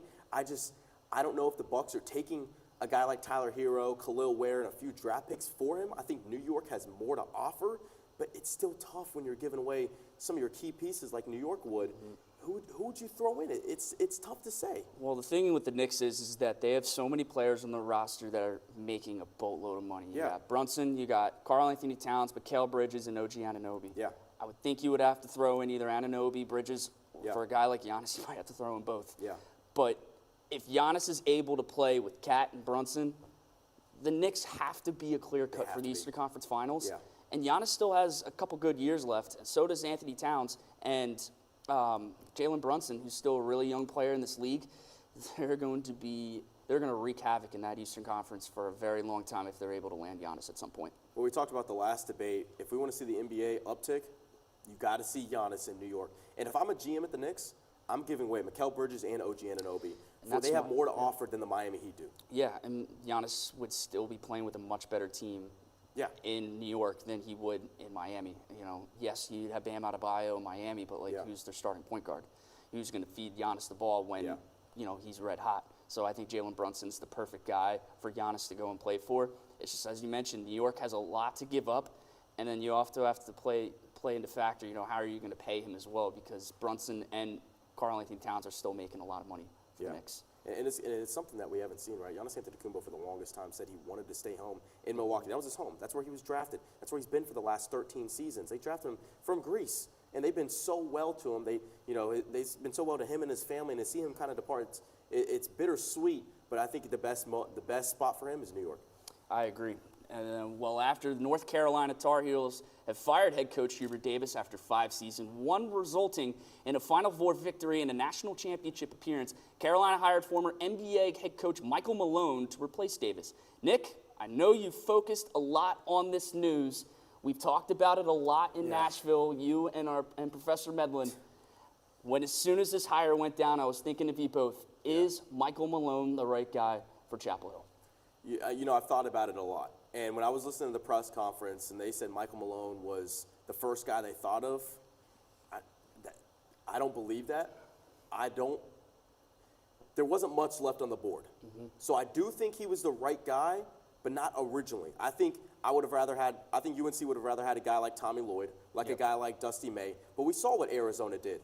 They extended their head coach, and deservingly so, because if not, he could have ended up in North Carolina, which is a very desirable job. Same thing with Dusty May. You knew as soon as Dusty May went to the Final Four and he went to the national championship, and they actually just locked him up today for an extension, he wasn't going to Carolina. So I think the best option that Carolina had was Michael Malone. It honestly surprised me a lot. It shocked me. And something I didn't expect, something I saw out of the blue. There was a lot of talk about Billy Donovan, and if Billy Donovan was going to be the NBA coach that would take over. And it looked like Billy Donovan wanted to wait until the bowl season was over. Well, North Carolina had other plans. They wanted to get a coach as soon as possible because the transfer portal was just going to open up. And if they want to have getting in all these guys, bring kids back, they got to get a head coach right away, and they got in Michael Malone. Yeah, Michael Malone's been in the NBA for a very long time, winning a championship with Denver.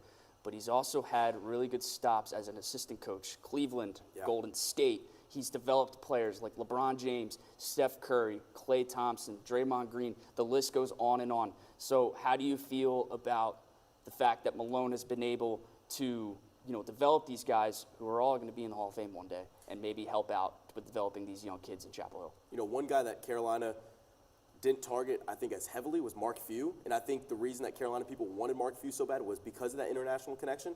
Well, look at what Michael Malone has done with Nikola Jokic. That international connection is there. And if North Carolina can recruit guys overseas, like Gonzaga has over the last few years, look at Gonzaga's success. National championship Illinois appearance, Illinois as well. Absolutely terrific in recruiting international guys, and it's paid off. But Michael Malone, I want to point out that his daughter plays on the volleyball team. And Malone made multiple visits to North Carolina practices last year and sat in on a lot of practices. I think North Carolina knew this was coming. I think it was planned out. And I think, honestly, it might all work out perfectly fine. He might be a better fit than Tommy Lloyd and Dusty May. So we'll just have to see.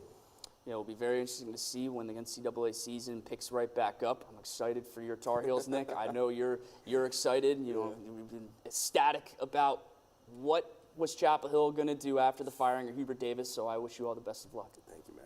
Well, the MLB is in full swing, but as the new season started just less than a month ago, there's been a lot of talk on, Brian, if the 2027 season will be in place. What are your thoughts on this MLB lockout, which has kind of been surrounding the Major League Baseball? I think it's the worst possible thing for Major League Baseball. Yeah. We've seen a lot of players come out, Bryce Harper in particular. These players are not afraid to sit out next year if they change the rule. Yeah. I think the beauty about baseball is there's no salary cap. So the high market teams really reap the benefit of this. You know, we've seen the Dodgers spend a lot of money in the past. The Dodgers have about 8 players making over, I think, $150 million. It's unbelievable. You look at the New York Mets, I think their batting order is worth around like 250, 280. They just got Bo Bichette. Yep, they just got Bo Bichette and Luis Robert. Yeah. You know, they still have Francisco Lindor and Juan Soto. They weren't able to get Pete Alonso, which kind of has astonished me, but I'm glad he's out of the NL East. Yeah. And other big market teams like the Yankees and the Phillies as well, and even the Red Sox, you know, it's very interesting. I'm very curious to see if there will be a lockout, but it's looking like there is going to be one in the near future. The lockout would be the worst possible thing for sure. baseball. Yeah. Baseball has grown tremendously over these last couple years. This World Series with the Dodgers and Blue Jays it was the largest viewership since the 2017 World Series. MLB attendance, 70 million this year. That's going to tick down tremendously if they're not able to come to an agreement, right? And it's the owners from the teams like the Pittsburgh Pirates that are mad that the Dodgers and the Mets have so much money. These guys have, it's unbelievable what the Dodgers are paying. They just paid $700 million to Shohei Ohtani. Yeah. $700 million. They just signed Kyle Tucker to the 4 years, $240 million. That's $57 million a year. And so these Pittsburgh Pirates and other teams in the league, they're looking at the Dodgers and Mets and they're going, well, we can't compete, so what are we going to do? We want a salary cap. If the owners can't compete, they need to sell the team. That's what it comes down to. They need to sell the team. Yeah, they do. They just need to spend money, and that's what the Dodgers do, and that's why they've been so successful. Yeah. Well, we've talked enough. We've debated enough. So that will do it for us here on Sideline Shuffle. But if you want to stay up to date on any upcoming shows, make sure you follow us on Instagram at HPU Sideline Shuffle. But thank you for joining us. Again, I'm Nick Allen, and this guy is Brian Hanway. Jake and Jordan, back to you guys. All right. Well, I cannot believe that all happened this year. Think about what could happen next year. Yep, but I will always remember the year that I had a perfect bracket. And if you are feeling inspired, please continue to donate right now as we are an even $4,500. And wait, you had a perfect bracket? First of all, thank you so much to all of you who have donated. And if you're feeling inspired, don't forget you can make a real impact tonight. Scan the QR code on your screen or drop off donations at Emmanuel Lutheran Church or in the Slane Student Center drop box. We'll be right back with more of the HPU Vision Telethon. Don't go anywhere. Okay, wait, you had a perfect bracket? What are you talking about? What? Shows one of the wonderful programs that we have through communities and schools at Northwood that we really love, that the teachers love, that the volunteers love, and it's our Breakfast Buddy program. And this board kind of sums it up. 3 days a week, our children have a breakfast buddy that comes in each morning, and from 7:30 to 8 o'clock, they spend 30 minutes with a special friend that eats breakfast with them, and then they share that time reading or playing games or doing puzzles or coloring with a special friend, either from High Point Christian Academy. We have them on Tuesdays. On Wednesdays, it's really a special day. Our 5th grade, Girls with Pearls and Guys with Ties, which I'll tell you about in just a moment, our breakfast buddies with some of our kindergarten children. And then on Thursdays, we have students from High Point Central High School that come and serve as breakfast buddies for some of our children. And what's really special about those that come from High Point Central is that many of them were Northwood students themselves and possibly had breakfast buddies when they were students here. So our children love it that are students here, and our volunteer big high school students that are breakfast buddies love it, and they always remember it. We really love the days that we have these. It's involving the community and doing things for children. Well, my name is Albert Lambert. I'm the program director for Community and Schools Construction Skills Program. What the program does, it allows us to work with young men and women ages from 13 and up to 18 to teach them all kinds of construction skills. Everything from flooring all the way to the top of the roof. We can teach them all the skills in between, from electrical, plumbing, roofing, drywall, sheetrock. Everything needs to be done with the home building process or any kind of construction outside. We're currently working on a project called Sit High Point, where we're building park benches for the community. The kids come out every other Saturday. We build 2 park benches every time we're here, and then we get to go out in the community and deliver them out to different places like churches, parks, or whatever, or even residential.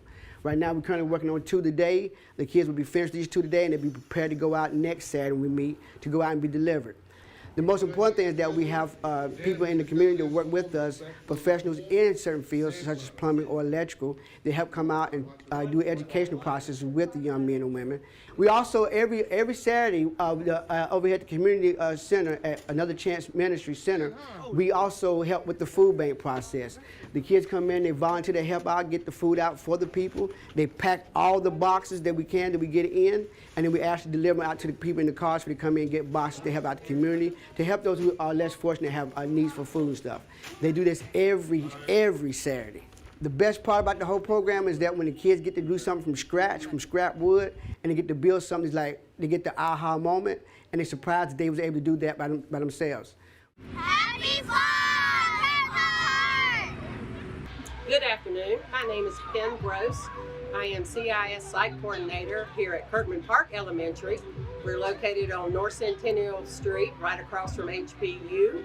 We are out on this gorgeous fall day enjoying a fall festival.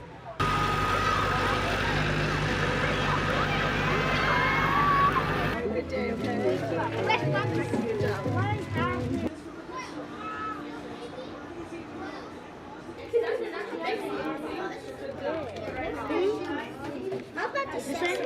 We've been having this event for 4 years. We invite the parents and all students get to participate. It is completely free. We have game stations, arts and crafts, we have a hayride, we have popcorn, cotton candy, drinks, and pizza. And it's just a wonderful time to come out and enjoy each other's company, and we get the parents to be involved. Thank you. Thank you for joining us. I'm going to tell you a little bit about our program that we work with High Point University. My name is Pam Green. I'm with Communities and Schools here at Fairview Elementary. For the last 8 years, we have partnered with the Department of Education and Dr. Leslie Cavendish for this program. And in this program, we match our K through 2 students with juniors who are education majors in the program. And the whole purpose of it is to allow the juniors an opportunity to work one-on-one with our children in both in ELA or reading and mathematics. The real purpose of doing this is giving the HPU students an opportunity to see what it's like working on one-on-one with students and tutoring. It also gives our students more intentional tutoring to have that one-on-one time every week, an hour for the entire semester. So the result for us is the children feel important. They feel like an important component of this tutoring. They feel like they're participating. They feel like they're valued and heard from. That, after 22 years of watching this with Communities and Schools, it makes them realize that they can do the work. This school resource room is located at Emmanuel Lutheran Church. It is a resource room in which we provide clothing, shoes, food, and school supplies to not only the site coordinators of our partner schools, but also the social workers and school counselors working at a High Point Guilford County school. My name is Michaela Chin. I am the HPU AmeriCorps Vista working at Communities and Schools. We are housed under the Center for Community Engagement at High Point University. Right now during the winter, we have a main focus on winter jackets, long pants, long sleeves. This is not only just for the students, but also for adults as well. So we cater to both the students and the families that we are serving. By having all of the resources in the school resource room, it's not only cost effective, but it makes the process easier for site coordinators to get the resources that they need to support their case managed students. The school resource room receives an influx of donations, not only from local businesses, but also nonprofits as well. Recently, this past winter, we received a donation of 3,000 cans from a local business. This allowed us to help distribute these cans throughout the community, but also reaching these students that we serve as well. If you are looking to donate any items to the school resource room, you can find my email on the CIS website. But you can also contact any staff member as well, and we will redirect you to the correct location for your donation. Every community has a population that has no future after high school. That population has autism. This is a devastating situation, but Fill a Need Foundation has a solution: the Hamlet. The Hamlet will give 250 adults with autism a future after high school with vocational training skills, therapy, and much more. More importantly, the Hamlet will welcome our neighbors in to enjoy the beautiful plaza and to bridge the gap between autism and the community. Today, the autism rate is 1 in 31 in our nation. Doing simple math, based off the population in our nation, we need over 13,500 Hamlets to make sure those individuals with autism graduating from high school in the years to come will have placement. If you build a village, they will come, but if you build a Hamlet, you will give them a future. Become a member of the Bridge and donate now.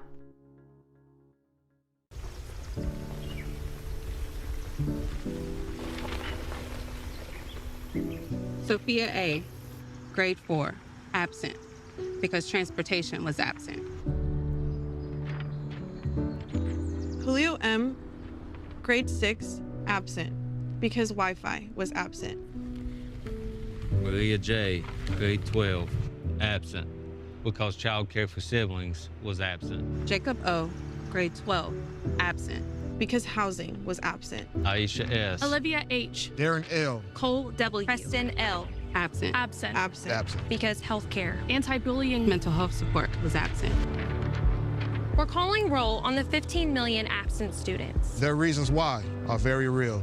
And yet the solution is a present, caring adult to help them along their path. When Communities in Schools is present, 99% of our students are present and ready to learn. Hello, I am Joan Waring. I am the Communities in Schools Site Coordinator here at Wellborn Academy. So one of the programmings that I am doing here is our 8th grade book club. We are doing a book, currently doing a book called The 7th Most Important Thing by Shelley Pearsall. And the students have really gotten into this book because the main character is the same age as most of these 8th graders. And in that, the man that he was helping was teaching him about the meaning of certain items. We collected those 7 items, and each of them had a different meaning. And then I had the students to explain how they themselves could relate to that particular meaning of the item that they chose. What makes me the most proudest of what I do here in Communities in Schools is helping students and seeing that it makes them feel good to know that somebody is here supporting them and caring about their needs. And that really makes me proud to know I am a part of an organization that cares about our students. Every community has a population that has no future after high school. That population has autism. This is a devastating situation, but Fill a Need Foundation has a solution: the Hamlet. The Hamlet will give 250 adults with autism a future after high school with vocational training skills, therapy, and much more. More importantly, the Hamlet will welcome our neighbors in to enjoy the beautiful plaza and to bridge the gap between autism and the community. Today, the autism rate is 1 in 31 in our nation. Doing simple math, based off the population in our nation, we need over 13,500 Hamlets to make sure those individuals with autism graduating from high school in the years to come will have placement.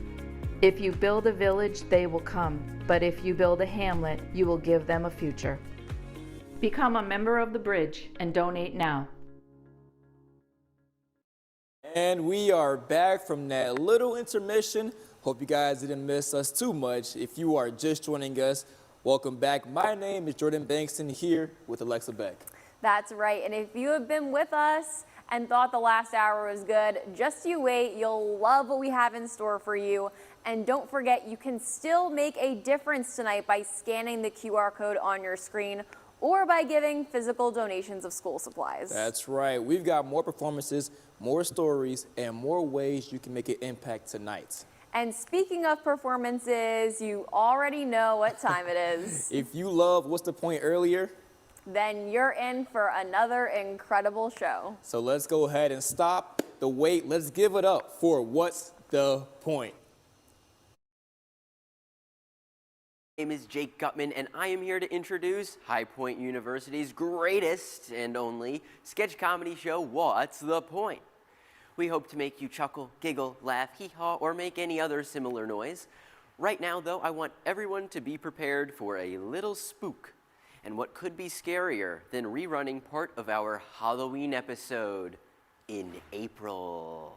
Take it away, me.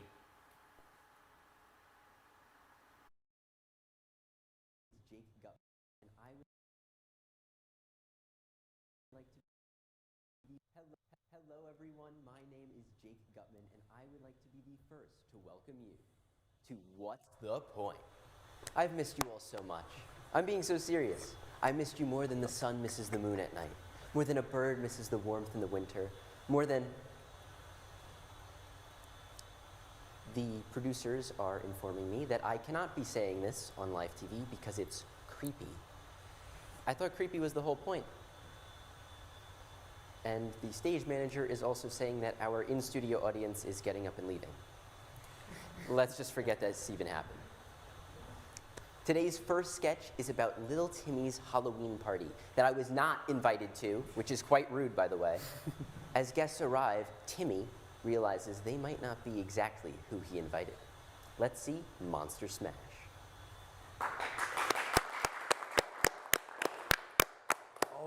I have my spider cookies, my jack-o'-lantern cups. Where are my... Oh, there they are, the plates for all these delicious snacks. Now all I have to do is wait for my party guests to arrive. Oh, my first guest. Hello, Miss Fortune. Are you here for the party? The party, yes. To attend, no.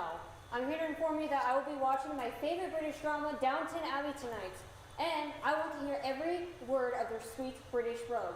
So please keep the noise to a minimum. Or what? You're going to put a curse on me?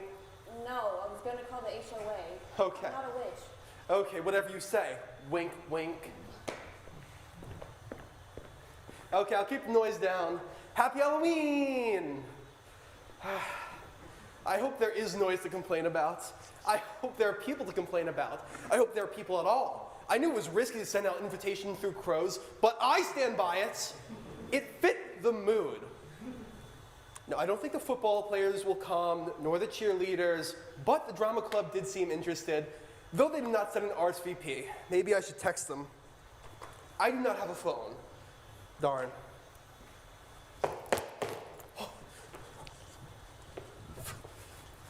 Greetings, my immortal friend.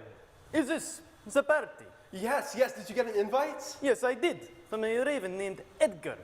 And I invited a few other guests, if you do not mind. Of course, the more the merrier. Come on in. Lovely. Go in. Come in. Okay. Do you have anything to drink? Of course, I have frightful Fanta, kooky Coke, and unwanted spirit Sprites. That's fine, but we bought our own supply. Edward, the bottle. Oh, wow, you're really playing into the part. What's in there? Panic Punch? Killer Kool-Aid? Kool-Aid, yes. Something like that.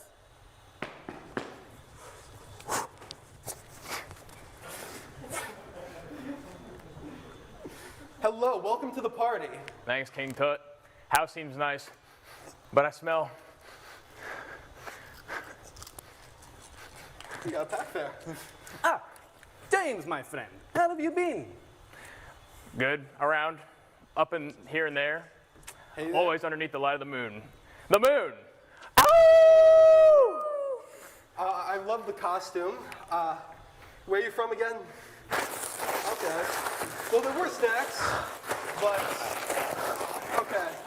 Well, you really committed to the act. Must be method actors.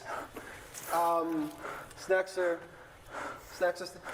There's some snacks on the table. There were snacks on the table. Not anymore.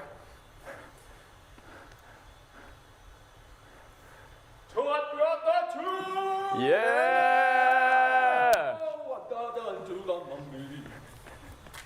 Now wait a second.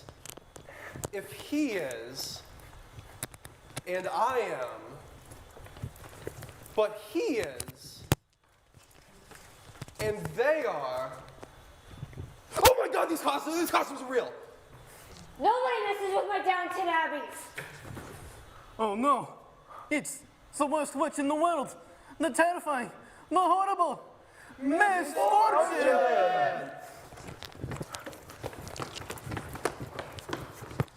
Those knuckleheads are always looking for parties to crash. They're always trying to find the most boring, worthless, terrible, Hey, I got it. nothing, nobody, next to nothing parties to go to. That describes you perfectly. Thanks. But thank you for getting them out of there. It was getting a bit crazy. Come on, we can clean this all up tomorrow. You want to come watch Downton Abbey with me? Yeah, of course, as long as I don't see any monsters, no vampires, werewolves, mummies, French people. Oh, French people give me the heebie-jeebies. So you really are a witch? Yeah, I survived Salem. They did drop a house on my sister, though.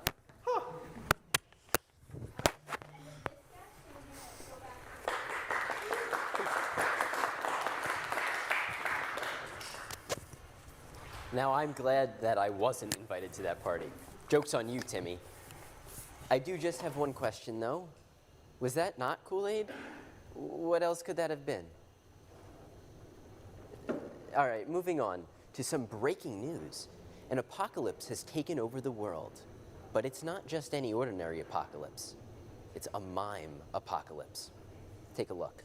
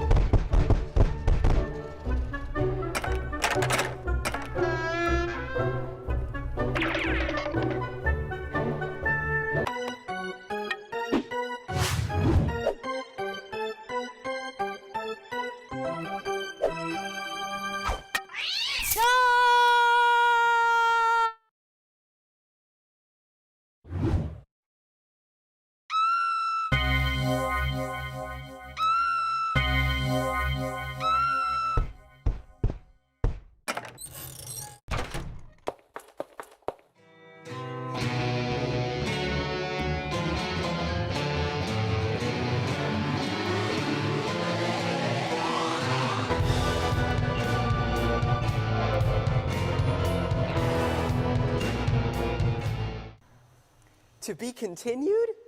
A cliffhanger might be more terrifying than the actual killer mime turning people into his clones. Now, I know I sure wasn't thinking about our next terrifying sketch about two scare actors where one's whole idea of being scary is the fear of the unknown. Mommy, can you come pick me up? They're doing existential scare actor.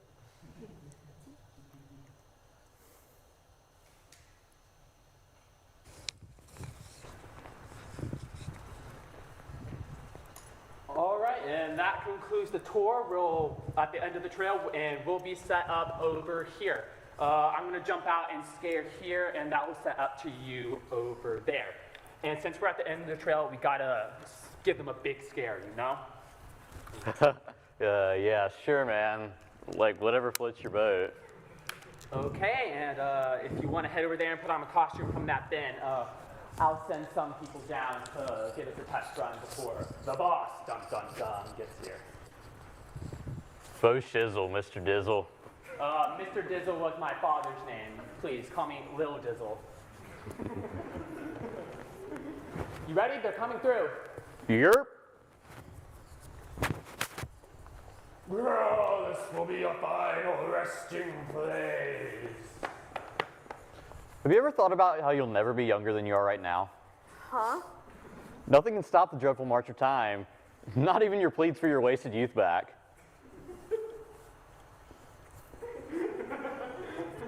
What was that? Am I good or what? Definitely or what? Oh. We want them scared, not depressed. Well, now you're making me depressed. We have some more coming now, just normal scary. Think of how a monster would talk. I got you, man. Oh no. Come join us.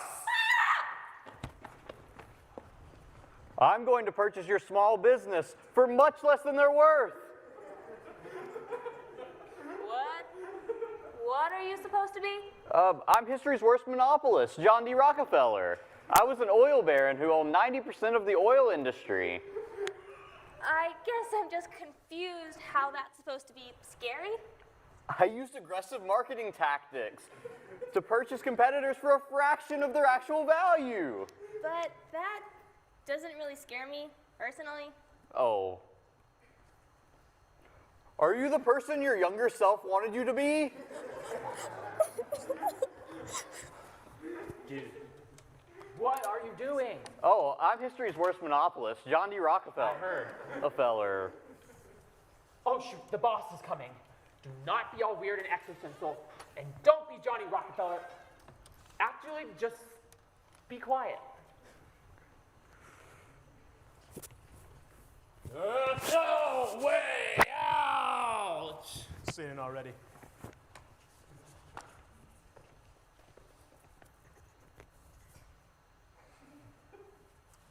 You gotta say something?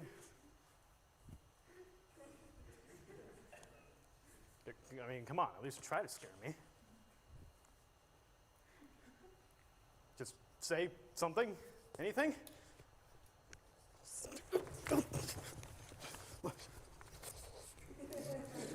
What are you? I'm John D. Rockefeller. History's worst monopolist? That's my greatest fear. You're just a small speck that lives on a small speck in an infinite cosmos that doesn't care about you. I quit.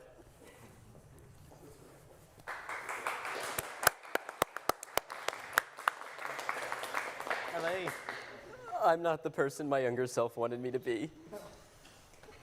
We got another mime update. Just show it.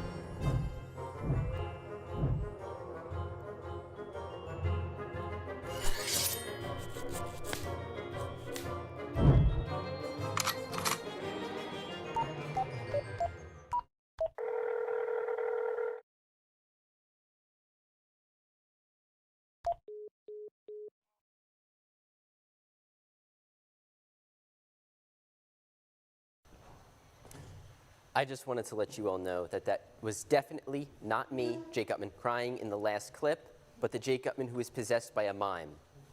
Anyway, our next sketch takes us right inside the office of the world's best marriage counselor for the mythological.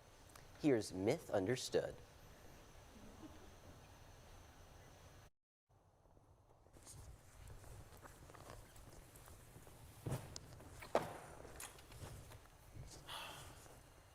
Welcome, you two. I'm Dr. Vic. You're good. It's nice to meet you two. Hello, Dr. Vic. I'm not sure if we're in the right place.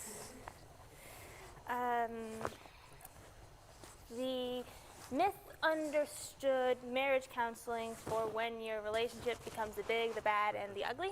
This is it. All right then. I heard you're the best there is, so I'm hoping you can help me. Well, help us. Well, does Bigfoot poop in the woods? I don't know. Maybe. Why would I know that? Let's just get started.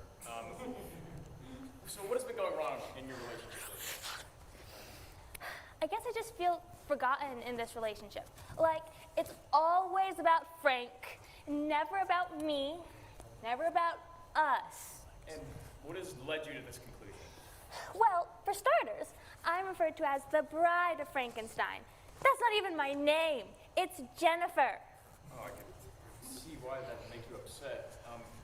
Frankenstein, do you have anything to add to this? What's been going wrong in the relationship for you?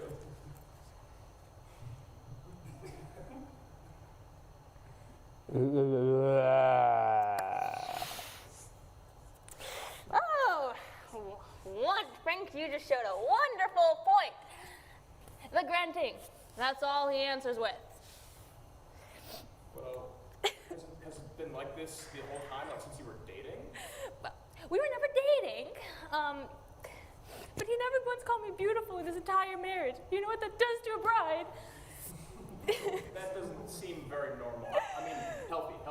Well, it is not the point. The point is, I was created for him to fulfill his every need and desire and to have a companion.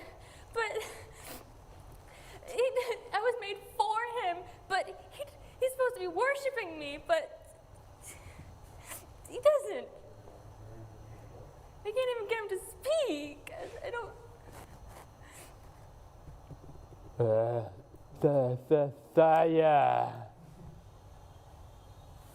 What was that, babe? Go on, say it again. Fire! Fire! Fire? Think I'm fire? Oh my God! He thinks I'm fire. No! Fire!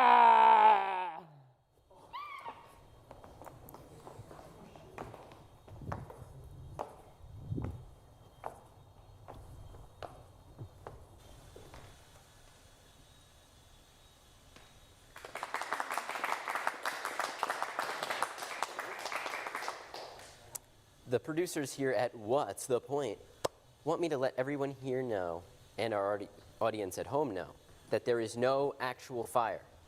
Everyone and everything here is safe and up to code. Just making sure they heard that last part.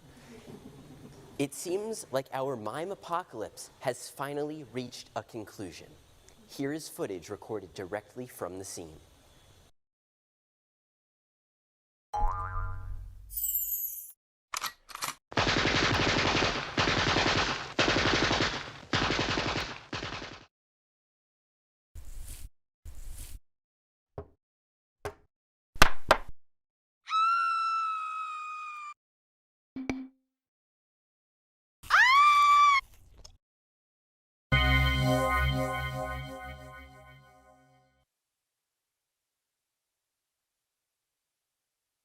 So, you guys want to get some food? Yeah, sure. Sounds good. Arby's? No, I'm just kidding. Let's go to Chili's. Thank God. Chili's. Let's go to Chili's. Chili's.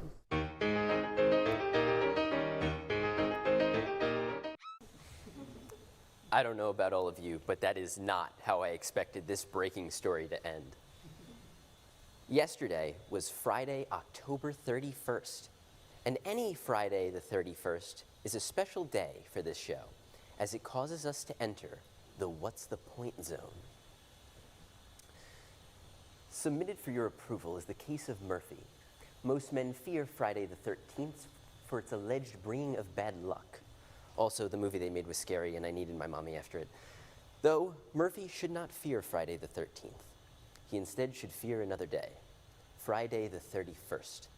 A day where everyone has good luck but him. You may think it's strange, but it's not when you're in the What's the Point zone.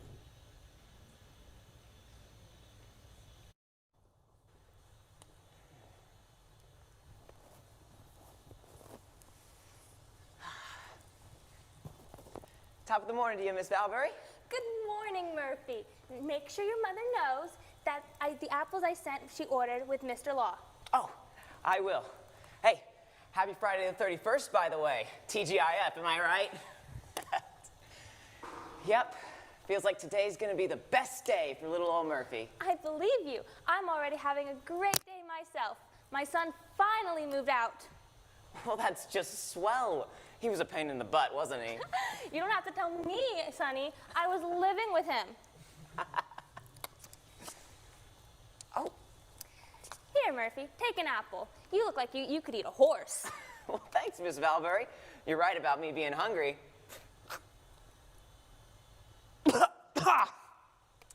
Oh, fiddlesticks. It's rotten. It's fine. I'm sure they're all like that. This is the best apple I've ever eaten.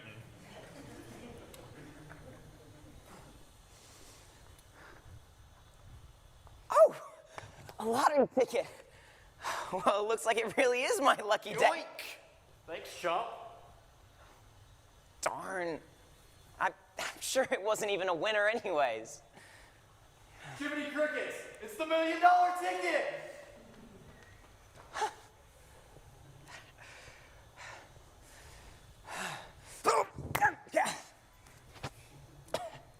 Well, I guess this is just one of those days where everything goes wrong for everybody, huh? This is the best day of my life. Why, I should rob kids more often. Darn.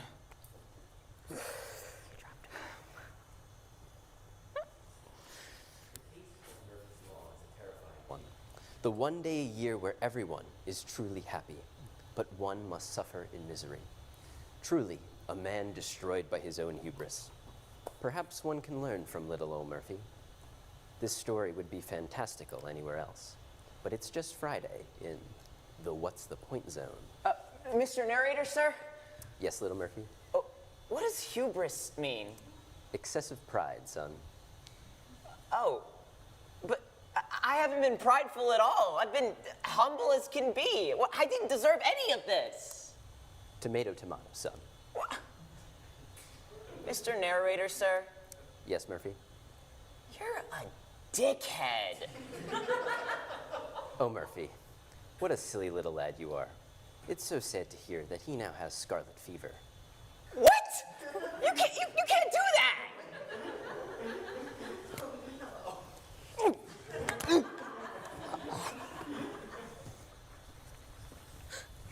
Oh my God, Murphy!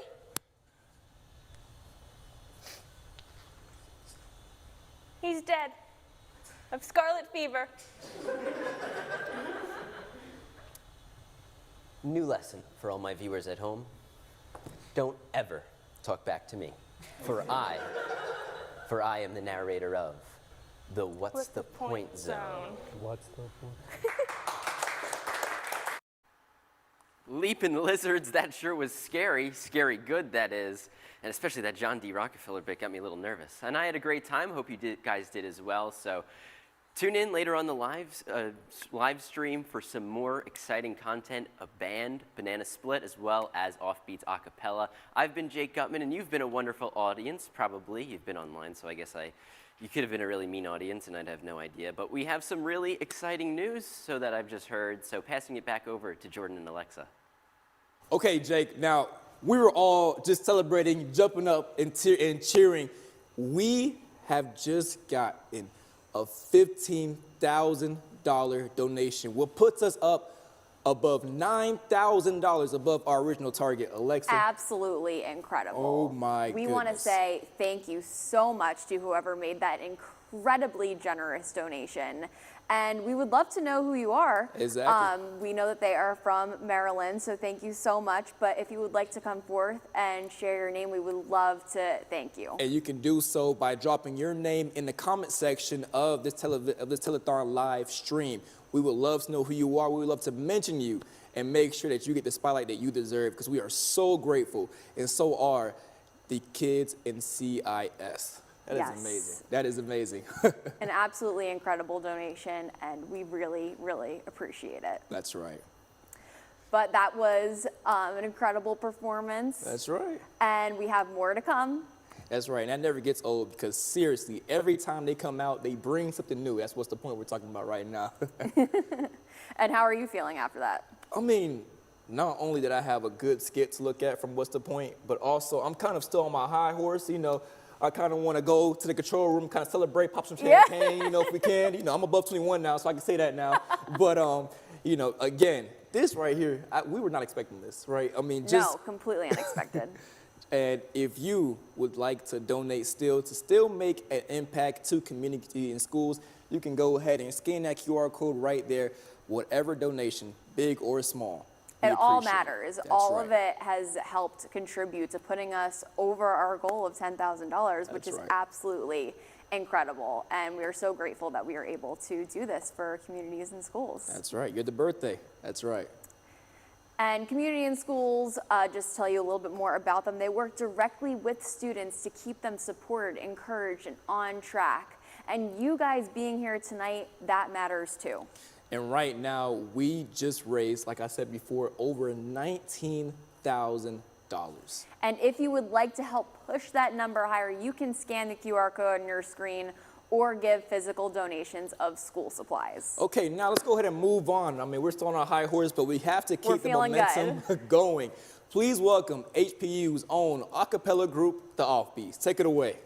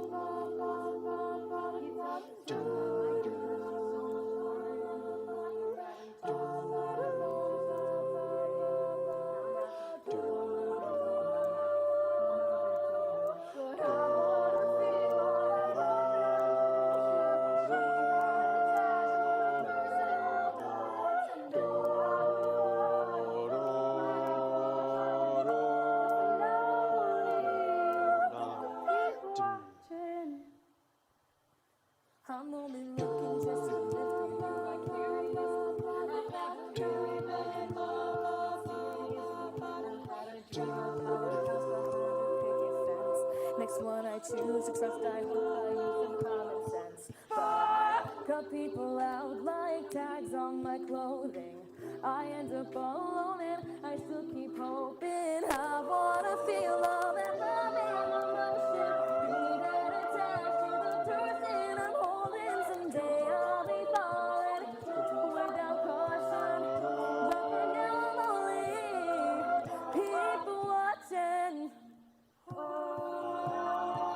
Cut people out like tags on my clothing. I end up alone, but I still keep hoping. I won't be scared to let someone hold me. Life feels so monotone, but I still keep going. Cut people out, tags on my clothing. Loving my salvation.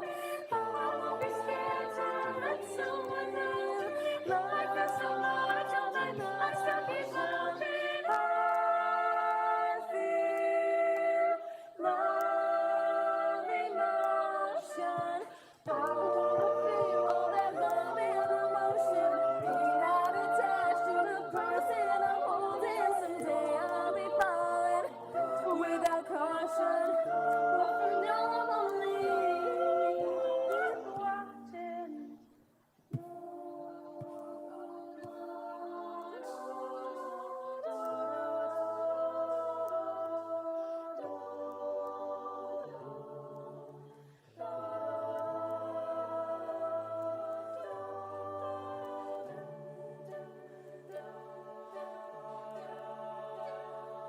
First to arrive, last to leave. What's misery without company? It's hard to laugh It's hard to breathe. It's white outside, but red underneath. Feel the tip of my nose. It's burning, but it's ice cold. I'll make it through the winter if it kills me. I can make it faster if I hurry. I'll lay down in the snow until I'm worthy. But if it kills me, I tried. If it kills me, smiles hide. What secrets keep? Can't tell a lie if you never speak. Look in the mirror, she looks like me, but half alive and twice as weak. Feel the tip of my nose. It's burning, but it's ice cold. I'll make it through the winter if it kills me. I can make it faster if I hurry. I'll lay down in the snow until I'm worthy. But if it kills me, I tried. If it kills me, I tried so hard, I came so far. I met a boy, he broke my heart. I blame him 'cause it's easier, but I still look for him. The seasons change, addictions change. I love back then what I hate today. I wish I went a different way, but if I went back, I would do the same. I'll make it through the winter if it. But why does it go slower when I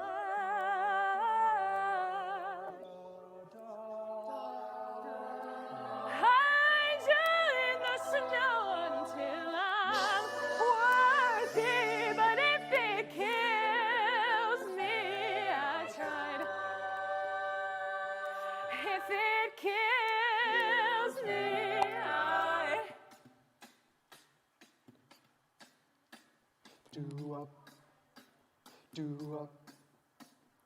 No one ever done this before. Never wanna do this again. Wrong turn on a dusty road. I did it to myself, I can't pretend. I learned just a little too late. Good God, I must have been blind. She got me for everything, everything, alright. Like my daddy, I'm a gambling man. Never been afraid to roll the dice. When I put my bet on her, little Miss Snake Eyes ruined my life. She better sleep with one eye open. Better make sure to lock her door. Once I get my hands on her, that way, she ran away with all my life. She did it for fun. That way, she's probably out there thinking it's fun. Telling everyone, well, I'm digging a ditch for this gold digging chick. Watch out, she's quick. Look out for the little thing in your leg. If you see her, tell her I'm coming. She better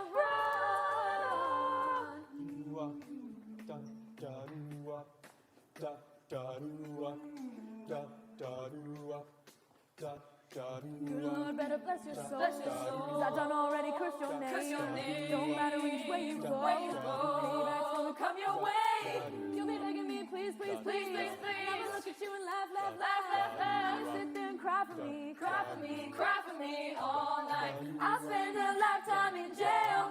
That's what I'll do. I'll be smiling in my cell. Thinking about Can't nobody save you now. So there ain't no use in trying to get my hands on you. Ooh, she ran away with all my money, and she did it for fun. Now she's probably out there thinking it's fun, telling everyone, well, I'm digging a ditch for this gold digging chick. Watch out, she's quick. Look out for her coming that way. If you see her, tell her I'm coming. She better run. I should've known better. 'Cause when we were together, she never said forever. I'm a fool who played in her game. Hey, she ran away with all my money, and she did it for fun. But she's a change, addiction, change, back then, today. Well, I'm digging a ditch for this gold digging chick. Watch out, she's quick. Look out for anything in your way. If you see her, tell her I'm coming. She better run.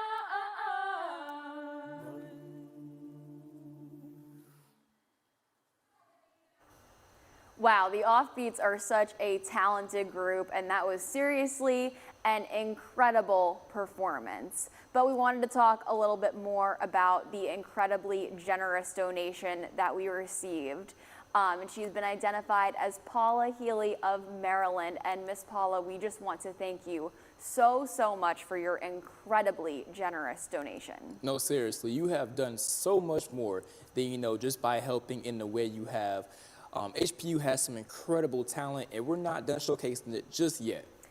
Yes, we are wanting to work on doubling the amount of money that we have. We are so close, just $400 short of completely doubling our goal. And speaking of support, let's check back in with our host at the Emmanuel Lutheran Church Resource Room.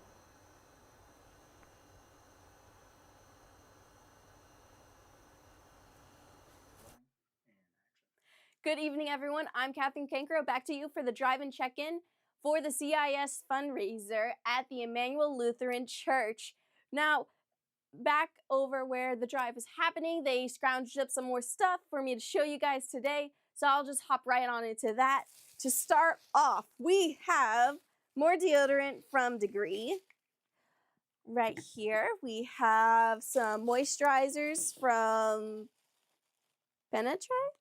This looks like a fancy name, so I'm pretty sure that's how you pronounce it. It's a conditioner revivalant. That is fun. Might have to buy some for myself later, maybe. We've got some chapsticks here. Cherry flavored, ooh, one of my favorites when I'm buying chapstick.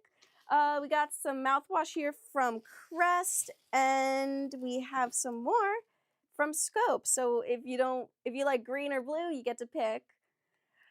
Let's see what else we have in here. We have some more deodorant from Suave. We have pretty much just a mixture of all of those. Oh, and I see another one of those Irish Springs. How fun. Otherwise, there's mostly hygiene products, but again, that's not the only thing you could donate to this drive. You can also donate school supplies and food. As we saw earlier, we had got a bunch of mac and cheese and pasta, as well as 2 to 3 big packs of ramen noodles. And we were able to get a binder, some notebooks, some pens.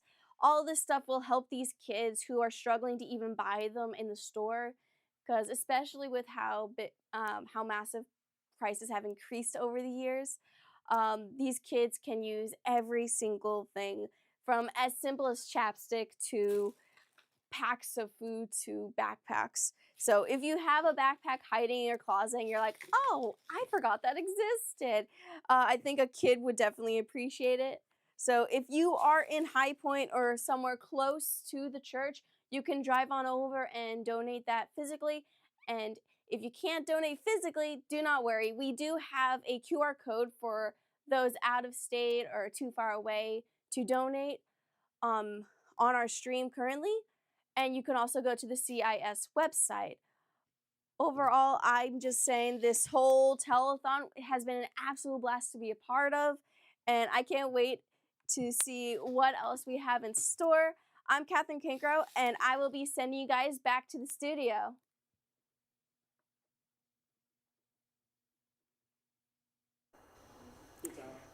Thanks, Catherine. It's amazing to see how much support is coming in. And we are not done yet. Not even close. That's right. Whether you are scanning the QR code on your screen or dropping off physical donations, it is all going towards supporting students through CIS. Up next, we're taking a deeper look into some of the impact of CIS. Now, this video really shows more of what we've been saying, what tonight's all about. It is the second half of the story on never giving up from the children's perspective with CIS's involvement.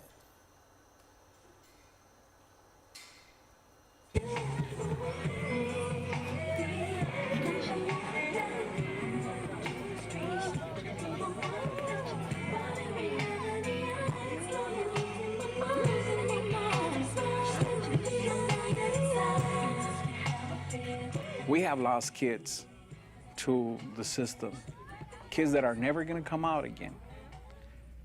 Some of these kids are not going to have kids. They're going to be locked up for the rest of their lives. And that is very painful. Indeed, the epidemic of gangs began in LA, and it's become a key export for us nationally and internationally. I was that kind of kid at one time, you know, and I tested a lot of people. I tested their patience, but I've been to too many funerals, and we are looking for adults that are irrationally committed to our kids, because the rational thing would be to give up on them. It's been a long journey in servicing people that nobody wants to mess with. I tell people when I started this, I was 6'5" and Irish, so you know how difficult this can be, right? The journey in moving forward, the work of CIS, it's not a job, man, it's a movement. Communities in schools, and while we are in schools and have been in schools, the work is greater. We're able, you know, to cross over into different sectors because we've taken the years to cultivate the relationships and the networks. And it's a CIS model. You know, you deal with the mayor of the city, you deal with the superintendent of the school, you deal with the chief of police. Where you got all of the right players, all of the right energy, and things get pushed forward. All these different components have come together, and this stuff is moving. You know, we set the pace in this city. Why? Because we have people that work for us that have compassion, that have passion, that have heart, that have desire, that know the word perseverance, man. Learned it by the letter. There is no quick fix. We live in this microwave. Let's put it in there, hit the button, 30 seconds, they're cured. This is going to take a labor-intensive effort where, as Bill has said, you can never, ever give up on a child. My experience at first with communities and schools was a pretty rough one. And Miguel used to follow me around, and sometimes I wouldn't like it, but he never quit. That's what happens, you know. A lot of times they think that you're not gonna stick around.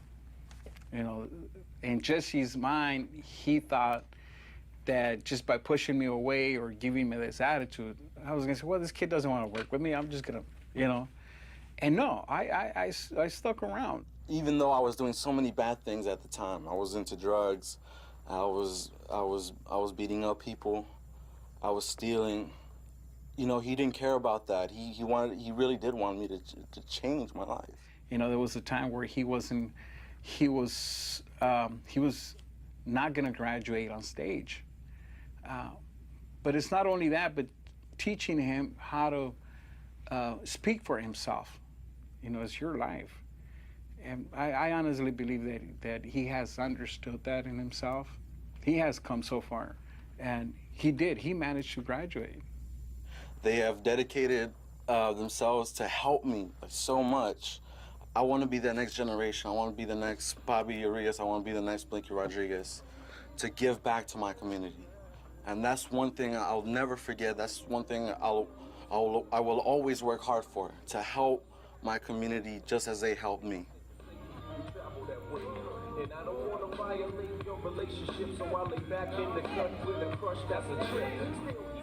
It's an incredible time for us. In the midst of all the storms of life, man, it's an incredible time. Imagine the impact this next generation is going to have. So that's what we're about. There have been many times when we've been before the city council and I've said to them, they said, well, so what is it, communities and schools? I said, we are about hope. How do we quantify hope? And that's our challenge. The PLC is like a garden, and pretty much every single person planted there blooms into the person they have always longed to let shine. I wish there was some way that I could thank the people involved with this school for letting us all shine, like 65 tiny shards of glass. I have never been prouder to be part of a class than I am right now. Congratulations on being part of a stained glass window so unique that no one will ever be able to emulate it. Congratulations, class of 2010. 3 minutes, 10 seconds. Is it too long? No, I don't think so. Before PLC, I was at a big public high school, and there was this one particular day that I remember. I think I went to the bathroom and came back, and my papers were like all over the floor. My pencil was like cracked in half, and someone had just like kicked my backpack out from under my desk.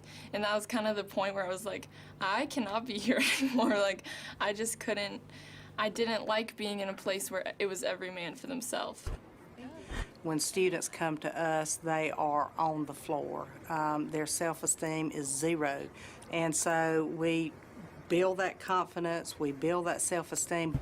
Academics definitely right up there in importance, but to me, building relationships, building that self-esteem, building that confidence, knowing how to shake a hand and look somebody in the eye when you're talking with them, that goes just as far as an A+ in my book. A lot of these students have never thought about going to college prior to coming here. But once they get here, they're encouraged and their eyes are open to a world of possibilities. Our motto here is ensuring a lifetime of success. We want you to be able to be successful once you step outside of these doors, not just making sure that you pass your English class or whatever. It's the whole person. When you're in high school, you started thinking like, what type of men are we gonna be? And that's the challenge. Some kids can't cope with. But now I'm just a very motivated person. I draw, I'm an artist. I want to be in animation. That's just always been my hopes and dreams, to see my cartoon become like on the screen. And the thing about the PLC, every one of those kids had either dropped out or was going to drop out. Only 66 out of 100 kids in the state of North Carolina that started the 9th grade actually graduated 4 years later. And I think that communities and schools takes that very seriously, and we do it one child at a time. This ticket. My joy is this ticket, and that ticket is to go to the graduation, to walk across that stage and pick up your diploma. I know with this ticket that you're fully prepared to go on to the next stage of your life, and you're ready to go live your dream. I know that after we move the tassels on this hat's over, we're going to change the world. We are all different in so many ways, but one thing bonded us all together. For a lot of us, this graduation wouldn't have ever happened if it weren't for the PLC. The fact that all the kids that are at the PLC had either dropped out or were going to drop out, and now they have an 88% graduation rate, and they knocked the socks off the test scores, something's working. Congratulations on making it somewhere you never thought you would be. Congratulations, class of 2010. By the authority vested in me as principal of the Performance Learning Center High School, and by the North Carolina Department of Public Instruction, I now pronounce you graduates of Charlotte-Mecklenburg Schools, class of 2010. And you move your tassels to the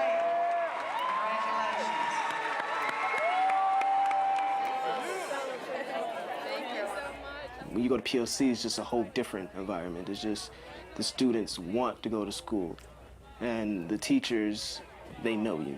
Like Mr. Capel, he told me about the Mayor Youth Program and how this program would select students that they felt as though was not only serious but ready for this internship. And so I have this internship to Imagine on.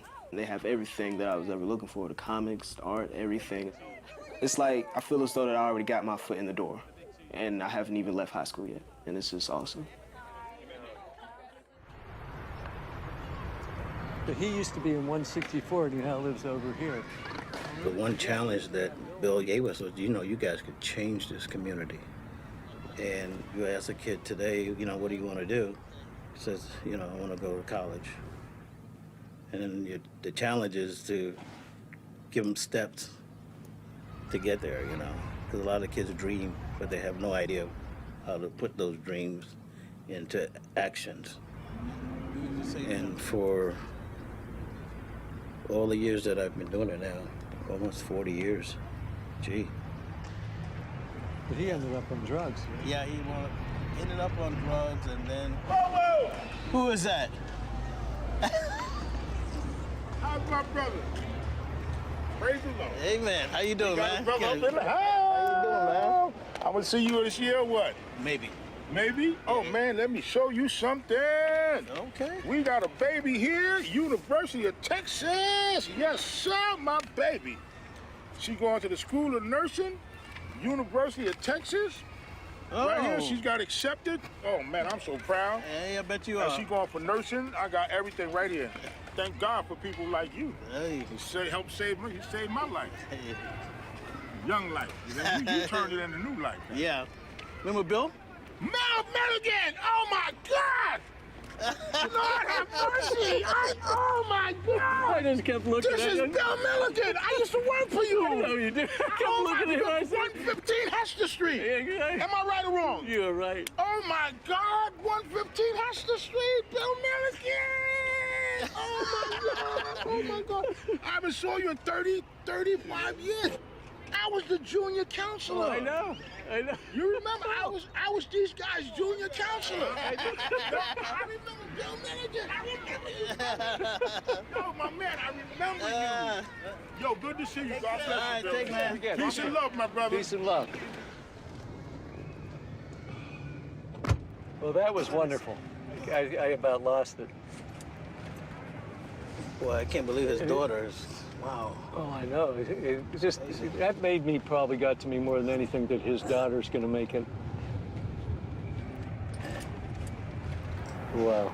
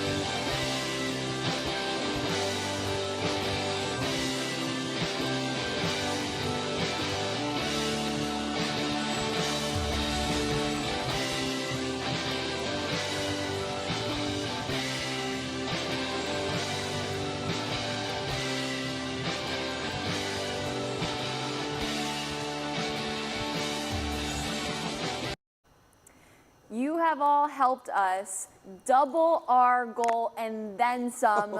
We're absolutely pumped. It is absolutely incredible that you all were able to help us do this for CIS and to help communities and schools and all the children in our community. It's really just incredible. We have $20,100. Woo, that's How a lot do of you money. feel, Jordan? First of all, I can go on Family Feud and win that type of money, so I am so glad that we were able to double that amount. And again, thank you to all those who made that possible. For people at home, the amount is now, like she said, $20,000. We are so grateful. You are all so amazing, and we cannot thank you enough. Again, we ask, if it was you who has helped us, can you please drop your name in the comments below, and don't forget to drop off donations at Emmanuel Lutheran Church or the Slane Student Center drop box. That's right. Everything helps, and every bit goes towards supporting students through CIS. We've got more coming up after this break. So don't go anywhere, because we will be right back.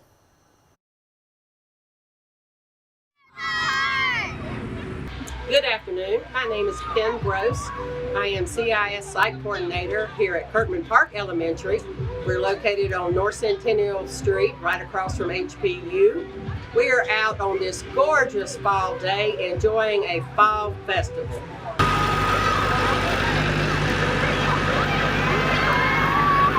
Good day, okay? Good job.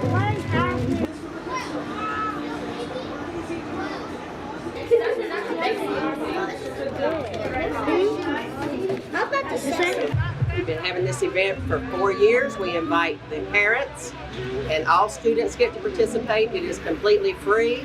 We have game stations, arts and crafts. We have a hayride.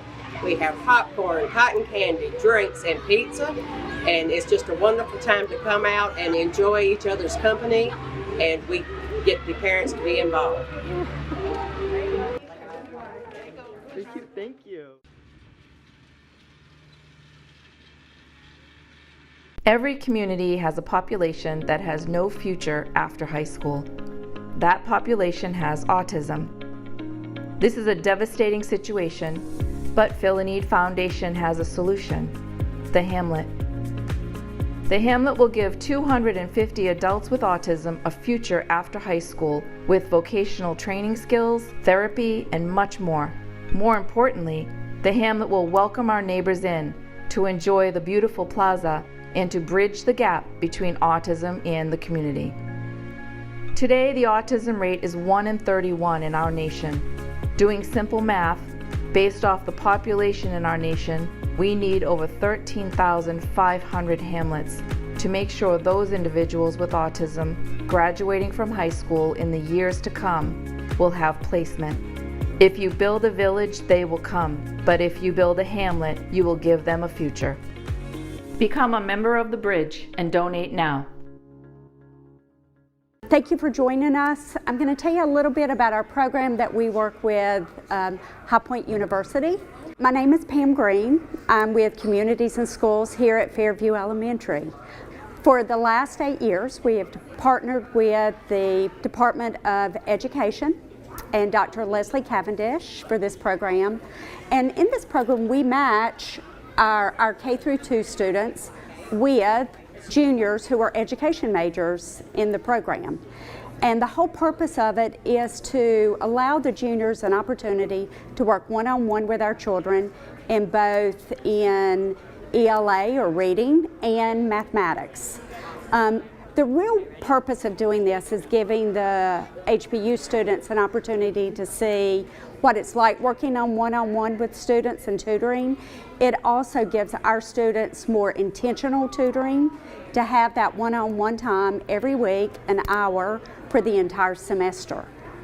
So the result for us is the children feel important. They feel like an important component of this tutoring. They feel like they're participating. They feel like they're valued and heard from.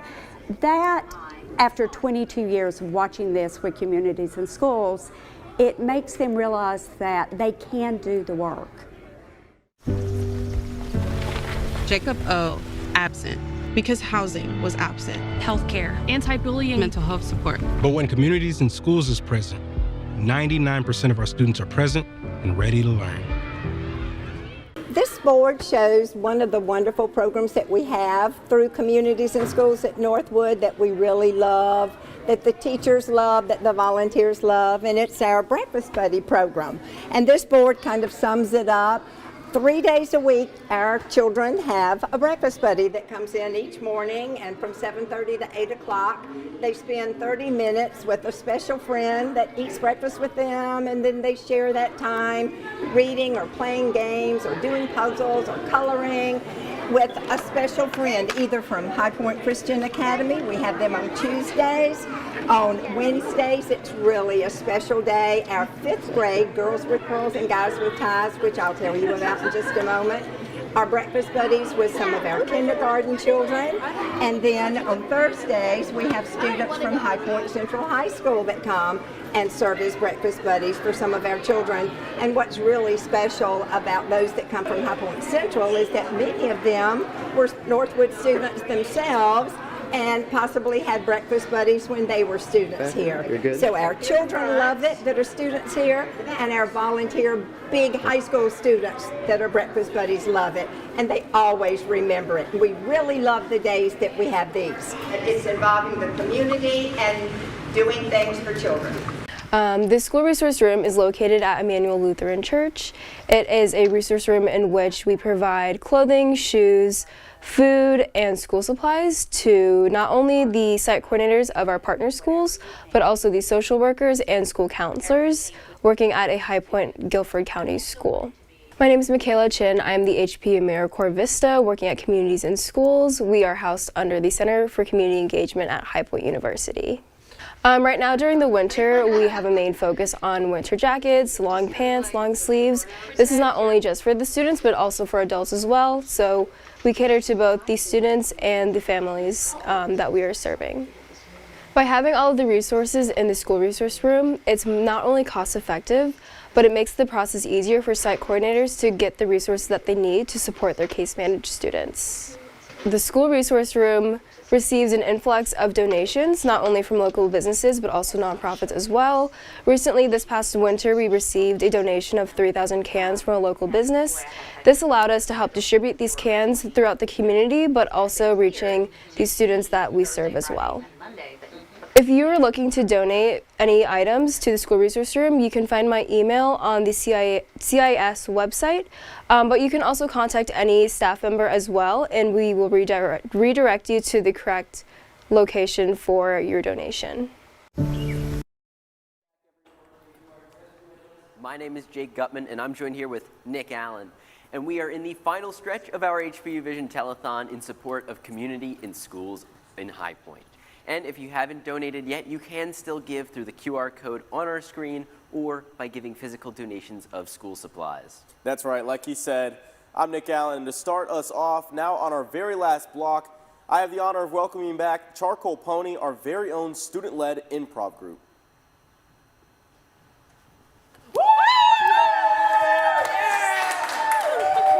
That's right, ladies and gentlemen, we are Charcoal Pony back for the third and final time this evening. We got some good games for you. We're going to be playing Half-Life and a game we like to call Objection. So, for Half-Life, I'm going to pass off calling duties to Alexa. Take it away, Alexa. All right, so for this game of Half-Life, you're going to get a suggestion from our audience, and our lovely ponies are going to build a scene based off of it. But the catch is, every time that they do this scene, the time gets cut in half. So by the end, they're going to be doing a 15-second scene that was originally 2 minutes. All right, so for this game, can I get a suggestion of a location from our audience? McDonald's. McDonald's. All right, our location is McDonald's. So we are going to start the first 2-minute game of Half-Life on McDonald's in 3, 2, 1, Pony, ride it!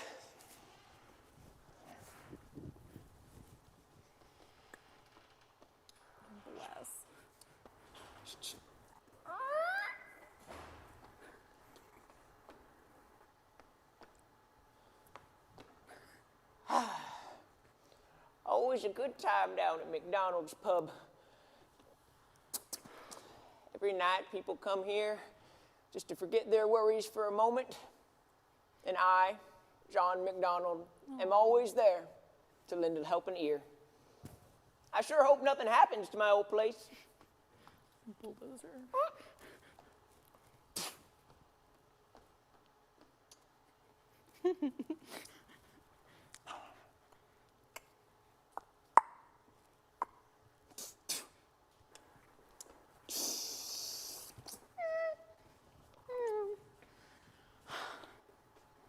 Hi, Mackie D. It's just been such an awful bum life, and I'm just like, I can't do it anymore, you know? Tell me about your awful bum life, Denise. Just an awful bum life here, and gosh, this place just makes me so happy. Oh, thank you. And God, I hope nothing ever happens to this place. I'm so glad nothing's ever gonna happen to this place. It's been around for 200 years. My God. Everyone be cool. Put all the alcohol in this bag. This is a robbery.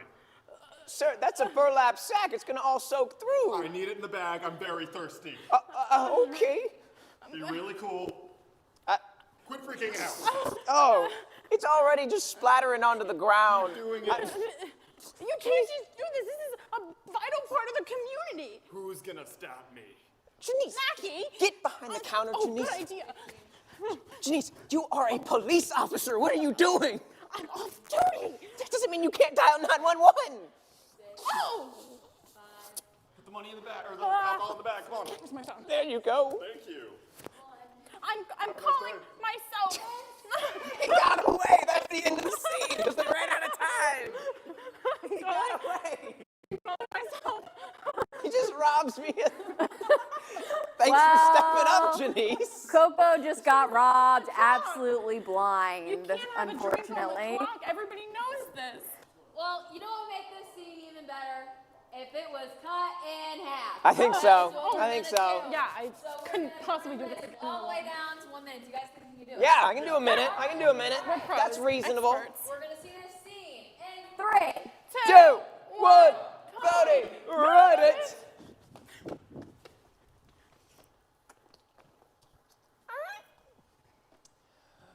Ah, McDonald's Pub. I sure am glad that I've been able to be here, listen to people's woes when they need it, lend them an ear to listen to. I sure hope nothing bad ever happens to it.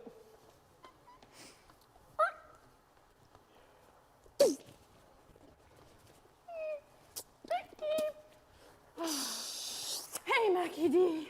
Life is just awful, and I don't know if I can keep doing it anymore. But I'm so glad you have this place because it's so important to me in the community, and God, I hope nothing bad ever happens to it. I hope nothing bad ever happens to it. Everyone be cool. Pour all the alcohol into this bag. It's a burlap sack. It's just gonna soak right Do through. it anyway. I'm very thirsty. You can't do this. This is an important part of the community. Who's gonna stop me? Look, it's splattering onto the ground already. Keep doing it. I'm thirsty. Janice, get behind the counter. Janice, you are a police officer. What are you doing? Give me the bag. Give me the bag. Here's your bag. Thank you. Have a nice day. I'm gonna call myself. All right. You know what? That still felt like a really long scene. No, I mean, that felt like all right to me. I don't think we need to go We shorter. don't need all that. Long, so I think we're going to cut it all the way down to 30 seconds. 30 seconds. Oh, no, I think that's really excessive. All right. Oh, yeah. I mean, we did it the one time. All right, so we are going to cut this game in half. Okay, 30 seconds. 2, 1, 40, right in. Ah, my pub. I love it. I hope nothing bad happens to it.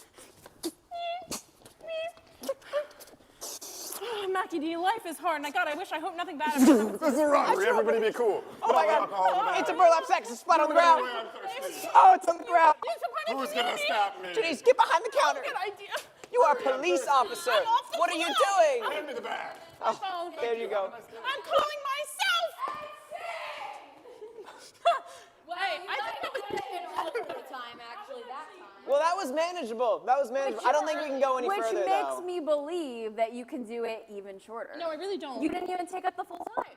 Look, we that were too was. good. We're We just were like too good. we're hard workers, but we don't want to work any harder than we already have to. Well, you have to. So we're going to do this scene in 15 seconds. Oh, okay. No, Okay. yeah, we got this. All right. Hit the big moments. I'm gonna be already over here. I'm gonna stop running. So I don't mess this up. All right.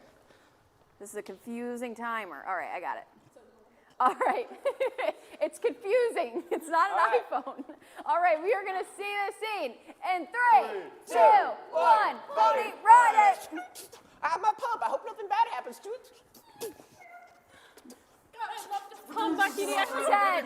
It's a sack. It's going to splat on the food. It's gonna stop me. 5, 4. You're a police officer. I'm calling myself. That was really great. I'm times in.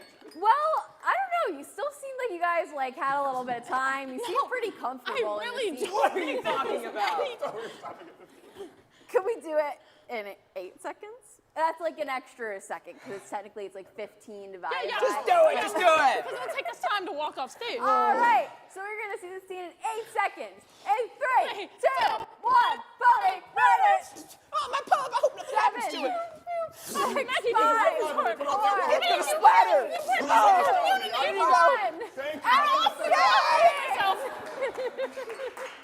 We got everything in there. Look at that. Time is I don't think we can go any faster than 4 4 that. seconds. 4 seconds. I'm just kidding. That was great, guys. Thank you.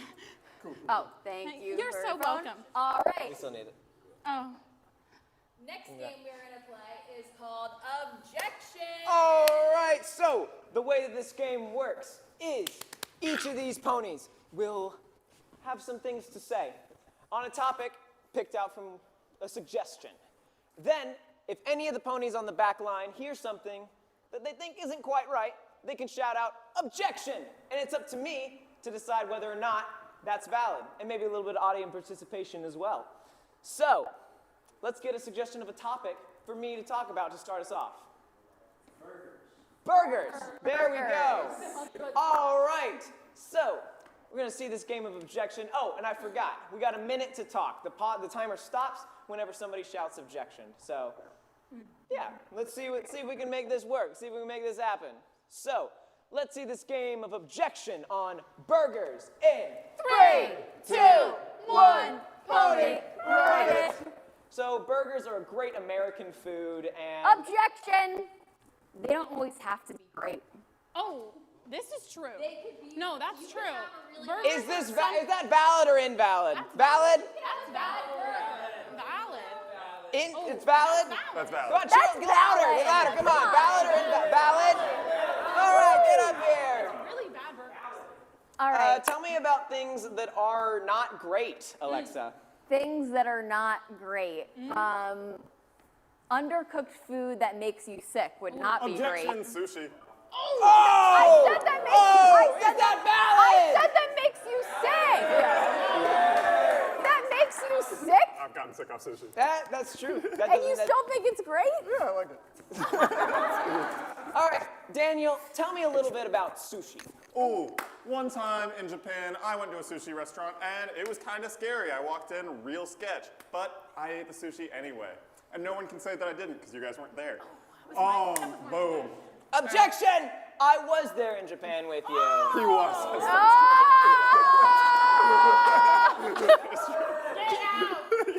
You walked into that one, buddy. All right. Okay, I'm going to talk about Japan, I guess. So, Japan, it's a nation that I've been to. It's an island nation. It's wonderful. There's Japanese people there. They eat Japanese food. They live in Japanese houses. Objection! You. They're just houses. Is that valid? I got egg on my face, I guess. All right, tell me about architecture. Architecture. You see, many, not all, of the schools on High Point's campus are made out of brick. I emphasize, not all. Which Objection! They're not made out of only brick. They're made out of other things like insulation. I didn't say only brick. No, you didn't say anything else though. Is that valid? I or was invalid? continuing.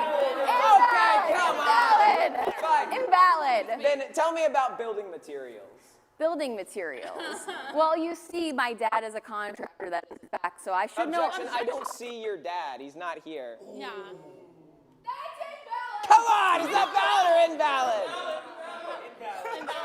Whose side are you on? Mine! contractor. You don't like me. It's something else. Okay, I guess tell me about your dad. Well, my dad is a contractor, but he actually really loves to fish, and he thinks that he's actually a fisherman. But he's really a contractor. Objection. If he fishes, he is a fisherman. That's This just not is his true. occupation. It's just not his occupation. Thank you! Thank you! Oh, shucks. Tell me about your dad. Oh. Yeah. My dad, I love my dad. He's great. He's a doctor. I learned a lot from him. I watch movies with him. They're pretty good movies. I like to hang out with my dad. He's sort of older. He's older than Objection. me. Your dad's not here, so you're not hanging out with him. So you must not really like him. Is that valid? He's not here. I don't see him. All right, tell me about, I don't know, things that are here. Things that are here. There's a lovely audience here. Hi, Objection! But all right. Oh! You're gonna ask the audience to verify that. Thank you. Other things that are here. There's cameras here. Hi, cameras. There's a curtain here. There's balloons, barely here, but here. Objection! They're not barely here, they are here. They fall. Is that valid? They're here! Get in there, Alexa.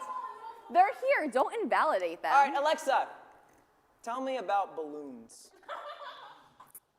Well, once, not too long ago, I did play a person that was supposed to be made out of balloon in a scene, and then I kind of got yelled at because I didn't know the prompt quite correctly. Objection, I didn't yell at you. No one did. We were just disappointed. Oh, no, I think we yelled. I actually They yelled. I didn't yell. It was like a mental yell.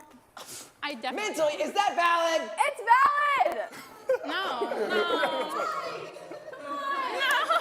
My support group. No. Mental yelling is Not not yelling. Whatever, they yelled at me after. No, we didn't. No, we didn't. We definitely. We're a supportive I'm workplace. I'm just We are kidding. All right, you guys give me something. A workplace environment. All right. The workplace environment. I'm going to tell you guys about workplace environments. So, workplace environments are places that people go in order to get stuff done. They're typically distraction-free. Objection! They don't always get stuff done. Sometimes they're really lazy. Yeah. The spaces are meant to help you. All day. Valid. Get up there. All right. Objection. She's not feeling good about herself. Tell me about what you've done today. What have I done today? Well, today I have taken part in some scenes with the Charcoal Pony Improv Group. I have also been one of multiple hosts for the CIS Telethon.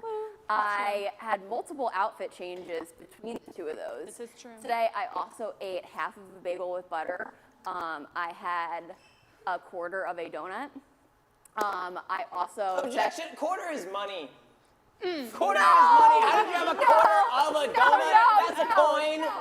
That's a coin. That's 25 cents. How do you have 25 cents of a donut? That's an objectively small. Is that valid or invalid? Oh. All I'm hearing is valid, so get off the stage. What? Yeah, bye-bye. 8 seconds on the clock. All right. And that brings us to the end of our time anyway. So thank you all very much. We have been Charcoal Pony. Thank you so much for watching the HPU Telethon. We are now passing. Let's get a round of applause for all of our ponies that showed up today. And we have had a wonderful time performing, having some fun, and we hope you guys have had some fun watching us. So we're passing it off to the rest of the telethon. We will see you guys. Oh, we have a show this upcoming April 22nd. That's the Wednesday. That's a Wednesday. 7:30. 7:30. In the Empty Space Theater. Empty Space Theater. Right next to Slane. So With if the you guys Shakespeare can and make it, Tiny we'd love to Tim. see you for our last show of the year. On to the rest of the telethon. Thank you all so much. Bye. Bye. Thank you very much, Charcoal Pony. I swear, Nick, they never get old. I could watch them all day. Agreed. You know what? Everybody is too, and so can you at home. If any of the shows you've seen tonight have earned your interest and you want to see more, check out our HPU Vision YouTube channel and Instagram, where you can see all the acts and their link profiles from our page. And you'll hear us say it again later, but I do want to give a personal and heartfelt thank you to everyone who has donated and stuck with us thus far. You are supporting a cause much bigger than any of us, and without you, none of this would matter. So thank you. And right now we have so much raised for CIS, but let's be honest, there is nothing that can make up for the hardship some of these students have had to face each day without CIS on their side. So if you would like to help us push even further, you can scan the QR code on your screen or give physical donations of school supplies. Everything you can do to make a world of a difference for a child who just wants to learn. Help us give these kids an education that all kids deserve, and we aren't the only ones who have a message for you. Coming up next, we have our own Vision alum with a special video they've come together and prepared just for our telethon. Take it away, guys.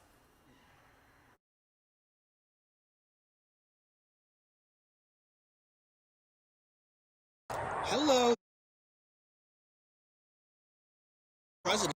Hello, this is Grant Hines, class of 2023 and former president of your fine organization, HPU Vision, and I just want to send my good luck and congratulations to everyone that's participating in the telethon with community and schools this weekend. I know you all are going to do great. I've been fortunate enough to work with HPU Vision and Communities in Schools, which are both great organizations, and I can't wait to see the impactful work that will be done to impact students across the North Carolina area. So again, good luck and best wishes to everybody. Hi everyone, my name is Emmy Beck Aiden. I'm a class of 2022 graduate from HPU where I majored in media production and was a part of HPU Vision. I now work in New York City serving as an associate producer with NBC News in their booking unit. I am so grateful to HPU Vision for giving me so many experiences in the live TV space and providing me with the skill set that I use in my work today. Hi, my name is Corinna Joyner, and I earned my Bachelor of Arts in Journalism from High Point University in 2024, as well as my Master of Arts in Communication Business Leadership in 2025. I currently serve as the Sales Support and Experience Coordinator with the Greensboro Convention and Visitors Bureau. How has HPU Vision impacted me or shaped me into the person that I am today? Well, for starters, it helped me find and echo my voice, and I'm super proud of what HPU Vision has done, what they're currently doing, and I can't wait to see what they do in the future. Hi, my name is Mike Ald. I graduated from High Point in 2025, and recently I got the chance to work with NBC Universal as a camera utility technician in Livigno, Italy for the 2026 Winter Olympic Games. HPU Vision has impacted me because it allowed me to get my hands dirty, so to speak, whether that be behind a camera, switcher, or even a director's chair. It wasn't just learning about these things in a classroom, it was literally getting the chance to work on and be a part of these wonderful projects and productions in person. That to me is invaluable experience and was so fun to be part of. Hi, my name is Reese Allen, and I graduated from High Point University in 2023 with a bachelor's in journalism and a minor in media production entrepreneurship, and I also received my communication and business leadership degree in 2024.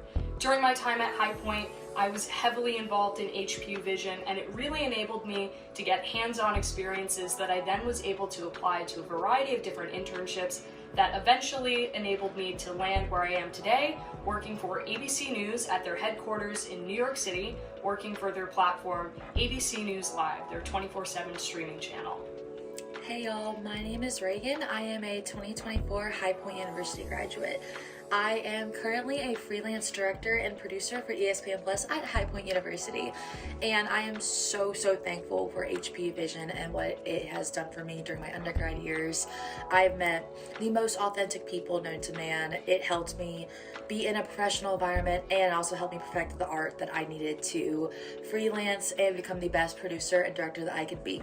I got to work with some of the most amazing team members and professors while I was in Vision, and the opportunities that they gave me were just incredible, and I'm so happy that y'all get to have them now too. So please keep me updated, and I would love to chat and meet all of you guys, but good luck and have so much fun. Hello, my name is Alex Powell. I am a 2023 graduate from High Point. I majored in journalism with a minor in political science. I'm now a senior news producer at WDBJ7, which is the CBS affiliate in Roanoke, Virginia. I do the 6 p.m. newscast every night, along with a number of other special projects. HPU Vision really gave me the foundation of what I needed to know to get into the broadcast industry, from teamwork to how to stack a show, to deadlines. It really helped me be able to succeed in what I do every day. Hey there everyone, my name is Richard Woodley. I'm a recent graduate from High Point University. I graduated back in 2025. Right now, I work as a photojournalist at WMC Action News 5, located in Memphis, Tennessee. And the biggest impact that HPU Visions had on me is it gave me an early chance in my college career to go into the studio, learn those studio positions early on, and also getting a chance to go out into the community and work with community partners, learn how to document and share their vision. So getting that field experience early on, just a lot of early on experience, and giving me multiple paths to learn what I actually wanted to do and go and pursue within my career. Hey HPU Vision, I'm Riley Mannion, and I graduated in 2023 with a bachelor's degree in broadcast journalism and a specialization in entertainment. Currently, I work as a communications coordinator at Bravo and Peacock, doing any unscripted talent and PR, so Love Island, The Traitors, The Housewives, all your favorite reality shows I work with, and previously I was a production coordinator at Good Morning America. HPU Vision truly changed the trajectory of my college experience. I was able to meet so many incredible people, work on so many incredible projects. We anchored the news, I hosted a talk show, I hosted our own version of The Voice, we got to do an election night special. Everything was truly the most amazing experience, and I couldn't have done it without HPU Vision and the people that I met there. I would not be where I am in my career without that club, and so I am so grateful for all of my experiences. HPU Vision, you truly changed my life.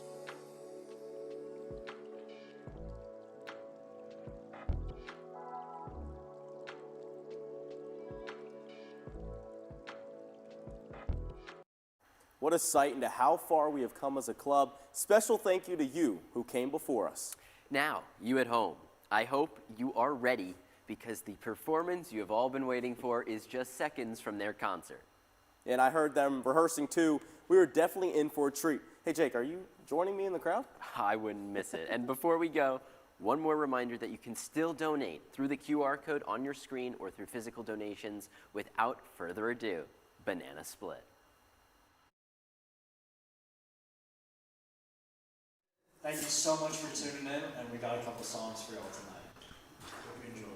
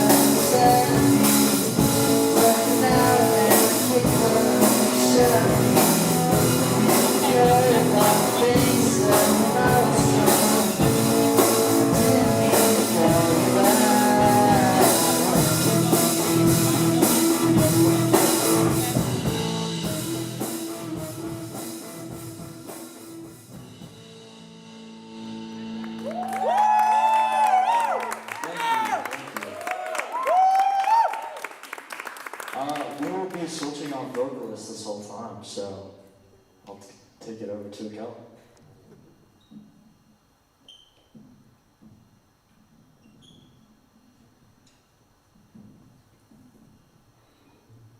That was a good start.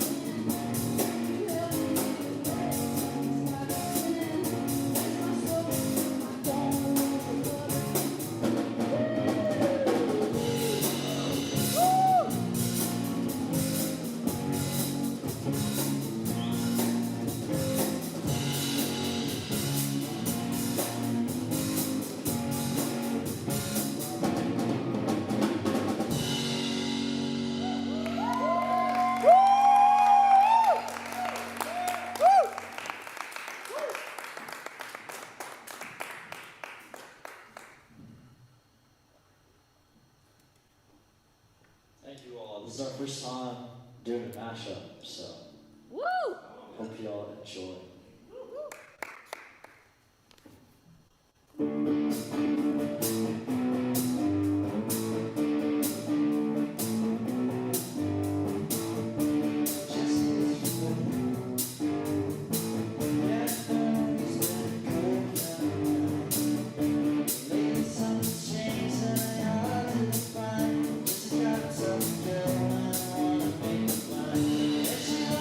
With those eyes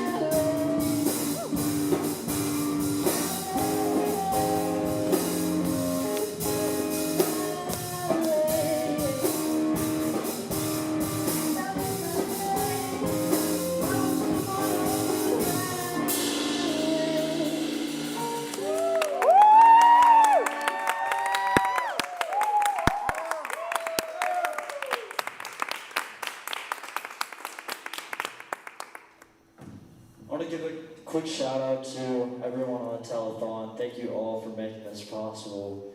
It's been such a fun time. Thank you for having us on here. We've had so much fun. We have the amazing Akela on bass and vocals. We got Jordan on the drums. And myself, Woodman, on the guitar and vocals. We have an Instagram out there, I think, Banana Split Band Official. Y'all can find us out there. We also have some merch out. We'll be playing kind of around campus. We have a show coming up at the end of this year, and then hopefully some more for y'all next year. So again, thank you all, and this is our final song.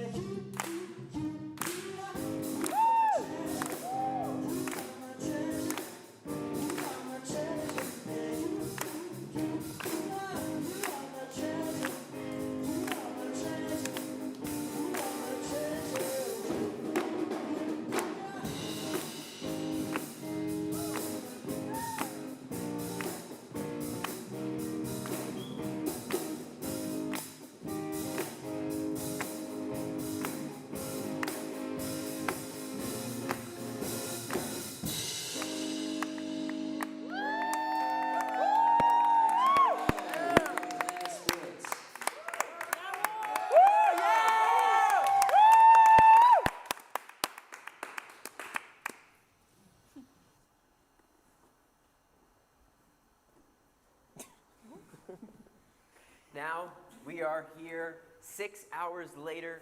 When we started this telethon, the lights came on, the cameras rolled, and we said we were going all in for kids with communities in schools of High Point. And now, after performances, interviews, laughter, and a couple of near heart attacks in the control room, we've made it to the finish line. Totally right, and it's been an absolutely wild day. We've seen so many corners of this campus and this community come to life on screen from the first segment to right now. You have been with us, watching, cheering, and most importantly, giving. Just think about everything that's happened since we went live. We had HPU Vision's own shows jumping in, Sideline Shuffle, Point Blank, and What's the Point? bringing their style, their hosts, and their stories to this telethon. We've heard from students, alumni, staff, and supporters of communities and schools who opened up about what it means to have someone in their corner. And those stories, that's the heart of all of this. Because at the end of the day, this telethon, it's not just a show. It's not just a line on a resume or a cool project for HPU Vision. It's about real kids in real schools right here in High Point who need someone to notice when they're missing, to ask how they're doing, to make sure they have what they need to learn and to feel like they belong. We've said it all day, but it's worth saying one more time. For communities and schools, being present matters. Being present in the hallways, in the tough conversations, in the quiet moments. And tonight, you've been present too. Right there in your living room, scanning QR codes, sending texts, sharing the stream, and choosing to give. So, before we announce our final total, we want to give you one last chance to be a part of this. If you've been watching and thinking my gift won't really matter, I promise you that it does. This is your moment. If you haven't donated yet, grab your phone, scan that QR code on the screen, or hit the link in the description. And if you already gave earlier, first of all, thank you. Second of all, no one's stopping you from giving twice. We're going to give you just a few seconds here at the end. While you're doing that, think about the students whose stories you heard today. The mentoring programs, the small groups, the resource room, all the quiet behind-the-scenes work that CIS does every single day. That's what your donation is fueling. Now, I think I'm getting the signal that the final total is ready. You ready? Are you ready? I don't know if I'm ready. We have to be. We gotta be. This is the end.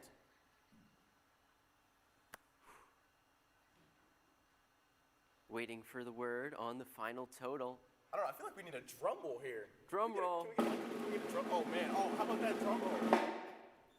$5,324. Everybody, come on, join us.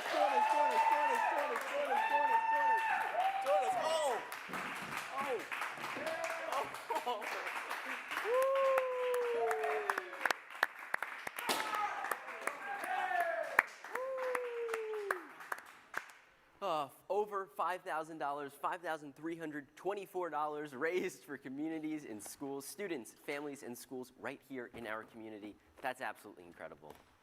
To every single person who's donated, whether it was $5, $50, or more, you are part of this number. You're part of every backpack, every mentoring session, every check-in at the school door that says you matter. We are glad you're here. And all the balloons that are flying around too. And everyone who performed, shared the link, reposted a graphic, sat in this studio, ran a camera, mixed audio, hit graphics, moved sets. You helped build the platform that made this possible. This is what happens when a campus and a community show up together. Our job as hosts is to stand here in the lights and talk to you, but there's an entire army of people behind these cameras and out in the field today who made today happen. So you'll hear more about them in just a moment in our vote of thanks. But know this, none of this works without you. Even though the live telethon is ending, the work of community in schools does not end here. The link and QR code you've been using will stay active, so if you're watching this later or you think of us tomorrow and decide you want to give, you'll still be able to do that. You can also stay connected with communities and schools, follow them on social media, learn more about their programs, and keep up what they're doing in High Point. And of course, keep an eye on HPU Vision for more student-produced content, more shows like Sideline Shuffle, Point Blank, What's the Point, and more performances from amazing groups like Charcoal Pony and the Offbeats. From all of us here at High Point University, thank you for watching, thank you for giving, and thank you for being present. We are so proud of what we've done together and even more excited for what this means for students of tomorrow. For communities and schools of High Point, for HPU Vision, and for everyone who tuned in. Have a great night, and we'll see you next time.